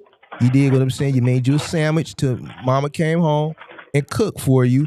And after you finish your homework, you play Sega Genesis. Mama come home maybe 5:30 from work. She angry. You dig what I'm saying? Because she been working all day. You dig what I'm saying? If you get your daddy home, you come from a 2-parent household, they both angry because they've been working all day. By 8 o'clock, 8:30, back then when parents was really parenting, your ass had to be in the bed. We had to be in the bed 8:30. 8:30, we was in the bed. You dig what I'm saying? And then that's your day. Yeah. So, you saw your parents like on the weekend and shit, but we were latchkey kids. We let ourselves out in the morning. We let ourselves in the evening. We raised some would say our generation raised themselves. But what I'm saying is, there's nothing wrong with working. Somebody got to work. I remember from what you saying, your baby, your I was going to say your baby girl. I'm sorry, you one of the guys. So, your wife, you dig what I'm saying? Yeah. Is a stay-at-home mother, right? For sure. So somebody got to go get it, bro. Yeah. And I ain't telling you this, I'm just being honest with you. I know your favorite people ain't gonna tell you this. I know social media gonna tell you some other shit, pimp, but you gotta think about this shit. If she's at home, then you gotta go get it. The sacrifice is the time. That's the unfortunate thing. But I'm saying this as a kid who grew up in a generation and we were called latchkey kids. Mama was gone before when I had to leave and to get on the bus. She was already gone. My mother's a school teacher. Sometimes she had to do recess in the morning, so she had to be at work before 8 because she might have had playground duty that week. That shit rotates. You dig what I'm saying? So shit, I might not leave out the house until 8. School don't start till 9. She already gone, been gone an hour. Come home, same thing. She working after school. She not getting home to 5:30, 6 o'clock. So, but in 2 hours, Nick, get into bed, bedtime. Like, you know what I'm saying? So, you gotta work, pimp. I know, sure. For sure. But I mean, yeah, just to let you know, man, I'm doing my due diligence. Just been playing my part. I also been building up my 401k. The company I work with here, they match at 6%. So that's been looking real good just these 2 months. So I mean everything's on track. I just gotta keep doing my research. Keep doing research. Keep working. Keep working. More hours. The additional hours that you're working, 100% of that need to go to something. You know, as you keep working, wherever you putting that right now, that's fine. Maybe next year sometime you still watching the channel. I'm still here.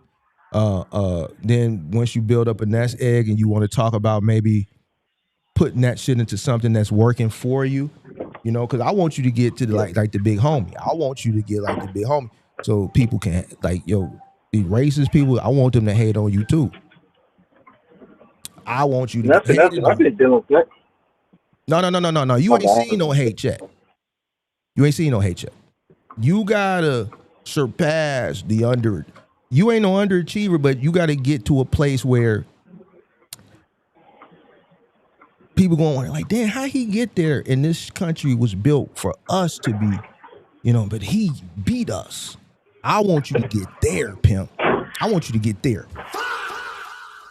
You dig what I'm saying? So right now, I need you to, continue to do what you're doing. Don't get distracted. You dig? Don't get distracted.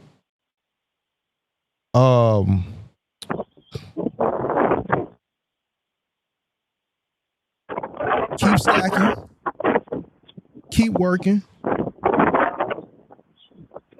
And that's it. Stay on your grind. Keep saving. Man. Yep. And then the time that you have to spend with your little girl, you spend that time. You do things that's memorable. Go to the park, go to the amusement park. Maybe if you get some days off back to back, maybe take a trip, Disneyland, get a few days. The time that you do have, just make sure that time is spent wisely. Oh, for sure. What else you got for me, big dog? Oh, it's a lot, but and this is the time frame. We just call it there, honestly. You said what? I said we can just call it there, honestly, because there wasn't much more to talk about. All right. Well, Made a little bit of progress, but not enough.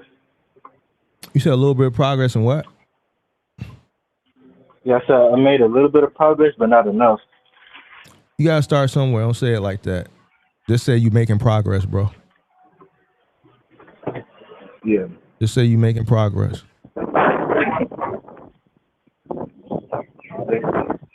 All right, now I'll let you go. I'll call back in some other time. All right. Been watching your live lately. Appreciate you. Yes, sir. I appreciate you, man. For real. Yes, sir. Yes, sir. Be safe. All right, man. Be safe. See, Sage, I know you watch it, Sage. See, Sage, this is what I'm saying. You can't. I'm the culture, Sage. That's what I'm telling you. That's what I'm telling you. You gotta. A guy like me, Sage, is just. And I know, Sage. I know. It hurts you. I get it. Sam said, man, you've been giving game for so long and it's been so accurate, bro. I appreciate this channel. Appreciate you, man. Appreciate you for watching. Bro. Appreciate you for watching. All right, I'm going to take one more call. I know it's 5, but, you know, I cheated y'all. I didn't really cheat y'all this week, but, you know, I had to put that work in with Buddy this week. So I'm going to give y'all some time. Take one more call. Day 3, there was going to be a day 4. Maybe there will be now. So, Evelyn, to me, you had no idea about this. So, after, I think, day 3, there was going to be a day 4. Maybe there will be now. I don't know. But I just want... Nah, we're not considering this a day 4. This is the day. It's still 3 days. We just monologuing and reacting to this nonsense. That's all. I wanted you to be aware. So, when you said that you were going to turn me into YouTube because of somebody that something said in...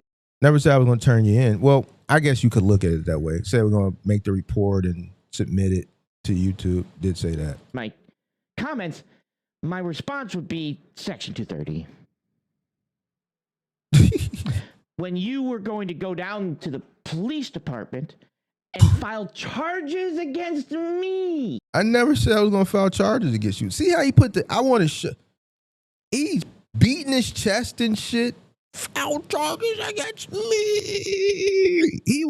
I'm trying to figure out, when I was bringing the smoke earlier this week as it pertained to the racist shit, I wanted a response for that. Whether it was an agreement and removal or fuck you, Mark, nigga, we standing on this shit. Y'all dark meat booger eaters, this, that, and the third.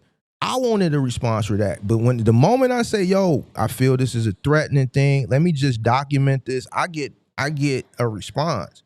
You beating your chest right now. Found charges on me. That in his mind, he think I went down and pressed charges on him. Now he trying.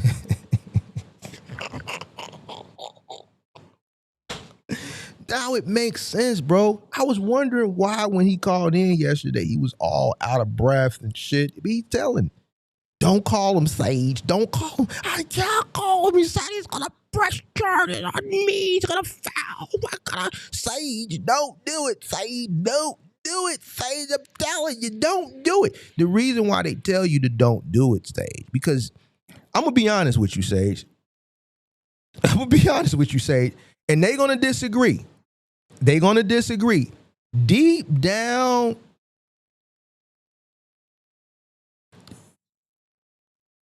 they know you can't win this. I think, after talking to Jenny that day, and I know Jenny doesn't like me to bring her name, I'm not going to say anything bad about her, Jenny. Jenny, how you doing if you're watching? When I was talking to her that day, deep down, I know she doesn't align with that rhetoric. You guys are just brainwashed or some type of way. And I asked her something at the end of that call. I said, why do you, and I can't remember exactly what she said verbatim. I asked her, like, why are you continuing to be there if you just said you don't have the same, feelings towards, the group of people, you don't align with the epithets and shit like that. And I can't remember exactly what she said, but it was something to the fact of, those are my people. but I just don't agree with that. And she was the tonality she had, it was very graceful. It was very humble. And I 100% believe her. I also gave her credit saying she was probably the bravest person over there because she is. She's willing to call and have a conversation.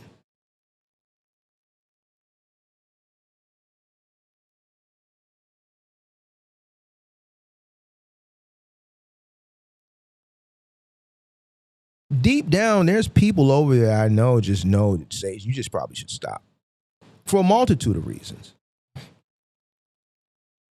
Like, you're never going to beat me in this. Never. And I'm not saying it because it's me and I'm not supposed to say I'm going to lose.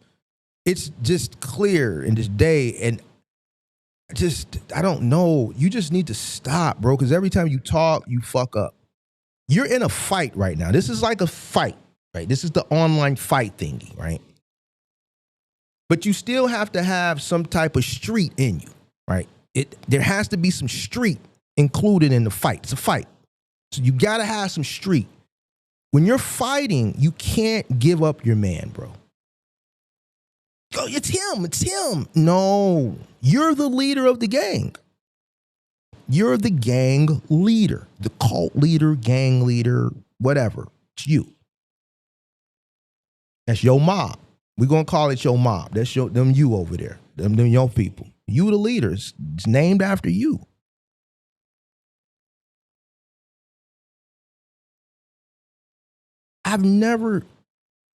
This is crazy to me. You're in a fight and you give up your man that you put the battery in his back when the shit was up. It was cool when I was a dark meat booger eater. But now it's pressure and it's go after him. No, it don't work like that. Don't work like that out here, boy.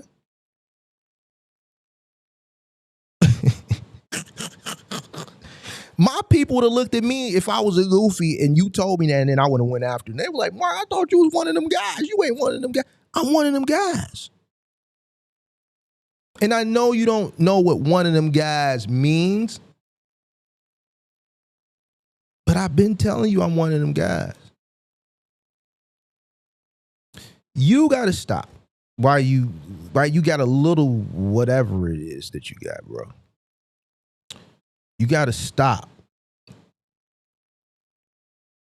If you don't stop, well, I already told you what we was going to do if you don't stop. The next beef you get into, I'm going to coach him.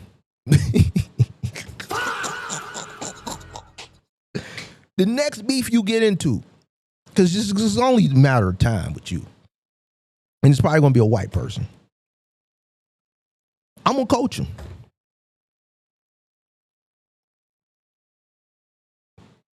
I'm going to coach him. See, y'all been winning over there with Axel and all them. Y'all can't win with me. I'm going to coach the next person y'all get into. I'm going to coach him.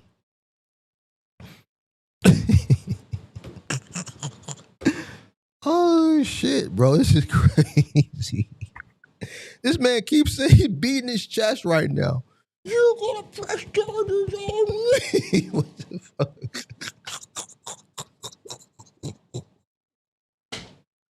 Bro, I'm not pressing charges on you, bro. Be cool.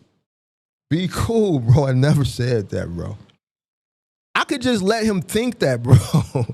But I don't want him worrying this shit, bro. I don't want you worrying, man. I'm not pressing charges on you. Just a report, bro. It's just like a report. You just make a report, like an incident report, bro. It's nothing. Nobody's calling you, bro. None of that shit, bro. Be cool. Nothing's going to happen as long as y'all don't go do no goofy shit, bro. That's all. If you got some crazy motherfucker that think they're going to come out here and do that shit, Sage, then... But... to the police department and filed charges against me because of what somebody else said. Section 230.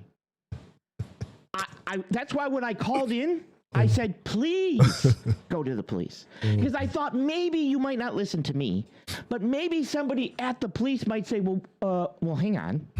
we can't press charges against this person. This Duh, person didn't say I know it. that. That's why I never said press We'd have to charges. press charges if it was even pertaining to you against the person who said it. So you wondered why I wanted you to go to the police? Because I hoped then and then alone. Nah, don't try to make it seem like we heard you, bro. You was on the phone, out of breath, and anxious, like you was suffering. You was suffering, boy. You would probably listen to would explain this to you. Oh God, this is funny. Hey, say this was funny. I did call in and say, who's first? My question was, who's Donnie? And I'm hoping if you can come up with a response to that, that'd be great. Who's Donnie? Okay, so let me answer that. Who's Donnie? My answer is I don't give a fuck. I don't fuck Donnie, bro. I don't care about. Like, this isn't about Donnie, bro. Like, I want to know why you got Dark Meat Booger Eater and goddamn it, Grape Drink and all this other shit on your channel as it pertains to myself and the brothers. All the racist shit. I wanted to know that. I've been wanting to know that for the longest, and you won't give me an answer. I'm going to give you an answer. I don't care who Donnie is. Do I know a Donnie? I know a Donnie. I know two Donnies. I feel like I know a third Donnie. But the Donnie that y'all keep asking, I don't know that. I don't know. That ain't got nothing to do with what I read about me. You dig what I'm saying? So I don't know who Donnie is. Donnie got to worry about Donnie. Mark gonna worry about Mark. Mark worry about Mark and Mark's people. See, the difference between you and me is I'm for the people. I can jump out in front of the people. You dig what I'm saying? And handle the shit. I've been doing it all week. Been taking all week. I'm just waiting on people to call. Shout out to Ro in the building. Yeah, Mark, you been doing your thing lately. Keep up the good fight. Appreciate that. So I'm what you call, Sage. I'm not gonna never like do this goofy shit that you doing. Imagine if I weaponized the MGM gang, like how you weaponized the Outcasters. We gonna call y'all the Outcasters. Now watch you take that name and run with it, because I gotta sauce them up over there. We gonna call y'all the Outcasters. Hey, we gonna call y'all the Outcasters. And I could have gave you a Bodine name. I'm giving you a cold ass name.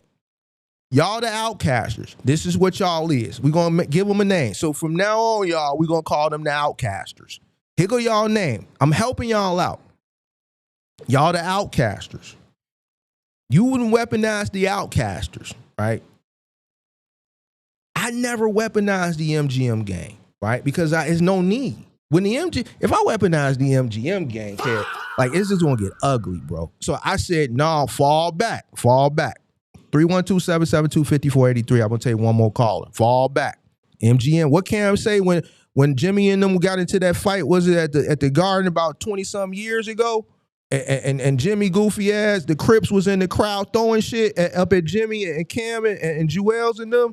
And Cam said, Dipset, fall back. MGM gang, fall back. I told MGM gang to fall back. That's why they never came. They not in your chat. You ain't getting no dislike bombs over there. You probably got probably 100% likes, or you might got 1 or 2 dislikes from people that watch you because you do political shit, and I understand how that can go. But I don't got people over there doing it. I don't got people trolling your chat. We don't do lame shit like that. I said, all right, I can fight this fight on the dolo. I can fight this fight dolo, and that's what I've been doing. The MGM gang, they ready. I said, nah, bro, y'all, man, y'all run y'all business. Y'all, I got this. This shit's sweet. You don't weaponize the Outcasters and your main enforcer. I gotta help structure Sage's gang. Cause Sage don't know how to, he want a gang, he got a gang, but he don't know how to run his gang. Let me help you structure your gang. And now all your other beefs would never do no shit like this. I can help you structure your game and still crush you. You dig what I'm saying? Hello? Yo. Yeah, you hear me? Yes, sir. Who's it, John? What's going on, Mark? How are you? Yes, sir. What's going on? Nothing much. How you been? Man, bless. My bad. My son had called and we were going over and stuff, so I was a little occupied. But Oh, that's crap. I was gonna call you because I'm thinking about raising my rates, and I didn't know if there was a measure that I should do. I was thinking 10%. As far as the rate increase, but I didn't know if there was something I should do or something that I should take into consideration before even doing that. Why you want to raise them?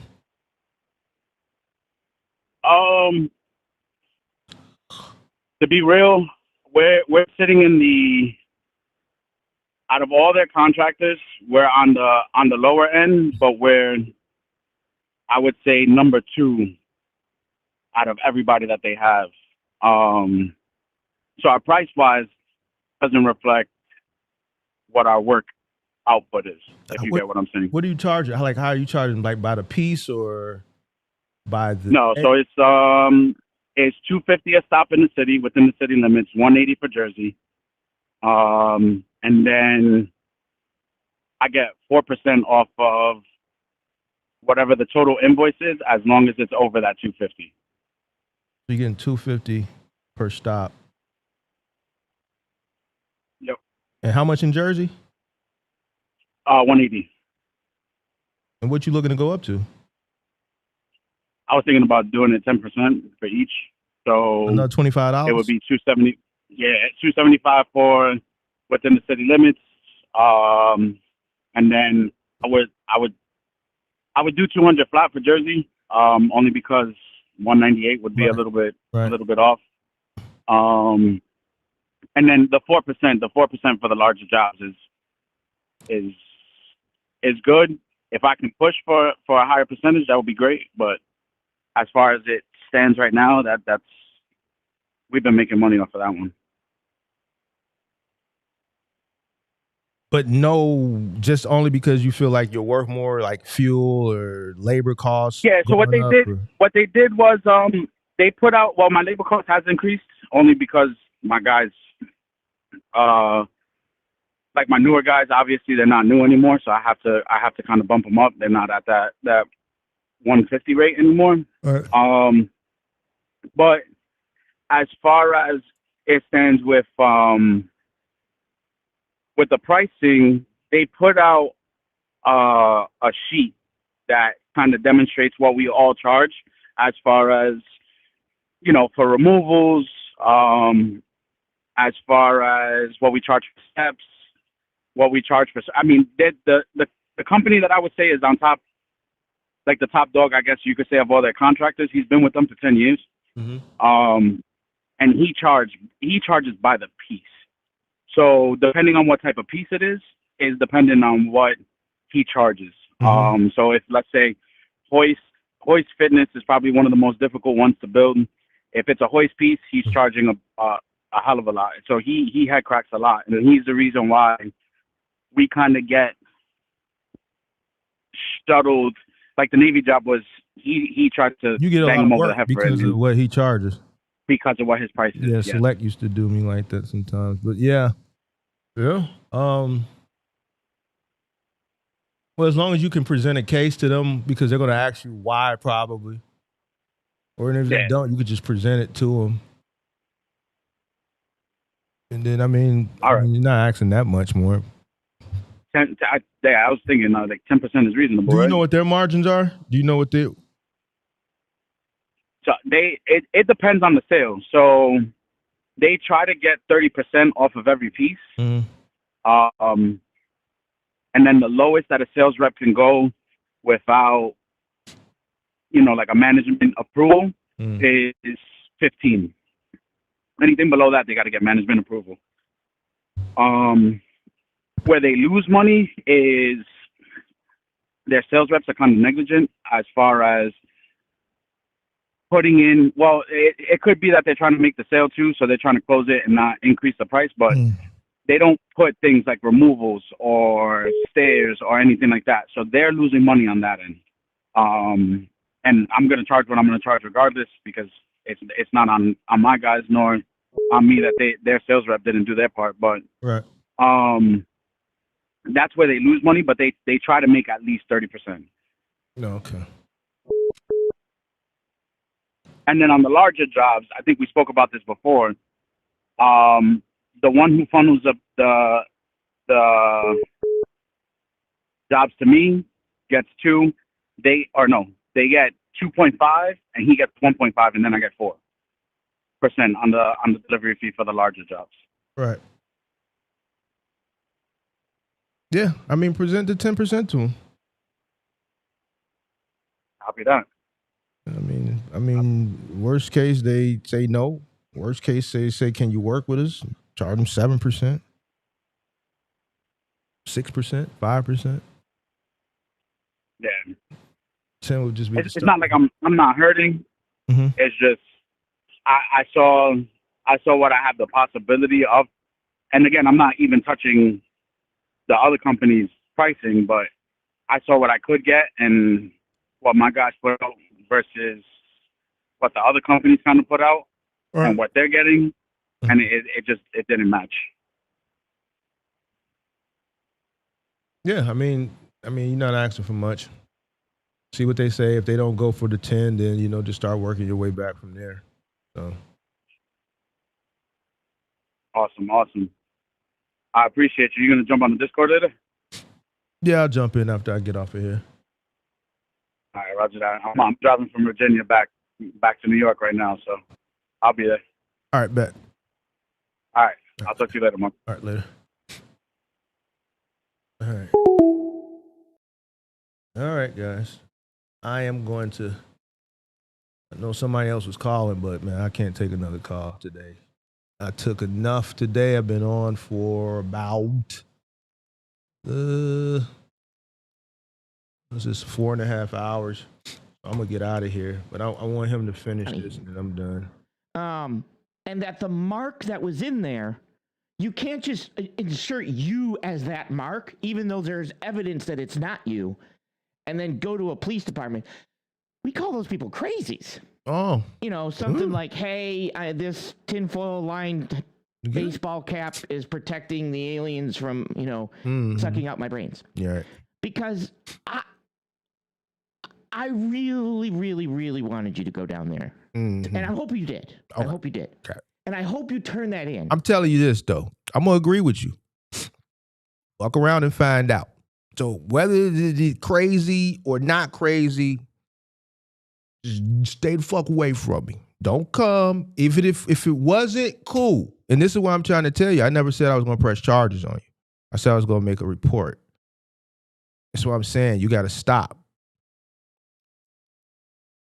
There's nothing wrong. There's nothing's going to happen to you. Nothing. A report is just a report. It's a documentation. As long as nothing happens or nobody try to pull no goofy shit, then you'll fine. Whether what you think or not, crazy or not, just, I'm just making sure. It's not a paranoia thing. I'm not nothing. It's just a make sure thing. But if you ain't on that, then you ain't got nothing to worry about. Now, you call me crazy. I could get that way if you want to fuck around and find out. You did what I'm saying. But it'll get crazy. But now what you also have to understand, Mr. Sage, is when you're running a community and you got people doing shit like they've been doing in support of you, you have to be careful with that. I'm telling you, and I know you don't care. And you think that you can't, but you never know. Resources, right?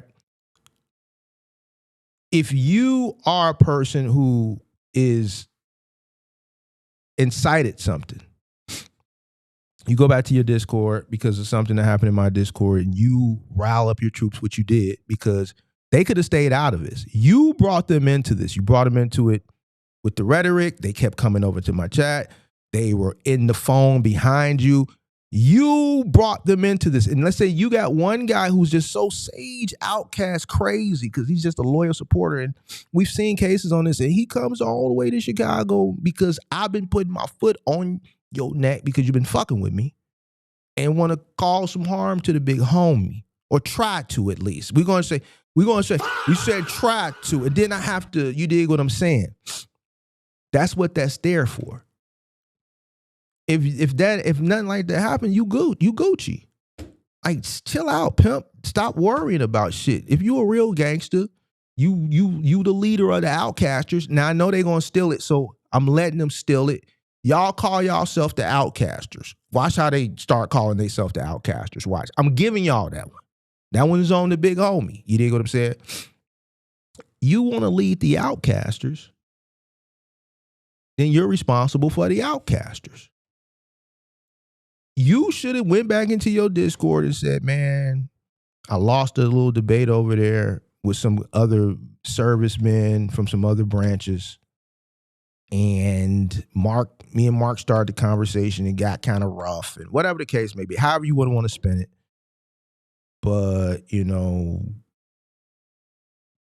don't know, I'm just going to let it go, or I may engage and mention it. If it turns into a big thing, you guys just, fall back. Like how I've been keeping my guys at bay. None of my guys bother y'all. I keep my people, y'all chill out, man. Y'all do the truck thing, build your moving company. Just let me handle this.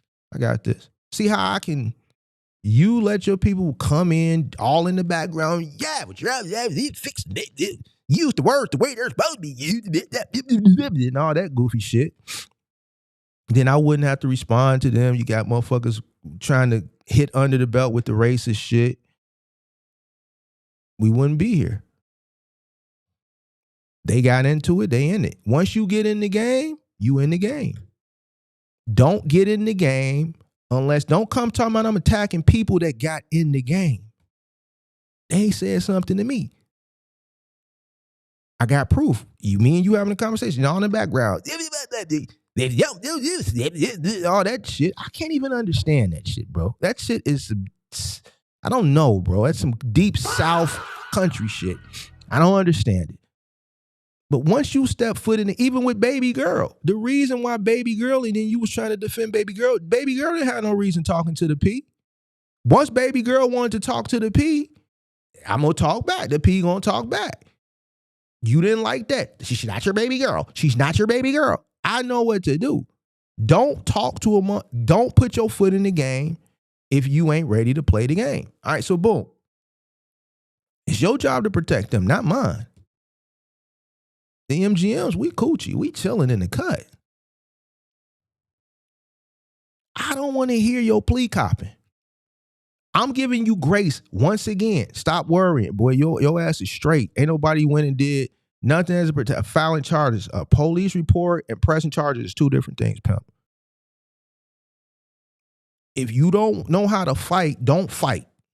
To YouTube. Because again, as we can go back here. And in a fight, we don't care about section. Listen, when it's up, we don't care about the section 230s. When you're in the mix, if I'm in the mix of the shit in a fight, I don't care about the section 230s. It's up. We not thinking about the section 230s in the mix of the fight. You in a fight and then you run to the section 230s, bro. We not caring about the section 230s. The section 230s don't mean shit in the midst of the fight. Publisher and a platform. You plan, and that if a platform moderates user speech, it becomes a publisher. Right. But just the opposite is true. Section 230 says that if you post something on Facebook, tweet something on Twitter, or leave a review on Amazon or Yelp, you're responsible for it, and not the platform you use to do it. And steady throwing your man to the wolves. 3 days you did videos. Yeah. 3 days. 3 days. You did videos. I did. Based on what somebody else said. On your channel. I never said. On your channel. That you weaponized. I never said. That you weaponized. That was your moderator. Not that you weaponized. That was your moderator. Section 230. I don't give a fuck about Section 230. To the point. You weaponized him. He's your guy. He's protecting you. That, you weren't going to sue me for what other people said. I absolutely said that. Hold on. Not realizing Section 230. To the point. And I appreciate you acknowledging the fact that, you weren't going to sue me for what other people said. The reason why I acknowledge that is because I'm not going to do that because it's gay. It's goofy. Soft. Right? That's why I've been transparent with you since the beginning. I'm going to keep it a buck with you because I don't have to worry about you saying, well, see how I did you? What, you just said this, then you didn't say that, you didn't say that. I'm not going to, no, we're not doing that. I don't care about, we're not going to play that game. So no, you ain't got to worry about that either. That's why I told you, don't worry, we not suing you or nothing like that. I told you that. Don't worry about it. Because I'm hoping, and maybe you went to the lawyer and the lawyer's like, we can't. Section 230. If I would have went to Goldberg, we got Goldberg would have. But if I would have went to Goldberg, you would have had to come to Chicago. If I would have filed it here, you would have had to come here. You would have had to come here. Goldberg is Goldberg now. I never said any of these things. Now you copping pleas. And I never said any of these things. And you copping pleas. I never said any of these things. Now you trying to put you trying to bring the emotion into it. I don't care. 230. But I never said any of these things. Mm-hmm. Mm-hmm. I never said any of these things. Mm-hmm. Just like if somebody were to come on your channel and say complete things that are completely wrong, you are not responsible for that. Mm-hmm. Well, see, here's the thing, Sage. If you watch me, when people come on, I correct people. Like the gentleman earlier who said, you sell your soul or whatever, and I corrected him. I said, are you a Christian? If he would have said, no, he's not a Christian, he's an atheist, then I would have left it alone. But because he's a Christian, I corrected him. See, I get it. Over where you're at, you let people say crazy shit. I don't. As a person of influence, understanding that when people say things and you know better, it's your job to correct them so that they don't continue to say ignorant things. As a Christian young man, which he admitted to being, no, you're not selling your soul. And then I explained to him. See, that's the difference between me and you. You're not responsible for that. Or if they text things in the chat. Like when your people texted things like, it's time for us to lay hands on them. And there's nothing wrong with that. You ain't never had hands laid on you? The pastor, he an atheist, y'all. That's why. They said it's time to lay hands on him. He don't know what that means. We gonna lay hands and pray on you. But he an atheist. See, he thinking laying hands on him means something that it don't. We absolutely want to lay hands on you. We want to lay hands in prayer on you. We want to bless you with the Holy Spirit.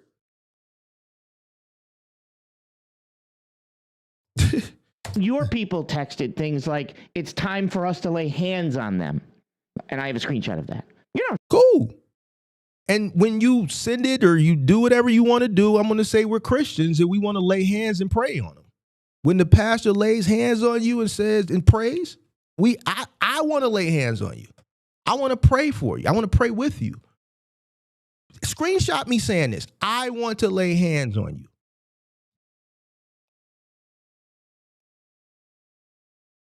I would love to lay hands and pray. I absolutely would. That's what Christians do.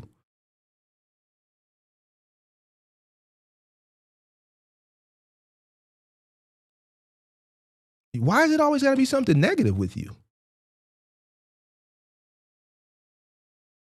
Why does it always got to be something like a negative thing? I'm glad you screenshotted it.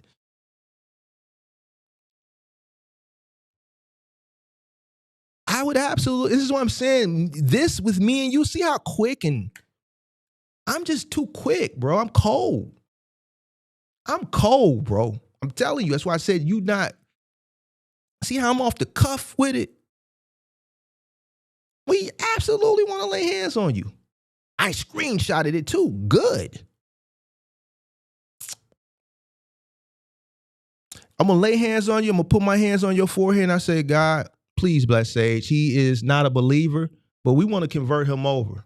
We want him to be a believer. We want him to be baptized in the blood of Jesus. Lord, please forgive Sage. He has sinned and he is not a believer. He is an atheist. He is not a believer. And we want to convert him over to Christianity. All while I'm laying my hands on you. Not like my hands are going to be placed on you because I'm praying. In Jesus' name we pray. Amen. What's wrong with that? I'm glad you screenshotted it.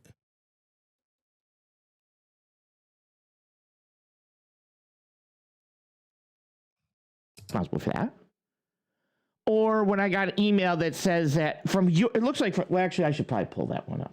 Because I don't know if this is true or not. Now, listen how he prefaced this. The reason why he prefaced it because he's the one who made it. But you did say, you know, some people are sending you stuff. Some people are sending me stuff. Yeah, that's funny. Where did I save that one to? Did I save it into its own folder? Is this it here? Oh, yeah, it's right. Is this it? Now, this got emailed to me right here. This got emailed to me. So, I mean, I don't know if you did this. Now, I looked at your page and it wasn't there, but you might have taken it down. This says, I'm going to beat Sage's ass and sleep with his baby girl. You dig? Hold on, bro. I got to blow that up for y'all. I got to show y'all this one, though. I got to show y'all this. This shit funny hell. Over the grave. Over the grave. And look how blurry this shit is. Look how blurry this shit is. Whoever, like, oh, that's because Sage camera blur. Oh, hold on, let me put it in 1080p. Give me a second. Oh, there you go. My bad. Wasn't in 1080p. Let me see something. I got y'all. Don't worry about it. I'm gonna blow that up.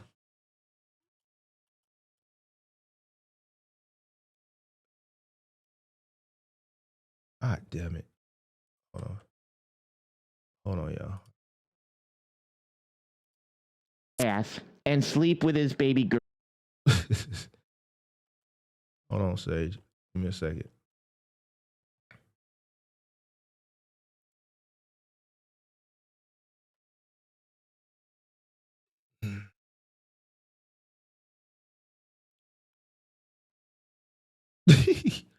Sage done went and used, goddammit, and then tried to use my move with the screenshot. He made the shit, screenshot it, 6:17 at 5:24:41 a.m.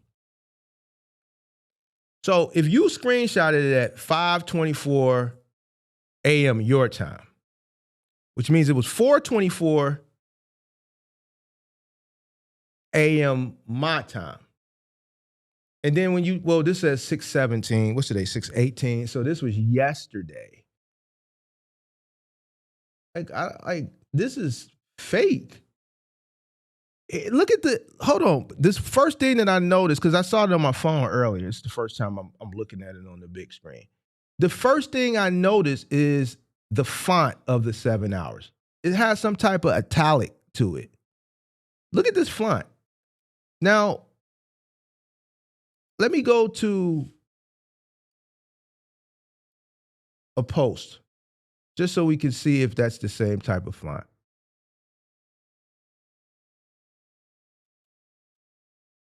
No. So when you look at a post like this, look at this font. It has no italics to it. We can't change this. We can't do anything with this. Look at this font. Look at this font. Now, if you go over here and you look at this, it has some type of Time Roman italic. It's different. But you can't change this. You can't change it. It's totally different.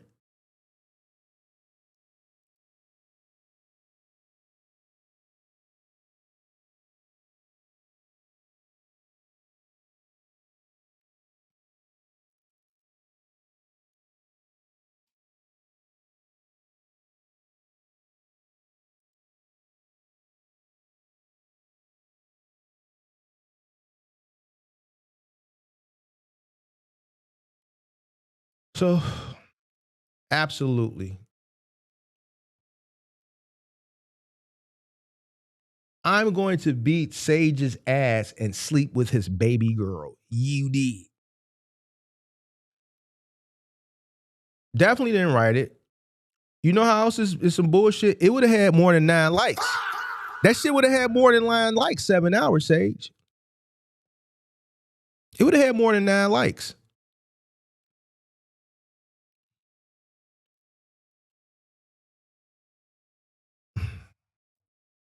Right here, this got emailed to me. So, I mean, I don't know if you did this. Now, I looked at your page and it wasn't there, but you might have taken it down. This says, I'm going to beat Sage's ass and sleep with his baby girl. You dig? And there was 9 likes. It was from the time that somebody sent this to me, it was up for 7 hours. Now, I'm not going to tell you who sent it to me, and I don't even know if it's true because I know why you're not going to tell us who sent it. Because I think you made the shit. I think you made it so that you can push this narrative. You made this shit.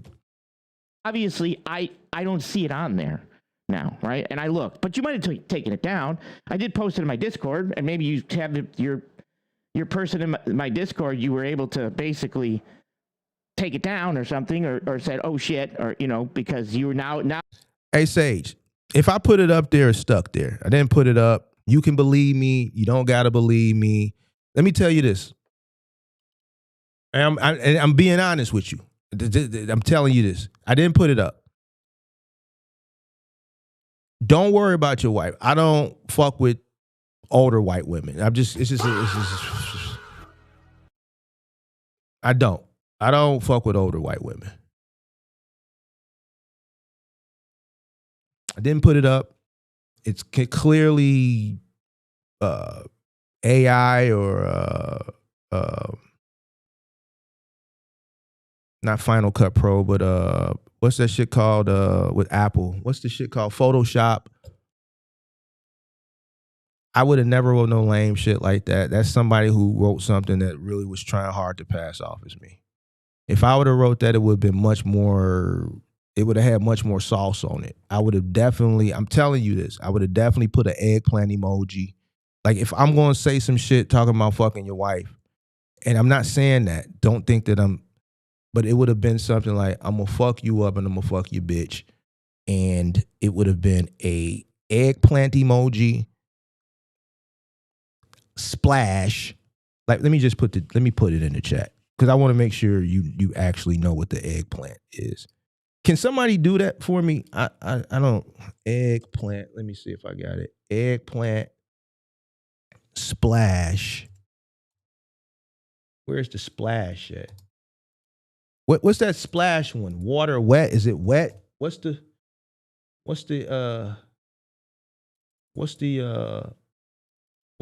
splash one, dude? When the cuckoo get wet, you dig? Is that wet? What is that? What's the thing for the water one? The wet? What's the wet?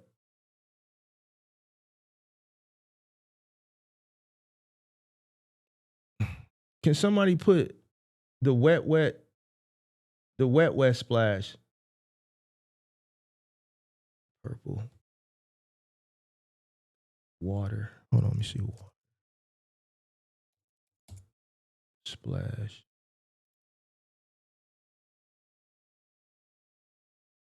Splash. I do not know what that fucking. Nah. Somebody put it earlier. I just want to make sure he know what it is. Oh, I think I just saw it. Yeah, there you go. And then the purple demon. See, I'm looking at YouTube. So whoever on their phone, y'all got all the right, the Apple ones. See, the YouTube emojis is different. I want to put the ones from the iPhone. I want to put the one, somebody put it in the chat earlier. Let me just scroll up. Let me scroll all the way up.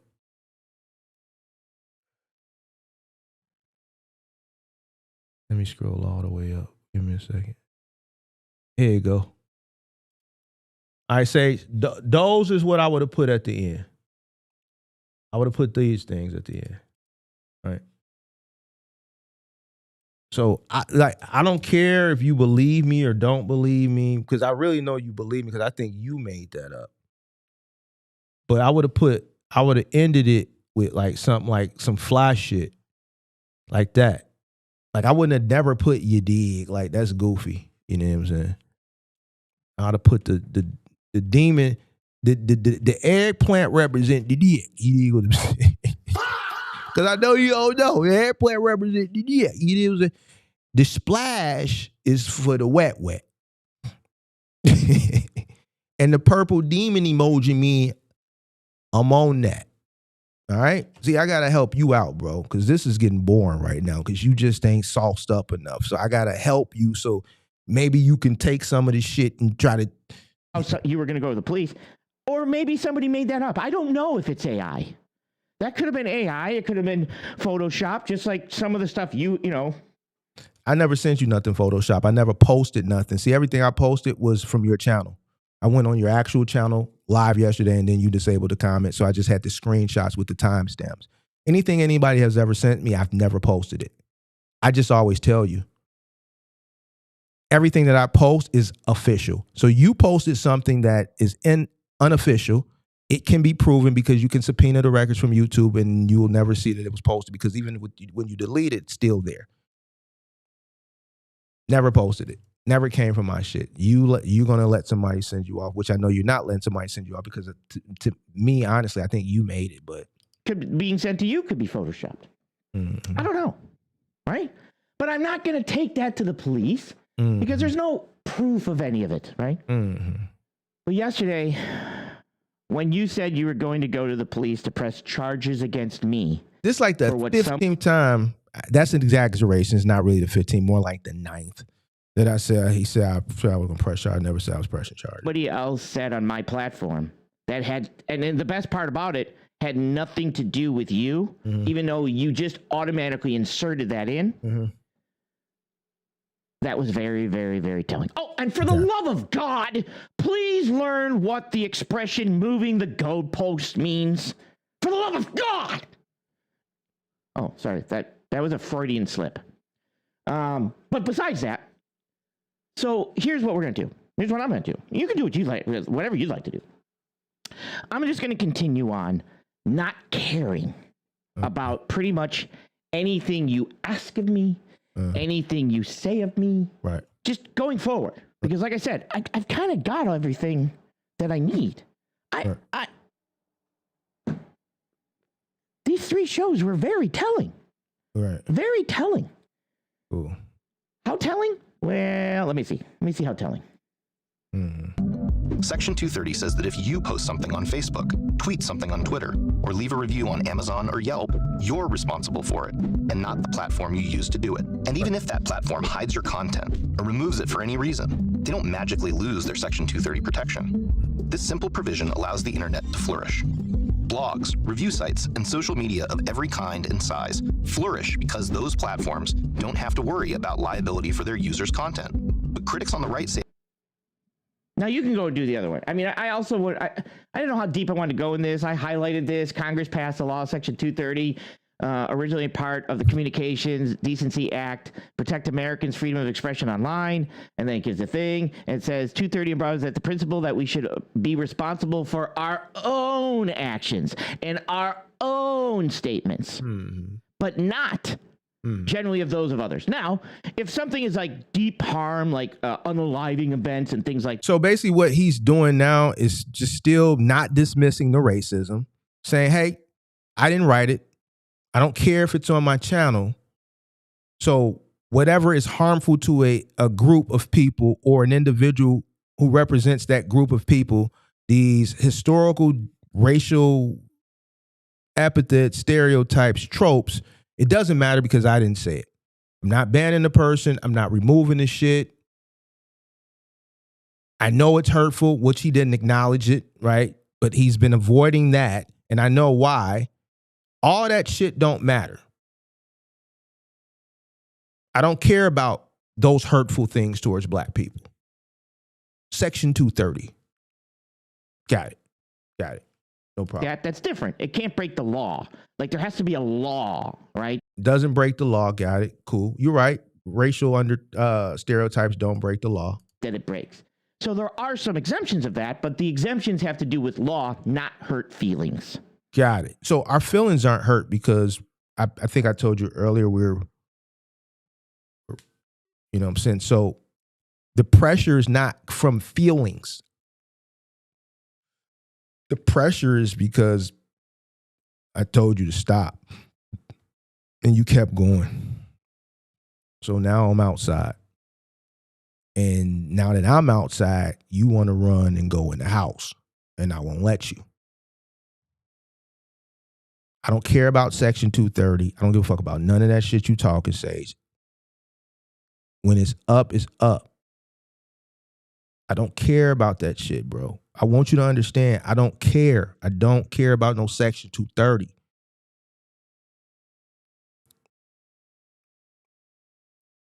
All I care about is the stopping of the racial shit in the chat, and today it wasn't none of that. You can say all you want. As long as that chat stay clean, we cool. All that shit you just said was cool. Cool. I just want the chat clean. As long as the chat clean, you Gucci. So just keep your chat clean.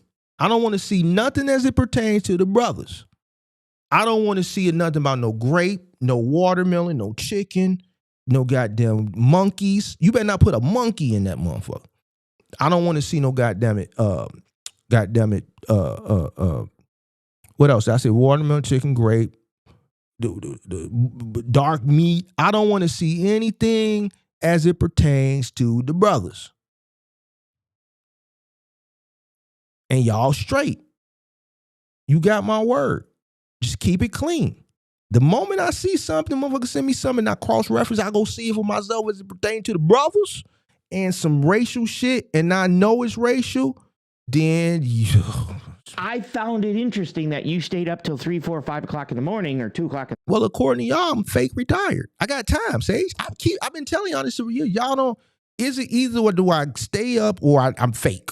The retired guy who I hope he run out of money soon. Remember the fake, remember that? Me staying up to go through and audit your shit, it doesn't affect me, bro. Remember we used to do the trucking broker show and you had to duck out. I was going. I would still stay on because I don't have to get up like you do, even though I do get up because I'm a disciplined person and I have to do my 3 miles in the morning. It don't matter if I'm up or not. I don't have to, you see what I'm saying? I can alter my schedule. So I know y'all don't like that, bro. That's what y'all don't like that. Morning, basically. So staying up late is no big deal to me. I get it what you're trying to say. You stayed up all night. It don't matter for me. You dig what I'm saying? But because you did not understand this law. Mm-hmm. Finding bad things about you that other people wrote and putting it in a file and building an outline in a story so that you could go forth and have a whole timeline of something that I have a legal, we both have a legal protection for. Got it. Right. If you just asked me why, I would just said, Google Section 230. Once again, I don't give a fuck about the Section 230. Right? So all isn't pertaining to the dark meat booger eater. That's where it started from. So I'll start from the dark meat booger eater and my name. You use my name is a dark meat booger eater. Okay. Racist. And then it just continued on. And it continued on. I said, could you stop this? Could you stop that? Why do you let that stay up? 6 months. You let it stay up because it was funny. It was games. It was cool to do this. We are outside now. I don't care about no Section 230. We playing now. It's the game. We're in the game. It's playtime. I don't care. Stop ducking your shit. Stop copping, please. I don't care. Don't care, Sage. 30. Stop ducking your shit. That would have been able for you to go back to sleep. I don't have to go to sleep. I never went, Sage. See, I know y'all saying it's fake, but it ain't fake. I don't have to do nothing. I told you, and there's something else I want. I said, Sage, I ain't got nothing but time. The last thing, and I warned you, I said that, Sage, I don't got nothing but time. Don't get into it. Ask CJ. Last year, CJ had to realize that Big Mark didn't have nothing but time. Go ask CJ. You didn't do your research. See, I did my research. I looked at your beefs. Go ask CJ if Mark got time to play when he outside. Go ask CJ. Shout out to CJ. I ain't got no smoke with him. That was a year ago, but CJ will tell you. Kirk will tell you. I ain't time. He ain't tripping on no time. That's why I said you shouldn't get into a situation like this with a motherfucker who just got time. And not have to spend the time going back and screenshotting all this. No, that was great. You know why that was great? Because I there was a lot of shit that I didn't watch you. You thought I was watching you this whole time. So when I'm like, damn, y'all time to killing the big homie? Y'all want the big homie up out the way? I didn't know y'all wanted me out the way. I just thought y'all was calling me monkeys and shit like that. I didn't realize y'all wanted me gone. And then y'all praying on my downfall, talk about, yeah, he's going to run out of money. Hope he runs out of money soon. And I'm like, damn, y'all want me up out the way and y'all want me to lose all my paper. I'm like, damn, bro, they really got it in for the big homie. Just thought I'd put that out there for you.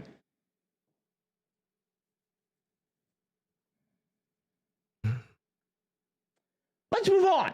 All right, let's go on with the show now that that way you don't spend up endless hours doing that again. All right, let's go on. So that was all he said. Hopefully he can sleep well tonight and not worry about the popo showing up at his door. All right, I'm gonna get out of here. Appreciate y'all for watching. Hope y'all enjoy y'all Juneteenth. Happy Juneteenth to everybody who's celebrating Juneteenth. And until the next one, I am out. Peace.